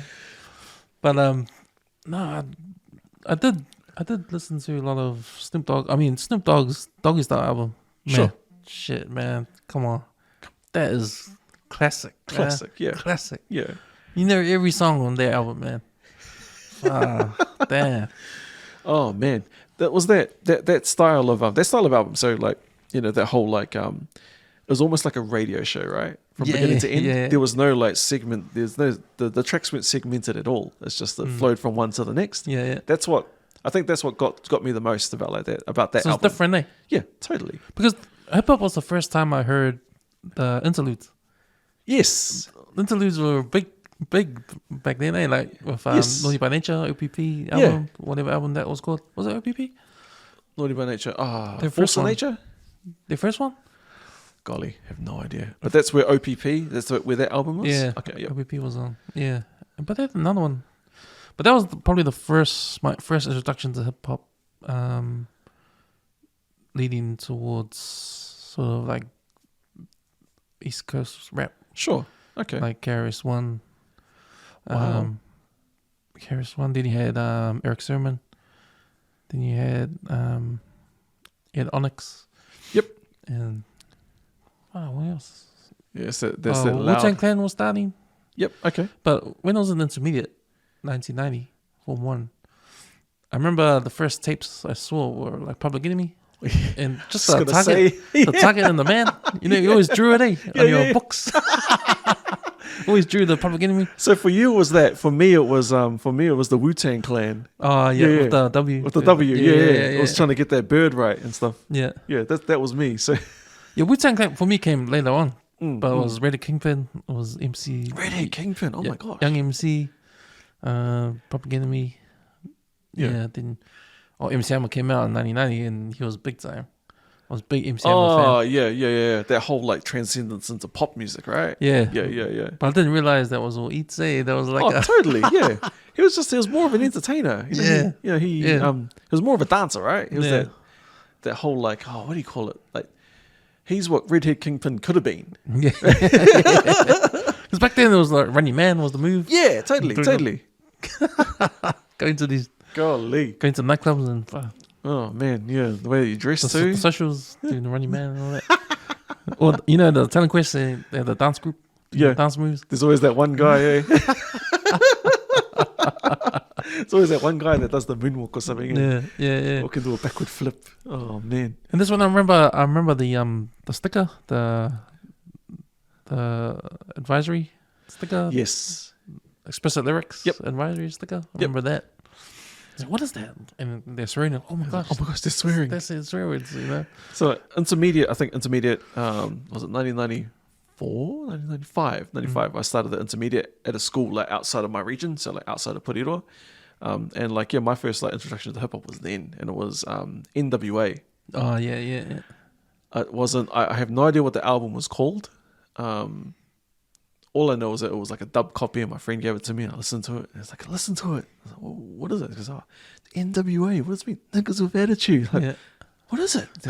It's rap. You'll like it. Trust me. Like, take it home, play it. 100 miles in, running. Like, like as soon as I hear the string, oh my gosh, gotta turn this down. And that was like my first introduction into hip hop. Like the songs that came off that album. And I'll go back to my friends and we'd be like repeating the lyrics to each other. Right. When I think about it now, I'm like, oh my gosh, what a loser. So I think there was, what was it? There was one about, there's this one song about giving head, or the art of giving head or something. I was just like, listen to it. Like you can, and that was that interlude you're talking about there, right? Because you could hear it's like, oh my gosh, what am I listening to? Fast forward. Yeah. It's like, oh man, I feel dirty all of a sudden. What's going on here? But like you sort of like been exposed to it, and all of a sudden you're talking about it with your friends. It's like, yeah. I think the Snoop Dogg, the Doggy Style, those interludes, especially remember the one with the kids? Say, what do you want to be when you grow up? I want to be a fireman. I want to be a motherfucking hustler. You better ask somebody. Hey, you with the French braids. What's your name, boy? Yeah, that's right. Yeah. My name's Snoop. But the interludes, they will have them, eh? Oh, yeah, totally. They're memorable. Yeah, man. Oh, 100%. But you're right. You would replay them to your mates, eh? Like you say, you'll say it. You'll say the lines, eh? Oh, man, yeah. Totally. The ones, and it's usually the ones that have swear words in them, Yeah. Because that's what you do when you're a kid. Far out. One of the other ones was that and Cypress Hill. Oh, yeah. I mean, I had white friends when I was at the school I went to was like maybe like 80% white because I knew all the brown people that were at my school when I was in Form 1. I'm gonna say white people got into hip hop because of Cypress Hill. I think it's quite transcendent. Yeah, no, I think you got a point there. Yeah, well, they were quite. I'm not gonna lie. Like, I think that was like because they were representative of like California, right? California was probably one of the states where everybody, it was like a safe place for everybody, right? So I'm guessing that's why. I don't know. I could be all eats, but that in my head it makes sense. I'm gonna say that's the first Latino rap group I ever saw. Another shade of brown? Yeah, there was another one there. Yeah, but not to the same extent as like Cypress Hill. I mean, Cypress has been around since like the late 80s, right? Insane was Membrane was the first song I heard that came out. And I remember all the girls loving it. Oh, true. The girls at my school loved that song. Yeah, I cracked up over the intro to it. You know I'm loco. You know I'm loco. Yeah, that's another one of those things you repeat to your friends, eh? Yeah. Sitting at lunchtime, like, bro, did you listen to this song? Yeah, what's it called? Insane in the Membrane. But they always say the 90s were the best year for music, eh? But I think that's just because we're growing up in that time. But it was a big decade for music. Because hip hop was coming into its own. Sure. Because, man, you know what buzzes me out? What's that? Kids today that I can't fathom, or I haven't clicked yet. The kids today are born into hip hop, or are born that after Biggie and Tupac died. Crazy. I can't fathom it because I'm always thinking how I grew up and hip hop was just starting. Yeah. You know, I think so. I think there's they're what you call like milestones, right? Yeah. And I guess like what we see as Biggie and Pac.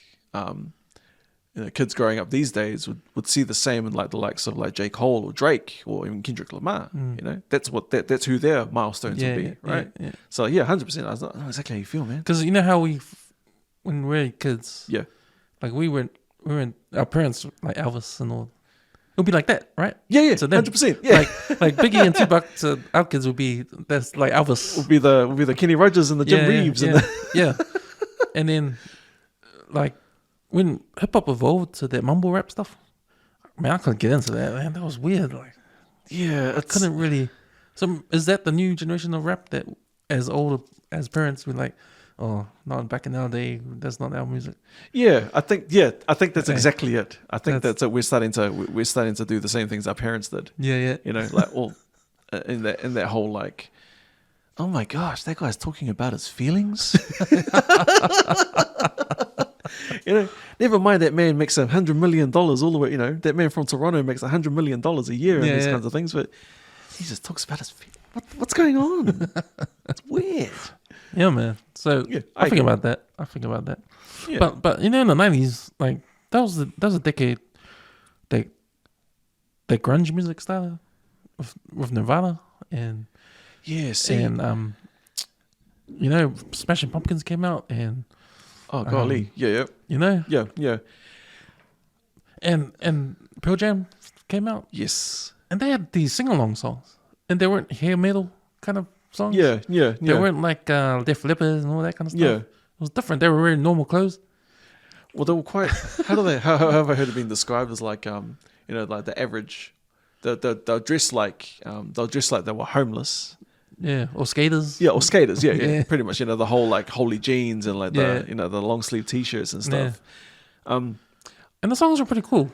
I think I couldn't appreciate them at the time. To be completely fair, did you think it was heavy metal? Because I just thought because it wasn't hip hop, right? Or it wasn't like those people didn't look like me. But the band that really caught my attention was Korn and Incubus. Oh, okay, Incubus, yes, because they had DJ in their band. Yeah, I was like, hey, what the hell? Yeah, scratching. Yeah. That whole new wave. Eh? Like, what? And I thought that was cool. Yeah. And I thought, man, this is like, this is different. Yeah. And that's that transcendent piece, right? Like that, that's that whole like gateway, the gateway into a lot of those bands like Limp Bizkit, Limp Bizkit, Linkin Park, Rage Against the Machine. Rage Against like them when they first came out. Yeah. It's like, what the hell? They're rapping. Yeah. On the riff, Yeah. Guitar totally. riff. And Tom Morello, man. Bro. He's my number one guitarist. Man. Talented. He plays the guitar like he's scratching the record, man. Hey, that's a skill, eh? Yeah, absolutely. I think it's you're at a point when you're starting to discover new sounds to make from your guitar, past the point where you could play it with your teeth, to the point where you're, it's like, damn, how did you make that sound? Kind of thing. I remember there was like this I was like watching this MTV thing on MTV about the lead singer of Smashing Pumpkins, right. And he was talking about like the same thing about like making new sounds out of your guitar. So like he went to a garage sale, bought like an old guitar, but he said like it made a funny sound when he tried to pull the that there's that lever that you pull and it stretches the strings. He was saying whenever he did that it made like this weird sound, and that's the reason why the person got rid of it on the garage sale. But then he said he took it, he got used to it, and he added it to his performance. So it's like, damn, that's something I've never heard this sound before. Let's keep it and see what happens. That's that creativity. Yeah. That you can make something out of nothing, or something that someone else throws away. Yeah. When you just said like you didn't appreciate it. Yeah. I did appreciate it at the time. Okay. And I sort of became eclectic because I was like hip hop and I love that kind of music, grunge music and that. Especially the sing along ones. You have your heavy stuff and then there's one or two songs in the album they have the sing along ones. And those were cool. Especially Pearl Jam. Pearl Jam has a lot of that. That even flow song, right? Even flow, or even Better Man. Right. Yes. That kind of stuff. Yes. Like and back then we called it surfy kind of music. Eh? Yeah, that's the one. That's the one. So like I feel like I didn't appreciate it as much as I did, and I think like for me, you had your Pearl Jams and your Incubuses, right? Yeah. For me, that was 1999 Red Hot Chili Peppers. So Red Hot Chili Peppers, another one. Yeah. So not the higher ground Red Hot Chili Peppers, but the Scar Tissue, Californication. That there is what did it for me, because like all of a sudden I knew people that listened to that music, and I was like, I actually related, because I could relate to that person. I guess I trusted the sound that they were listening to. Is like, oh, actually, this is really, really cool. Yeah. And then it sort of like what really sealed the deal was like when I could play like, Scar Tissue on a guitar. It's like, oh wow, this is actually really cool. And then But even like I thought later on, I thought the appreciation doesn't come. The appreciation for it, why it was easy for me to like that music and get into it, as well as hip hop too. For one thing, it was cool to be hip hop. Totally. It was like wrong for a brown person to go heavy metal with white music, So that was one factor. Yeah. But the other one, I think, subconscious.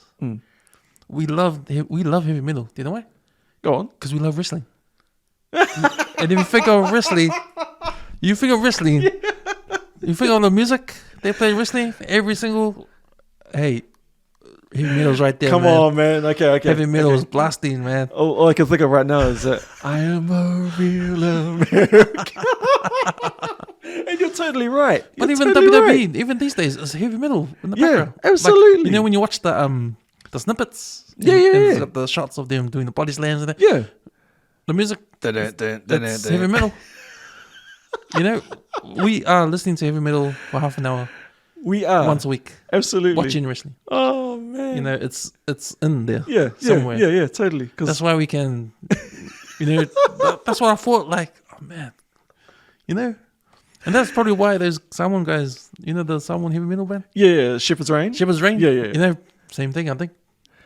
See, interesting thing about those guys. No, you're absolutely right. I think they're at a point where they've. Oh no, man. Honestly, I off the top of my head, like I just didn't. You're absolutely right. Yeah, heavy metal is right there. It's right there. It's right there. That's why I say it was subconscious. It's a gateway thing, right? Yeah, it definitely is a gateway thing. And yeah, it could be wrestling. The wrestling was the gateway to us having the ear for heavy metal. Yeah, totally. Guitar riffs and all that kind of stuff. Yeah. I can't get that bloody Hulkamania song out of my head now. Bruh. Thanks. What am I going to be listening to on the way home? Probably that. You're going to find it on your playlist. Yeah, man. I know. Yeah. Far out. Damn. See, going back to what I was saying about like your so we talk about hip hop when we talk about the difference between if you don't mind, the difference between, say, a rapper and a lyricist. You ever thought about that? Ever sort of is that something you've ever sort of thought about, or? Yep. Yeah. Tupac and Biggie. Yep. Lyricist, definitely. 100%. Lyricist. You have DMX. DMX, rapper. He's that there's this video I saw on Facebook, and it was Jay-Z telling a story about DMX. He's like, oh man, he's talking about like, went on tour with this guy, and he was saying he was like he was following DMX, and he was like standing backstage, and he was just watching him. If you've ever heard like It's Dark and Hell is Hot, the first track, dung dung, you can just hear the entire crowd go nuts. And he was saying walks out, does his set, halfway through his set, he takes his top off and he's going nuts. And then at the very end, he was saying, and then the man, after getting them, all worked up, leads them in prayer.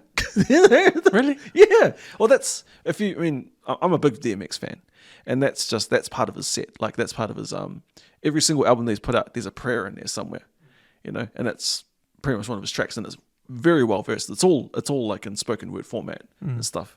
But it's like, it's one of those ones like you listen to it and you're like, okay, I'm praying along with you because this is actually really amazing, kind of thing. But like, what I want to point out here is that like, what I want to point out is like that you have like DMX, absolute rapper, because he's able to set the scene. He's got that stage presence. The same can be said of the likes of like LL Cool J. Same thing again, stage presence. He has that. He's able to like articulate his words really, really well and get it, and really like throw his voice. Whereas you have the likes of Biggie, clinical.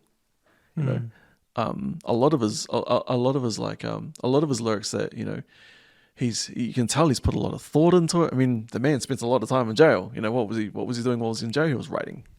Came straight out. What was he doing? He started rapping straight away. And so like those are the examples I can think of. So like putting it on yourself, if you were to say, if I was to say like your top three lyricists, who comes to mind? Top three. I think Nas is there. Yep. Nas is there. Biggie. I like Biggie because I like the way he battle raps. He can put down. He can win those battle raps. See? Yeah, totally. That flavor in your ear. The amount of battle raps they have, that's probably in my head. That's one of my favorite his songs. verse on Favorite, Yeah, it's clever. yeah, absolutely. Then when he references Scarface and all those guys in Houston, the rapper a lot. Yep. What was that line?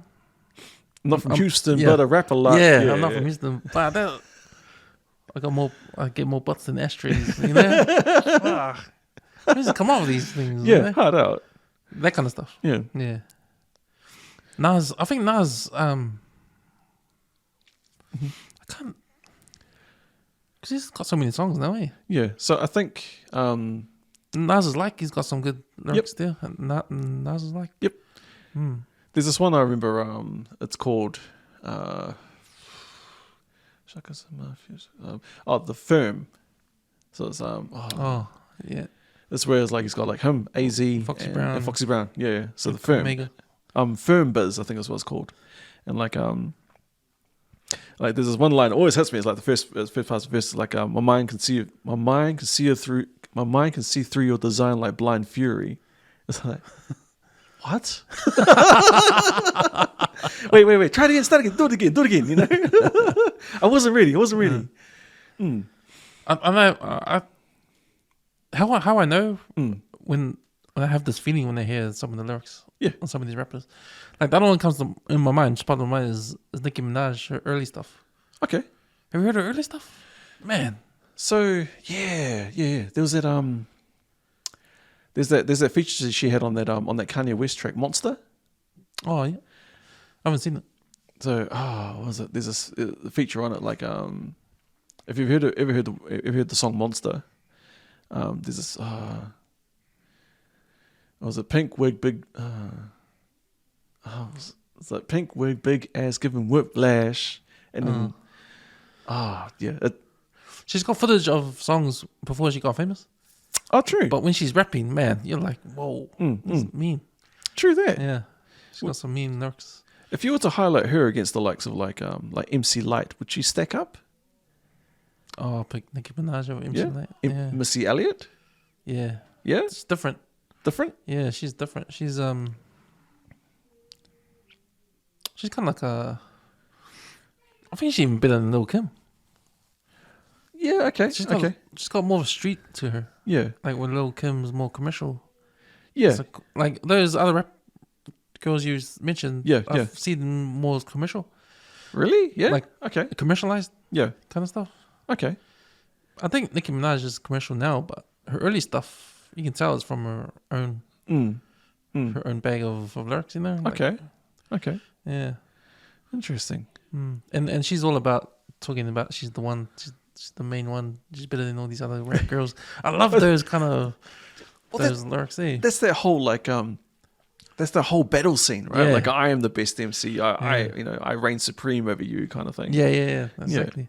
Totally. Like Biggie, he's got heaps of nice lyrics. That Unbelievable song. Okay. Have you heard that? No. Unbelievable. No. Yeah, he's got some mean ones, like lyrics in there. Okay. Because my favorite Biggie song is what was it? This is probably going to be like it's like what's everybody's favorite song? But yeah, it's whatever. There's that one, Juicy. It was all a dream. Yeah. I used to read Word Up magazine. Salt and pepper and heavy D up in the limousine. He's really like just off those little bars alone, he's already set built this picture in your mind. Yeah. But even the what's the one when he's in the bar and there's a red Big Papa, yeah. When he's talking about when he's talking to that girl and when he's hitting on the girl, like his storytelling is mean, eh? Oh, totally. Man, there's that one. There's that song like walking, or was it kicking the door, waving the 4-4. All you heard is Papa don't hit me no more. Yeah.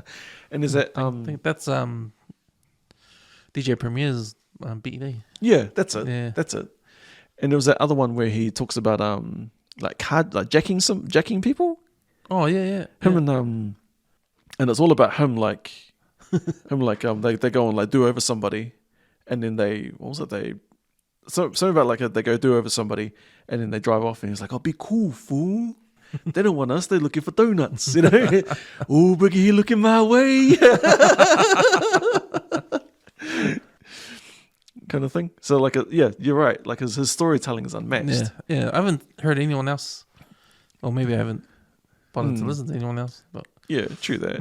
Like Tupac for me, there was the Machiavelli album. I was heavily listened to. Maybe purely because it was probably one of the only CDs I had in my house. Oh yeah. You know, it was one of those, like, you know how you go to your cousins, you're like, oh, can I borrow a CD? And never return it. You know, they bought it that day. Like, oh yeah, I'll bring it back. Yeah, no, not even. There was this there's a song on there called that resonates with me now, even, like White Man's World, and you know, there's like it's talking about, like, you know, being black in a white man's world kind of thing, and there's like these lines. I was like, where my daddy at, mama, why we live so poor? Heard you crying late night at my bedroom door. And then what was it? There's like a part where it's like there's a part where he talks about like why these kids hate me, mama, why they keep on calling me nigger.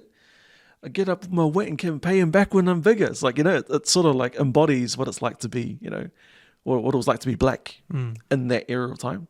I think it was around the time of like sort of when the LA riots came to a head during the Rodney King incident. I'm pretty sure it was around that same period of time that he was able to like sort of capture what it was like, you know, being black, being born black in the white man's world. So yeah, that's those lyrics for me, like, really, he was able to tell, like, articulate, like, really clearly what this, you know, the story of what it was like to be black in America during that time. I always thought Tupac's lyrics were more intellectual kind of stuff. Like, you really had to think. Hey, yeah, totally. Like for me, listening to his lyrics, like, I thought it was hard for me to get into it because I thought I had to be there.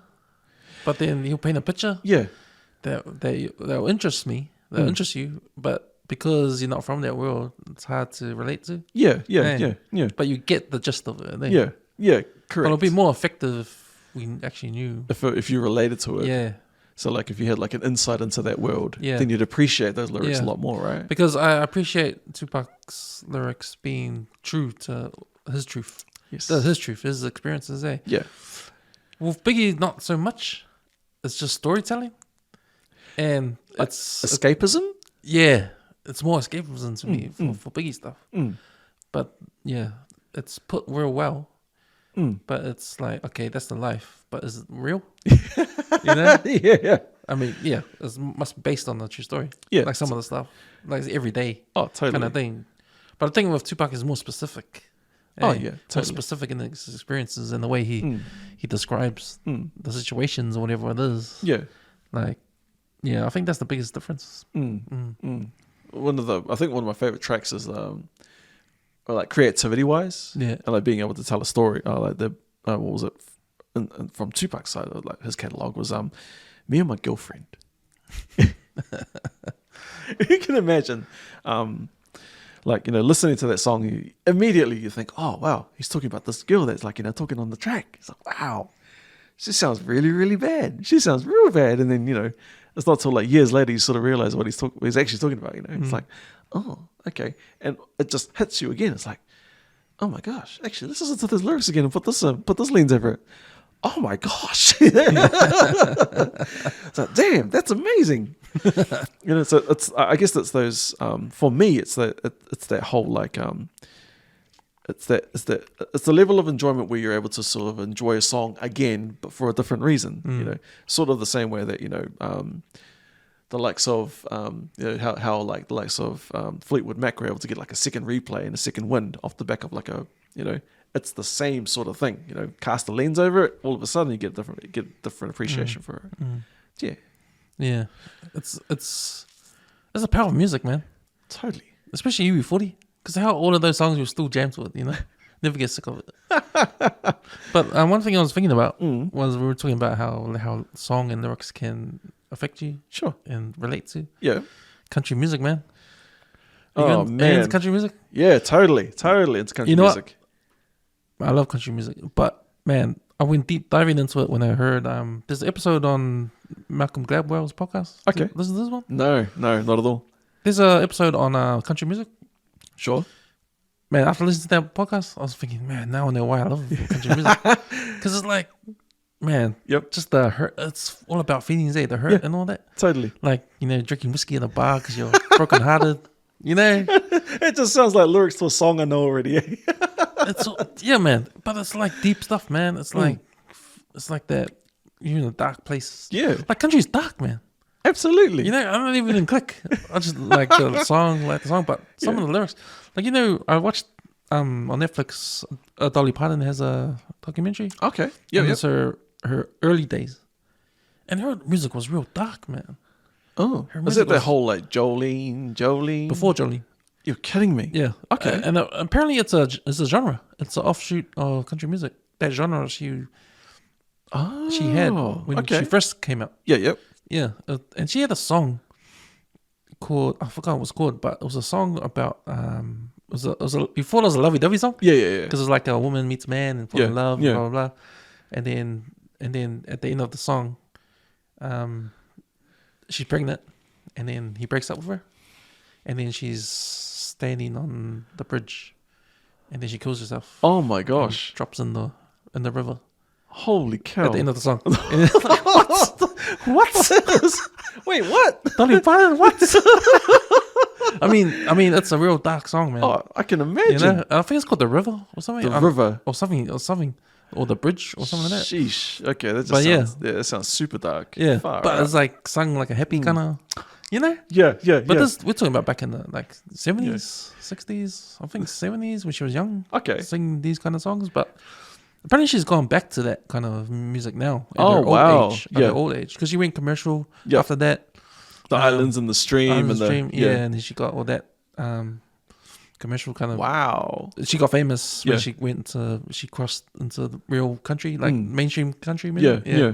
But now on the documentary, she's still performing at her old age. Yeah, I'm not surprised. Yeah, but she's gone back to her old genre, what she started with. Yeah, because it's dark stuff. It must get like I can only imagine for someone that performs songs day in, day out, that it must get boring after a while. It just becomes like a grind. I must imagine. So I don't blame her for wanting to go back to her roots, those kinds of things. Because I mean, after a while, it's like, is this me or is this like the commercial me? All of a sudden, you must have like an identity crisis of sorts, right? Yeah. Going back on your country, like I love country. Another product of like listening of COVID. Yeah. Okay. Yeah. One of those things like, I need to listen to something. I might start listening to country, and then just whatever the popular playlist was on, I started listening to it. It's like, actually, this is pretty cool. And then sort of dropped it in the Teams chat one day. I was like, does anybody have any suggestion, any country music I can listen to? And like this, one of the girls that we used to work with, she was from Florida. She was like, oh yeah, totally. Like, this is totally my jam. She sent me a couple of bands. I was like, oh, this is really cool. She's like, yep, because it's the perfect mix of country. It's either about drinking, what was it? Drinking, fighting, heartbreak, or all three all at the same time. Yeah, exactly. And that cracked me out. I was like, no way. So, all of a sudden, what does Phil do? He goes back and listens to old country. Oh. And, listens to like Kenny Rogers. You start listening to the words and you start clicking. Start realizing, it's like Tennessee, like Tennessee whiskey. Tennessee whiskey is such a sad song, but made even sadder when you realize, that this person's like, this person has an actual drinking problem. Yeah. And the only person that's things like what was the other one? Can't remember off the top of my head, but it's just like listening to it, like all of a sudden it's like, oh, okay, this is really dark.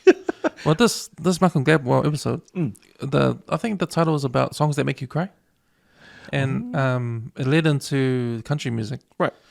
And he followed this country songwriter, and he's written for a lot of these country singers in America. Yeah, and his life is exactly what these songs, and he interviewed them and we got his inspiration from all this kind of stuff, and he's actually been heartbroken for real, being depressed, like turn to the drink. And that's where he got his inspiration from, writing the songs for these other famous country singers. Like going through something, going through exactly all those things, and making up stories, or like adding on to things. But the feelings are there, like the actual situations.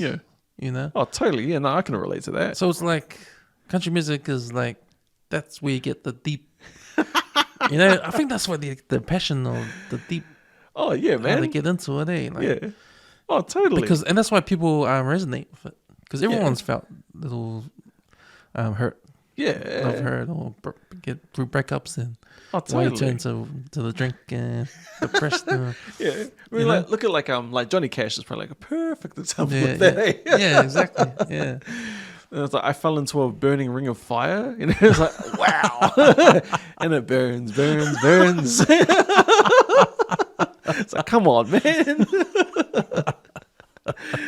Like the Folsom. What was it? Folsom Prison Blues. Yeah. Man, do you watch on Disney Plus? Have you got Disney Plus? Yep. Disney Plus. There's TV series about what are they called? What's that punk band in England? Oh, the Sex Pistols. Sex Pistols. FX. No, I haven't. Man, it's good, man. They're a punk band, eh? They're a punk band. Okay. But because punk evolved, offshoot of punk turned into grunge music. Right? Okay. Yeah. I can see the connection. So yeah. So one of the Sex Pistols' famous songs is the one "God Save the Queen." Yeah, no, Have you heard that one? No idea. There's "God Save the Queen" and there's another one. I forgot the other one. It's one of those ones. Play it and I'll be like, oh yeah. Yeah. Okay. But they were trying to. There's a scene when they're trying to figure out. They went to practice. Yeah. And they're trying to figure out the song, and they were just trying to do the guitar. And right. They haven't written the lyrics yet. They're trying to get the tune. Right. Of the song, and then they said, oh, they were struggling to start it, and then they learned to follow a reggae beat. So actually says, let's do a reggae beat. Yeah. Just start with a reggae beat and see where that leads to. Yep. And that leads to the song that they made. Yeah. Weird. Yeah, weird. But it was interesting that they said they started from a reggae beat. Yeah. You know? I remember reading like this, like I think it was like a biography on like Bob Marley and stuff, and he was saying there was mentions of like when he went from Jamaica to England, and he met up with the local punk scene there, and he was saying there was like that they had similarities in their themes. So it's all about F the man, like a rebellion. They were rebels of cause, right? Always rebelling against the man. And he was saying that like the similarities even translated over into the music, So it's interesting that you say that, like when you see that kind of talk about that kind of scene that start off with a reggae beat, it's like, oh, okay, yeah, interesting. So that was interesting. That was pretty cool.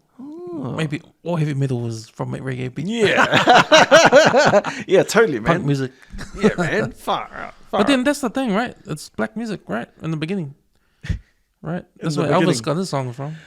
Black music. That's what his influences from. Yeah. So he was the. If like my reading, I guess like if all my reading and sort of like what I've seen, he is the embodiment of black music of the time, right? They just couldn't accept that like someone like Chuck Berry could play it the way that he does. Yeah. So they're like, let's just put a white face on it and call it Elvis. Yeah, exactly. That's crazy. Yeah. That's crazy. Does he? Otherwise, they'll be singing those white people do those Irish jigs and all that kind of stuff, eh? Of the time. Oh no thanks. Far out. Or they'll still be it's interesting you say that. So that's the first thing I learned in social studies school. I remember. Oh, okay. That music today comes from African Americans from the very beginning. Right. Got you.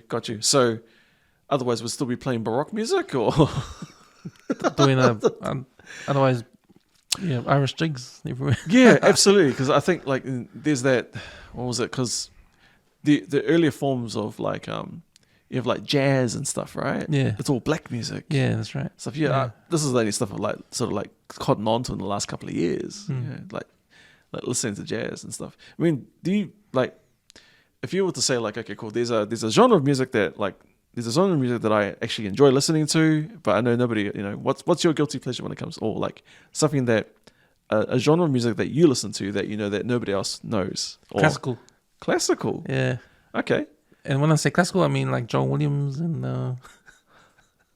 Carry on. And all those music, the scores from movies. Oh, okay, got you. I thought you were talking like Baroque period classical, like the Mozarts and the. Oh, I might. But I'm more into the symphony orchestra type stuff. Interesting. And that's because of my subconscious liking these like Indiana Jones theme and John Williams stuff. Yeah, gotcha. Interesting. So what's his name? Horner. He's the guy that leaves the movies. Interesting. But that and maybe jazz too. I like jazz. I love jazz. I love jazz because of I love jazz after I watched Mobile Blues. Okay, yeah. Have you seen that movie? No, I haven't. No. It's a Spike Lee movie. It's an old one. It stars Denzel Washington and Wesley Snipes. And they're in the jazz band. Okay. So Wesley Snipes plays the saxophone and Denzel plays the trumpet. Okay. What are they, like Miles Davis and the likes, or they just like two black characters? It's just another story. Okay. It's based in the 80s, I think. Oh. It's not back in the days. But it's about Denzel. He's a trumpet player in a jazz band, but he's like it's like a love story about him trying to find himself, kind of thing. Oh, okay, got you. Yeah, but man, the song that they sing, because you know a guy named Terrence Blanchard. Yes, that's his. He did the sounds. He did the soundtrack. Okay. Yeah, so that's his songs that are playing in that movie. Oh wow. Man, I might have to go look that up. So that's the first time I heard about him. Okay. So he's done a lot of. I like his stuff. Terrence, and there's another guy, his partner, another guy he does. Nah, we'll never clue. He's got that Terrence Blanchard, another guy, but he plays the trumpet there. Yep. Yeah.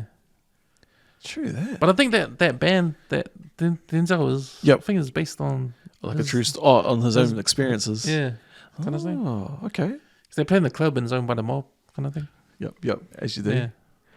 I can't remember the actual details of the story, but I just remember that song when they play Mobile Blues. Mobile Man, Blues. that's mean, man. It's mean. Okay. It's a mean jazz. Is that sort of like the penultimate scene of the movie when they play that song, or is it like a? Yeah. Okay. Yeah. It's in there. Interesting. Yeah. It's. Is it okay? So it's more the appreciation. So like for myself, it's like I found like in the last year, I started off listening to jazz, and I was like, surely there's more out there, and there's more or less about like not so much about the music, but more about the atmosphere I was able to create with jazz. And it was all I listened to it for my music, for my work, right? Being able to concentrate for intensely concentrate on something for periods of time. I need something like some sort of background music or something just to break up that monotony of nothing. All right. So like it was jazz. I was like, oh, this is actually really cool. And then I was like, oh, how about like a Latino influence? I was like, oh yeah, Latino jazz. I was like, oh yeah. And then I came across this curator called Putumayo. Yeah, Putumayo. And they curate music from across the world. So they're like a world music curator. And I was like this one where it was like, okay, yeah, it's called salsa jazz, and there's one called Cuban jazz. I was like, wow, this is actually really interesting. And I was Cuban jazz. Yeah, it was like I don't know. It sort of gives me that vibe, like I'm like over there in Cuba. Oh, right. And I feel like that's what it would sound like over there if there was a soundtrack. Were there shakers in that? Yeah, 100%. It's shakers, and like they're all like chanting and stuff in the song and stuff, and like and then that led me on that. I ended up down like this rabbit hole, and it's now called I'm at the part of the rabbit hole now is what's it called? Mark Anthony. Remember Mark Anthony? He used to go J-Lo. Yeah, that's the one. First baby daddy, right? Yeah. So he's got like this full Spanish album now, and it's in that style, fully speaks Spanish. And I was like, yeah, I appreciate this music. I have no idea what he's talking about, but somehow it's helping me concentrate on my work. Oh, really? Yeah. Sort of like elevator music or lift music, like background? Sort of, yeah, 100%. But like, it's at that point, how you listen to something enough, it just becomes like, you recognize it and you're able to like sing, just hum along with it kind of thing. I'm at that point now, so I need to like sort of diverge elsewhere. Right. To find something else that I can just have as background. Yeah. Because if I've definitely like outplayed it. Because did you check out have you seen what's on your Spotify Wrapped for the year? What were some of the highlights you remember from that? Oh, Mostly podcast or? Yeah, I remember the podcast one with Joe Rogan at the top. And then all Westerners Networks after that. Of course. Yeah. But I can't remember the music ones. So I hardly listen to music now. Interesting. It's always podcasts on my Spotify. Like everywhere. In the True car. Oh, yeah. Okay. Yeah, I hardly listen to any music. Yeah, weird. Okay. No, I thought Especially it was new music. I want to listen to any new music. I want to know what's new. Yeah, no, neither. No, Neither. no, but yeah, I listen to. It's funny you talked about different kinds of jazz because there's jazz and hip hop, and that was cool. Oh, bro, 100%. Jungle Quest and Yeah. Common. the Jungle Brothers. Yeah. Jungle Brothers. Yeah, Is that the? have you read them? No. I don't know if they're still around. They're around when Jungle Quest came out. Because are they English? No, they're from New York. Oh, okay. So they're part of the whole jazz hip hop scene. Tribal Quest, De La Soul. Yeah. Then you had Jungle Brothers. Then you had who else? Had the Roots after. Yeah, the Roots. Yeah, I got you. Yeah. Like Questlove, right? Yeah. Yeah, got you. Yeah, because the only person I can think of from that era is like Common. He's like an offshoot of that, right? Yeah. Yeah. I'll put him as one of my top 3. Common. It's funny. You just reminded me like all the stuff I appreciate now comes from movies. Yeah. Because have you seen Love Jones? Love Jones. That sounds like a Spike Lee movie. Nah, I don't know who directed it, but it's got the guy from Minister Society, O-Dog. What's his name? Yep. Lorenz Tate. Yep. Yeah, and the girl. Love Jones. The other girl that's on Friday. Ice Cube's love interest on Friday. What's her name? And she was Will Smith's love interest on Fresh Prince too. Oh, Jada Pinkett. Nah, she's on Boys in the Hood. She's. Oh yeah, I know who you're talking about. Yeah. You talk about what's his name? Trey's girlfriend. Is that the one? Yeah. Trey's girlfriend. Yeah, I know who you're talking about. Yeah, I forgot her name. Yeah. She's the one that's in those movies. Okay. So it's Lawrence Tate and her, and he does spoken word or he does poetry. Okay. At this jazz bar. Yeah. And man, when you see the jazz bar in that film, it just makes you want to go there. Eh? Like, oh, okay. Man, I wish there was something like that here. Man, I'll go there and just sit down with a beer and just watch the poetry or yeah. But it's like an open mic. Yeah. Yeah. So he goes up. He goes up and does his poetry thing. True that. There's a place in So when I first started my spoken word stuff, like the first place, I was writing for ages. Just wrote, and then the first time I actually decided I was going to go perform, I went looking for like an open mic session. First place I found was a place called what was it called? It was called like it was poetry something. It happened once a month at the Lazy Dog. The Lazy Dog. Yeah, the Lazy Dog. It's on it's the corner of like Union Street and K Road. I think it's is it the Lazy Dog? Something along that line. I'm probably like butchering the name, but yeah, it's once a month you go there and it's Also across the road. It's like an Irish bar. Yeah, that's the one. Oh yeah, I think I've been there.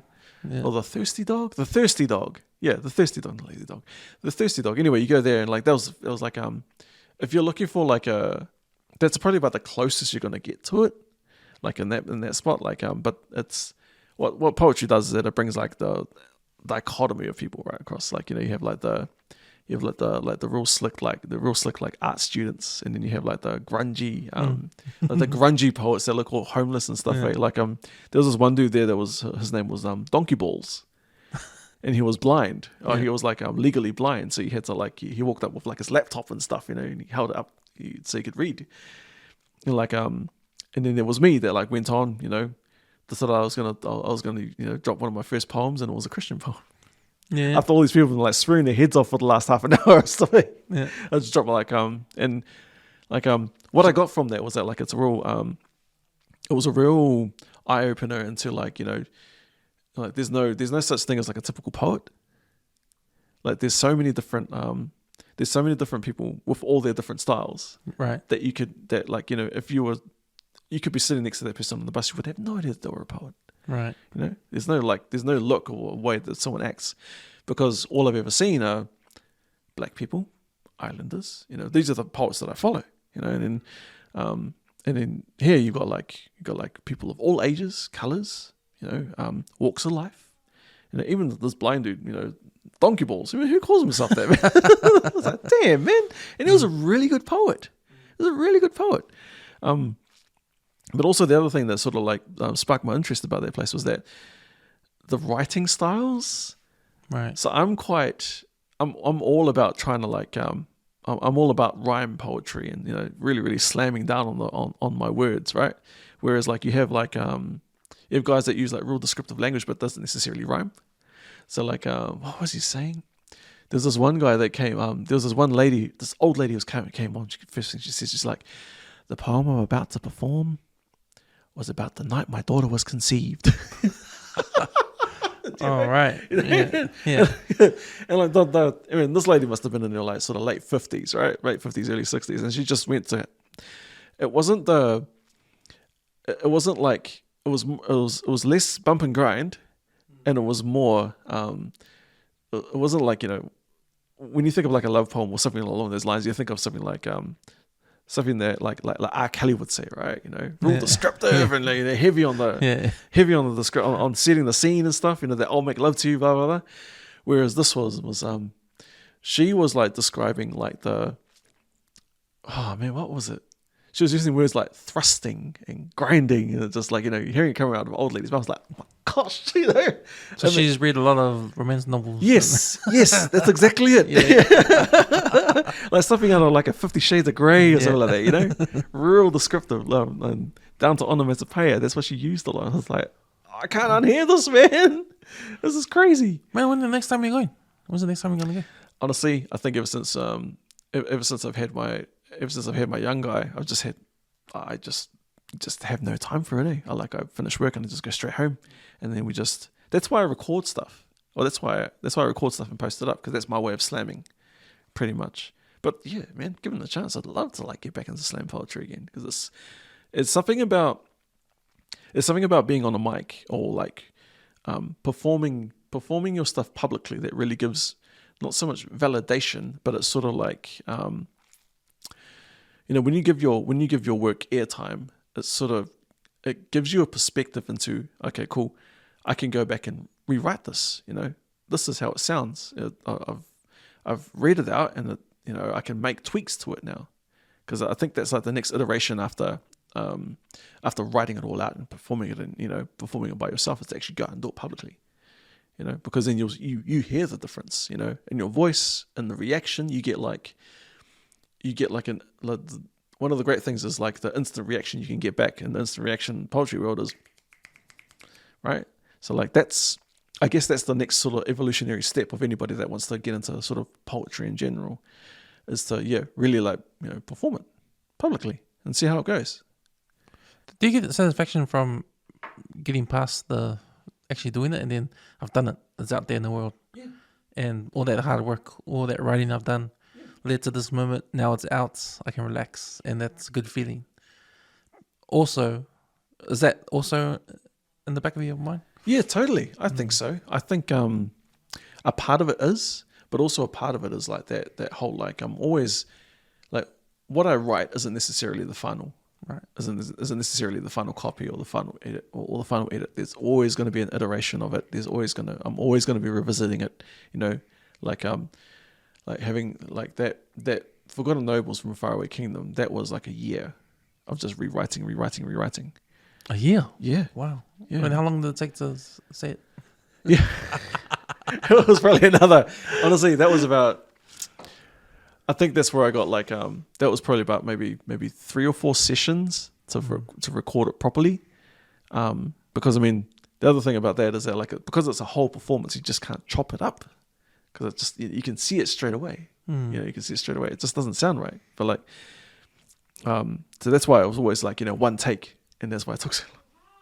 I think after a while I just got sick of like that's good enough. That's fine. I've had those kind of feelings too when I'm writing.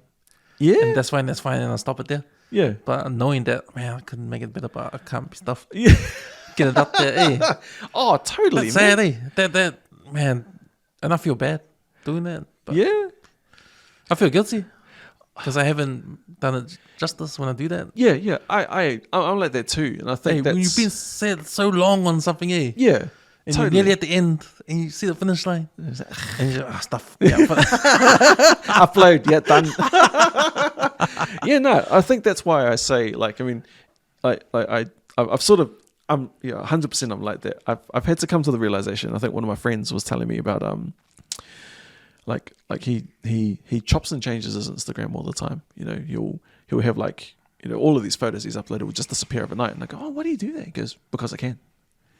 What do you mean? He goes, oh, it's my page. I do whatever I want. I go, no, you can do the same, mate. Like if you don't like the way something looks, you just get rid of it. And I was like, and it's like over my mind. I was like, oh yeah, I can. You know? yeah.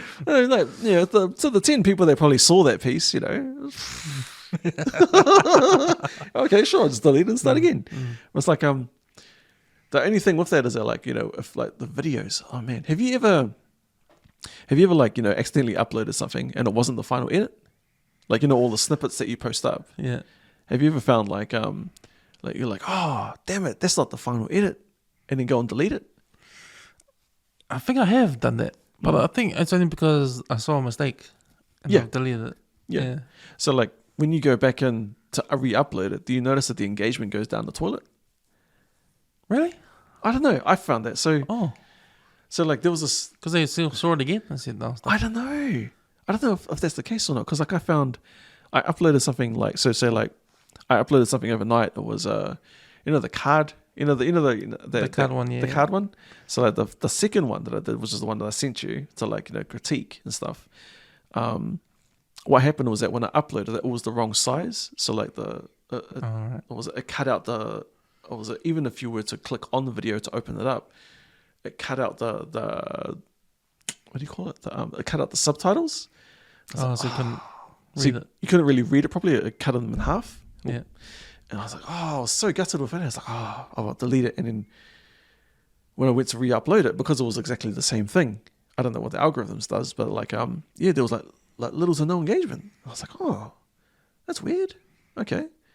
Like 0 views or anything. I was like, oh, okay. Do you put it on all platforms or?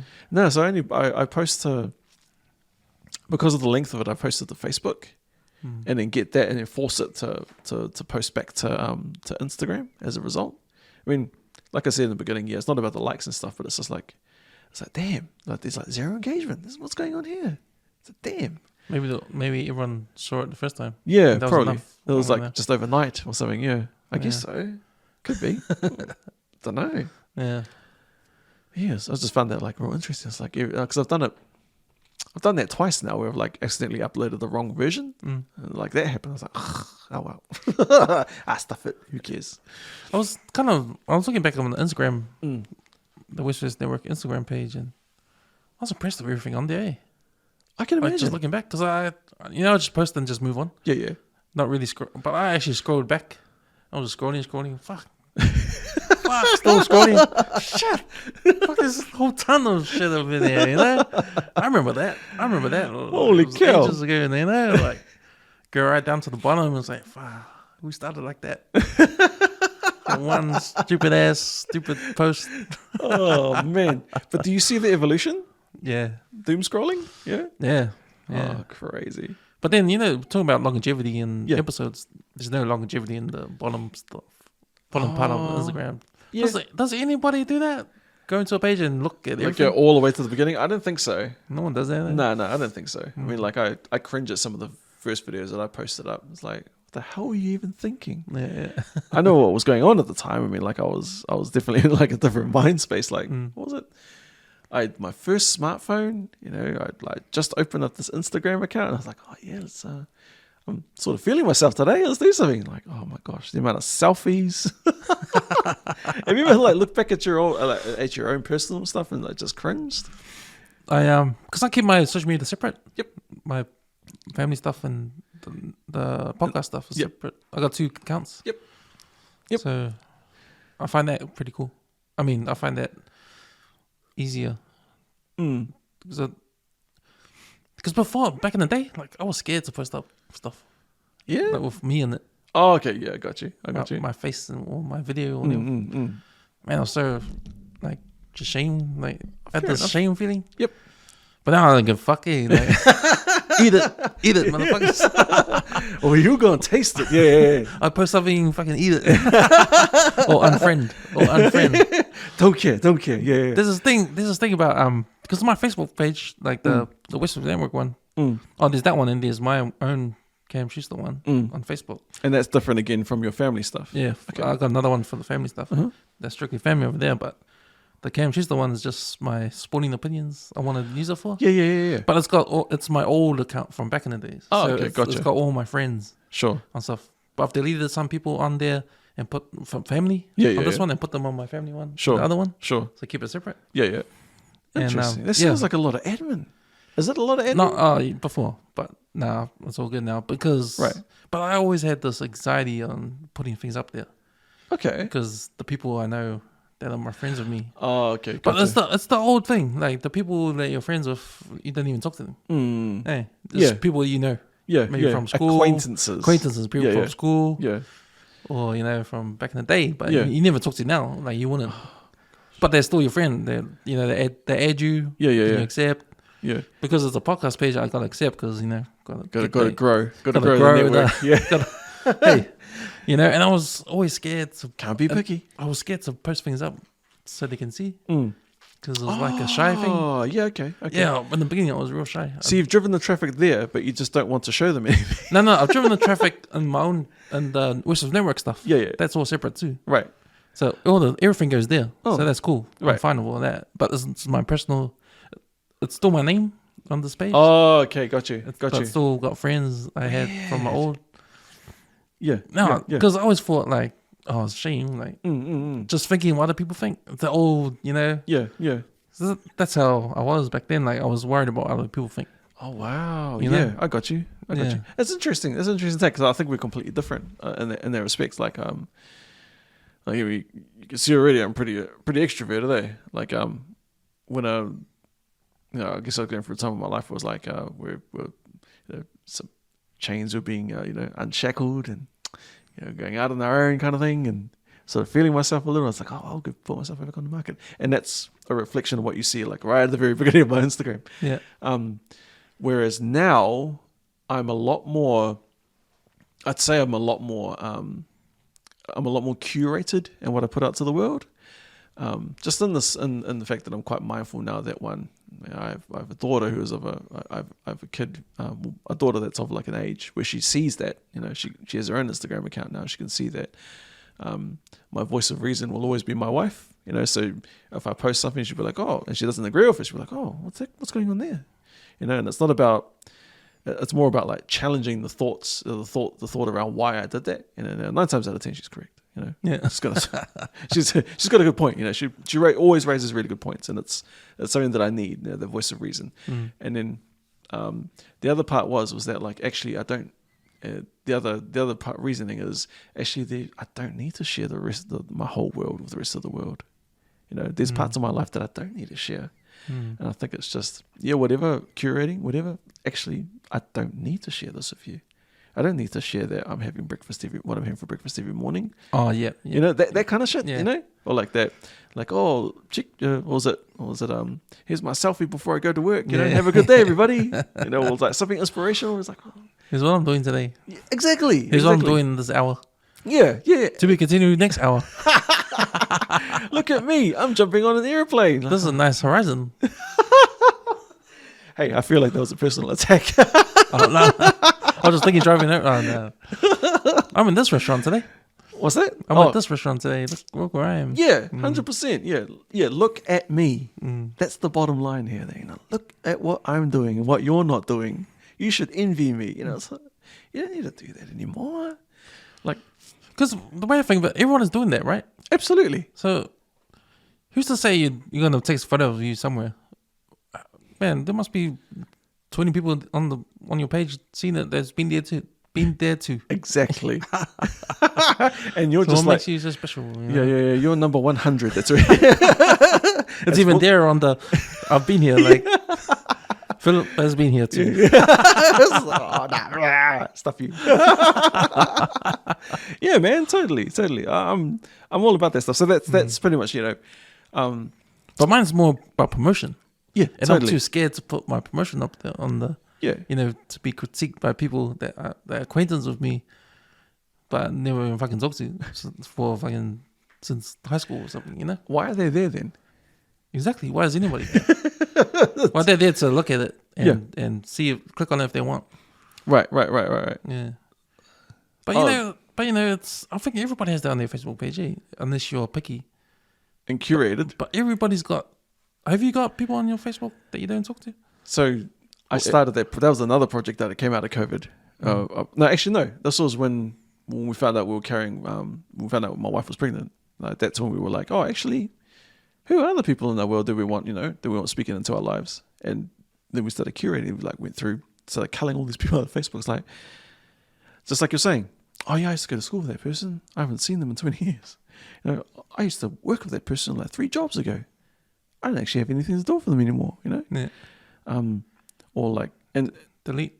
Yeah, pretty much. Unfriend. Yeah. Like one of them was, oh my gosh, like, yeah, I actually don't care. But like, there was this chick, like, added her when I first joined Facebook. How you join Facebook, all of a sudden there's like, it comes in waves, all of the people that you're family with, and all of the people that you used to go to school with, all the people that you used to work with, waves.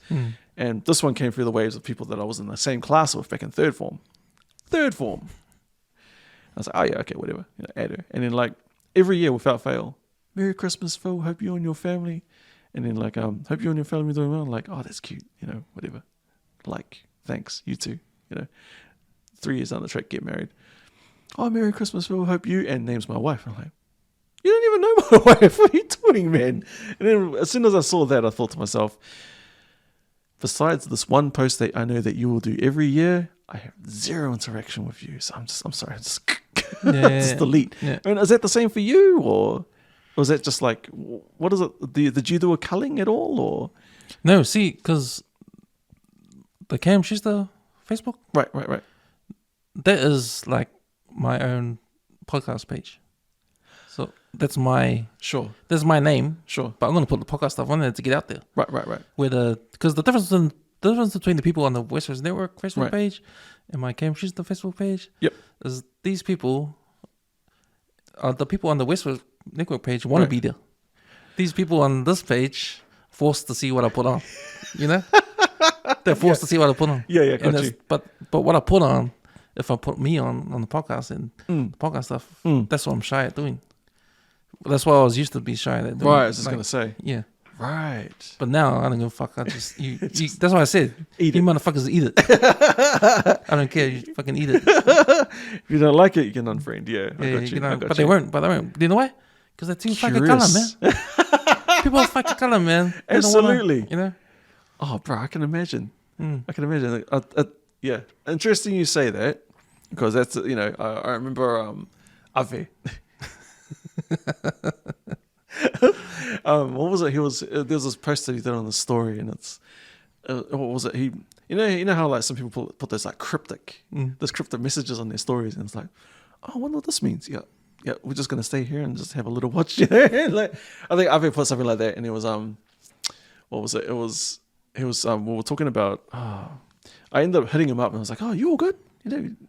Something had happened, whatever, and he told me the whole story, and then it was something around the lines. He was saying that like, he goes, oh, I was just trying to check my engagement. I'm like, what do you mean? He's, oh, I put up this, and then I just saw my views like go from like 25 to like, it shot up to like 200. I was like, on the story. And I was like, oh, because of that? Yeah. I was like, makes sense. I get it now. I was like, I'm one of that 200, I was like, bro, you're smart. Okay, I get you now. Because I guess that's a good way of like, that's an interesting way, just like anything, everybody loves a good story. And like, if just like the Hurry Bottle of the week, or the sick can of the week, those are stories that are just being shared, right? And it's just all about engagement. At the end of the day, that's why people put it out there. That's why, and I guess like where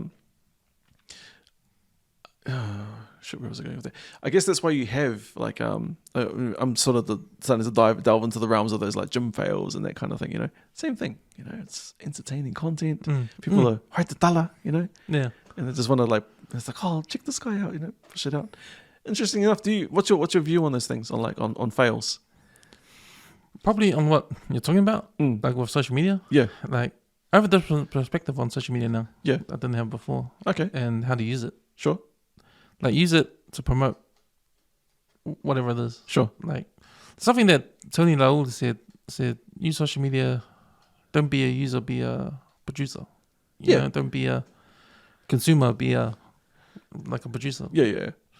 On social media. And the way I see it, like, don't be afraid of it too. Yeah. Social media is social media. Yeah, that's what it's for. Totally. I mean, these Facebook and all these companies, these .com companies, all they want is engagement for their advertising they want to get rich. Right. And they can't get rich unless people press like and people engage. So that's what it's for. That's the main reason why social media is there, really, commercially, to get paid, right? And to do that, we need to engage. So there's no point in being afraid of putting stuff up, because that's the point. It's supposed to be engaged. Yeah. You're supposed to put stuff up so people can engage. That's the main reason for social media. Right. Is there on like a let me change it. Let me change it then. So like ethics wise, right? Yes, these platforms are built predominantly for as an advertising space, right? Advertising space based on engagement on media and whatever content that engages people.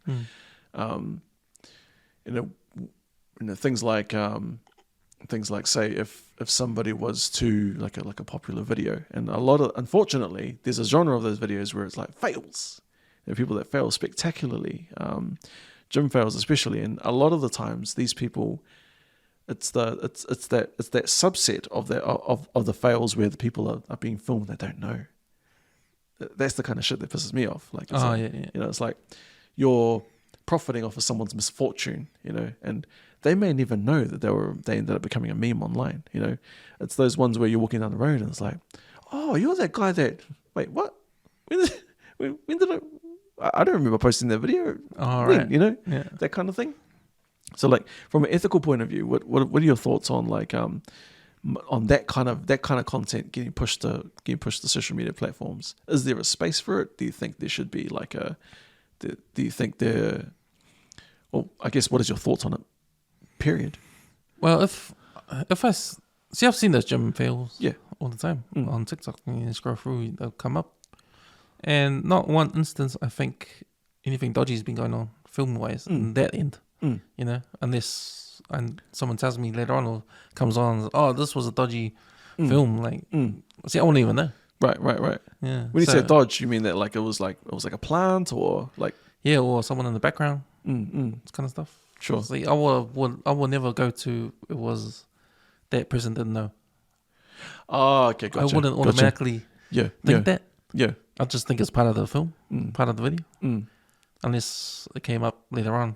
That actually that person didn't know. It didn't know. Yeah. But okay. Interesting. But I just think you just can't help it. You can't. Once something's up on the net, good luck. Yeah. Good Agreed. luck. Trying to anyone stop the viral before? I don't think so. No, I don't think so. I mean, bad as it is, I mean, if you look at the gym, it's populated. People always videoing themselves, and there's people at the background all the time. Yeah. You can't really put a cover around you, and you see those videos of people complaining, don't video. I'm in the background, don't video. Like, there's arguments totally. all the time. So that's the thing. And you just can't really stop it. You can't if it's okay. if someone wants to do it, they will do it and put it on the internet. And it's too late. Yeah. Yeah, true. Unless because you can't control what that person does. With that's content, right. That's right. And once it's up there, then good luck. And so, if it's a question on if that's wrong, it's wrong. But what are you gonna do? And what? But let's look into what you're gonna do. What are you gonna do? Is the gym gonna have rules around? Okay, no phones now. Right. No phones in this gym. Stop this kind of thing from happening, or move the equipment further apart from each other. I don't know what they're gonna do, but it raises the question: and what are you gonna do about it? Yeah, true. Yeah. I see what you mean. So it's like, it is wrong, but at the same time, what's the solution? Without causing disruption or changing the way you do business or? I think so. There's what is it? Is it some concerts now? I think you brought this up before. Like at some concerts they have like disruptors or something that runs during a concert that stops people from being able to film the concert. Yeah, comedians have it when they have their shows. Who's that? Comedians have that device. Oh wow!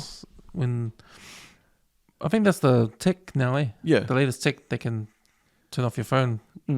The device in the room. Yeah, turns off everyone's phone. Yeah, like disables the device from being able to do what you want, right? Yeah, so comedians do that so they don't film there because their sets they have the same set that when they go. Sure.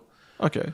So you can't really film it and then you might send it. You just killed that person's tour. Yeah, you killed the tour. Oh, okay. Yeah. I think they never had that when Kevin Hart came. They never had. You had to put your phone. They just said you can't use your phone. Put it away. Yeah. Because a friend of mine, she got kicked out. Her and her husband. Oh, true. Yeah, because they took their phone out. But it was an accident kind of thing. But the security came and escorted them out. Yeah. Like those ones, like answering a phone call kind of thing, or like checking texts. Yeah, stink. Yeah, something like that. Nah, fair enough. Yeah. Oh, well. Yeah, unlucky. Yeah, I get that. I mean, like from my point of view, like it's sort of like it sucks because when I first started going to the gym, that was the first thing that was on my mind. I was like, I don't want to be a meme. I don't want to be a meme. Getting in the video. Yeah. I don't want to end up being a meme. Like so like things like lifting weights and stuff. I would like chicken out on lifting weights because I didn't want to end up like dropping weights or like getting hurt, and then someone catching it on video and end up becoming a meme. I was like, that was like the number one thing. Like, nah, I don't give a rat's ass. It's easy though. Hey. Yeah, absolutely. Because when I was at Westside Fitness, with me and Avi, I didn't know he was filming himself, but I was always in the background. Yeah. And when I saw it, I was like, ooh. When I saw it on the story, I saw me in the background. I was like, delete that. Yeah. Didn't expect that. Doing the burpees all like slow and shit, Surely, yeah. Struggling on the burpees, Yeah. Because my wife's the same. Like she was saying, like, she's like, don't film me. I was struggling on the burpees and you're filming me. Like, we were filming me. He was filming them. Yeah. But I was in the background, like struggling on the burpees. Like, come on, mate. What's going on? Yeah, that's a pretty shitty one, eh? So I think like and then I think what was it? I think I've told like probably like hit guys up before, like probably like once or twice in the gym. They got like their setup going and they're like got their pump going and like, Brian, right behind you. He's like, oh, sorry. Real quickly, they'll just put it away.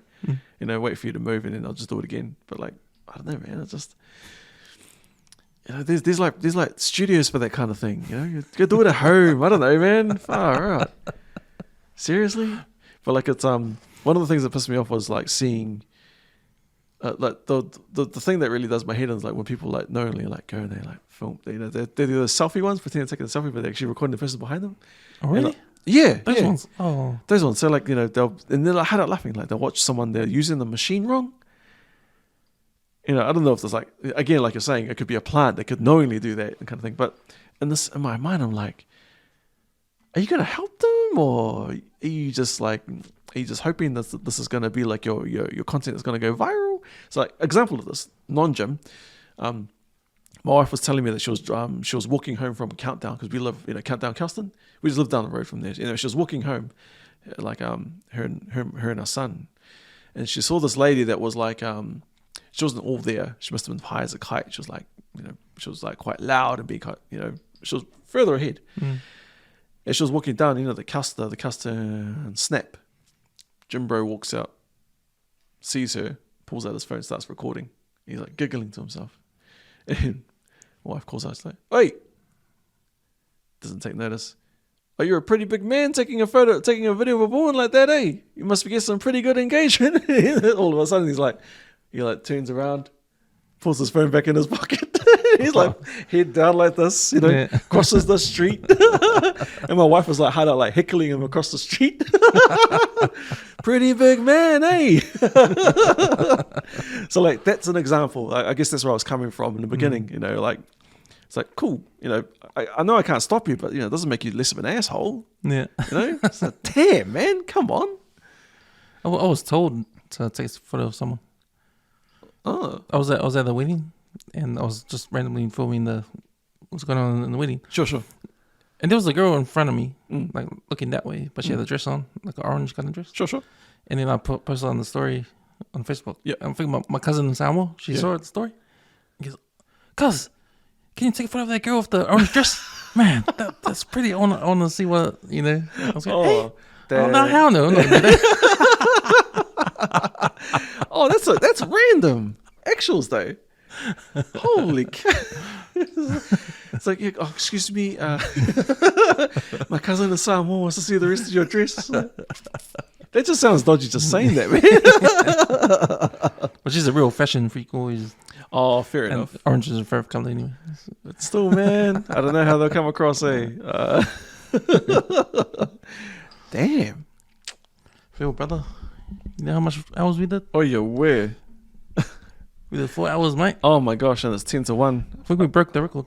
Actuals? Yeah. I don't know how we got this far, but man, sheesh. Hopefully you get some content out of this. I don't count the 5 hours, the drink up ones we do. Oh, for the milestones, but for a guest, we break the record 4 hours. Oh. That's what we're here for, man. Yeah, breaking records. I'm probably going to be sleeping on the couch too, because I told my wife it was only going to be a couple of hours. Oh, now you got the evidence, so don't worry about it. Oh, yeah. 4 hours of content. Yeah, 4 hours of content. Content. Phil, man, like, you know, I love talking to you, man, and like, I really, like, you know, you said, why you're doing here, there's a reason why you're here, man. And, you know, as long as I've known you, man, we met at basketball. Yep. You know, ages ago. And, you know, just knowing you, like, what you're into, you know, we have a lot in common, man. Oh, totally. You know? Totally. And, like, I love it. Yeah. Yeah, man, like, I think, yeah, we like a lot of things. You know, we got a lot of things in common, you know, grew up the same kind of ways, kind of thing. Yeah, Lucky in so. what we're doing. We're both trying to be creative and doing arts for the world to enjoy, you know. That's it. You know. For the cousins, you know. And no, it's real cool to see another Islander brother doing the stuff, you know, stuff that I appreciate, you know. Oh. And I really do appreciate all that stuff, because I'm into that stuff too, you know. And it's cool to talk to like-minded people, and you know, you're one of them, man. Oh, thanks, man. And you don't know this, but I always put you up there as one of those guys that, you know, I would like to, like, bro, you know, always hang out with and stuff. Like, hey, when you go to next, I know you got a kid in that, but man, next time you're gonna go to that Thirsty Dog. Oh, I wouldn't go there ever again. But like stand-up poetry. Yeah, man, I'll come, man. Yeah, okay. I'll take along, man. I'll take along, man. Yeah, I'll be keen. I'll flick you a message. But it's it's literally, it's just the crowd isn't as big, and it's like, you know, it literally is. It's either like a library or like a youth line out of Manukau. Yeah, it's sort of like, it's those kinds of places. So they just literally they have a DJ. You put your name down many times you like, and then they just call you up on stage. Oh yeah, yeah. It's fun, 100% fun. But yeah, man. But like, I got to give you props back, man. Like, I know everybody gives you props back. Especially the amount of times out here, let's you like give you props on like the amount of work that you do. But I guess just I've learned from just this conversation with you tonight. I think was like there was a reason why it took so long for me to get here. You know how I was supposed to do this like 2 years ago, like to get to this point, because I think there was a lot of growth that needed to happen in the meantime to get to be able to have the kind of conversations that we're having. And I mean, learning tonight about like casting the Polynesian lens over the world and giving the perspective from our point of view. I got to give it to you, man. You're cracking it. Really are cracking it. And it's a niche that is needed, and I think it's a place where I mean, the West Network back of the 135 is a place where where people come to, like, I guess, like to get that perspective, you know, and like the dichotomy of like I said, man, the dichotomy of guests that you get on the show, is like, it's amazing. And like it's those people that you don't think would, you know, it's like from the outset you're like, oh, okay, what am I going to learn from this person? And all of a sudden, I think like my favorite episode to date is probably Tim Dam. Right. Yeah, Tim Dam. Yeah. Him, and there was the other guy that has that financial business with Mills. What's his name? Well, Vinny. Vinny McCafferty. McCafferty, Yeah. So those two financial advisors, like those are probably like my two favorite episodes because like they gave, I mean, especially like Vinny McCafferty. Sorry, I'm gonna push Tim down to the side, but well, Vinny, like he gave like you said, like a Polynesian perspective on the financial world, and at the time I needed to hear that because it was, I had some pretty stink financial issues at the time, and then it's those kinds of encouraging words that put me through, as well as Jemima as well. Reach out to you had me going reach out to a complete stranger, over like encouraging words that I heard that weren't even for me, So it's exciting what you're doing here, bro. I really appreciate you bringing me on tonight. Pray for me as I go home because I probably won't even make it in the front door. I'll end up on the couch tonight. But yeah, like I said, really appreciate it. And like honestly, I'll try my best to like if I ever get the call up from Letty ever again to jump on EOTC. I guess he's got to say, cuz if you're gonna invite me, at least tell me whether it's gonna be online or whether it's gonna be in person. There's a difference in opportunity here. Just putting it out there for you, cuz. No worries, Philip. All right, thank you. Awesome. My guy.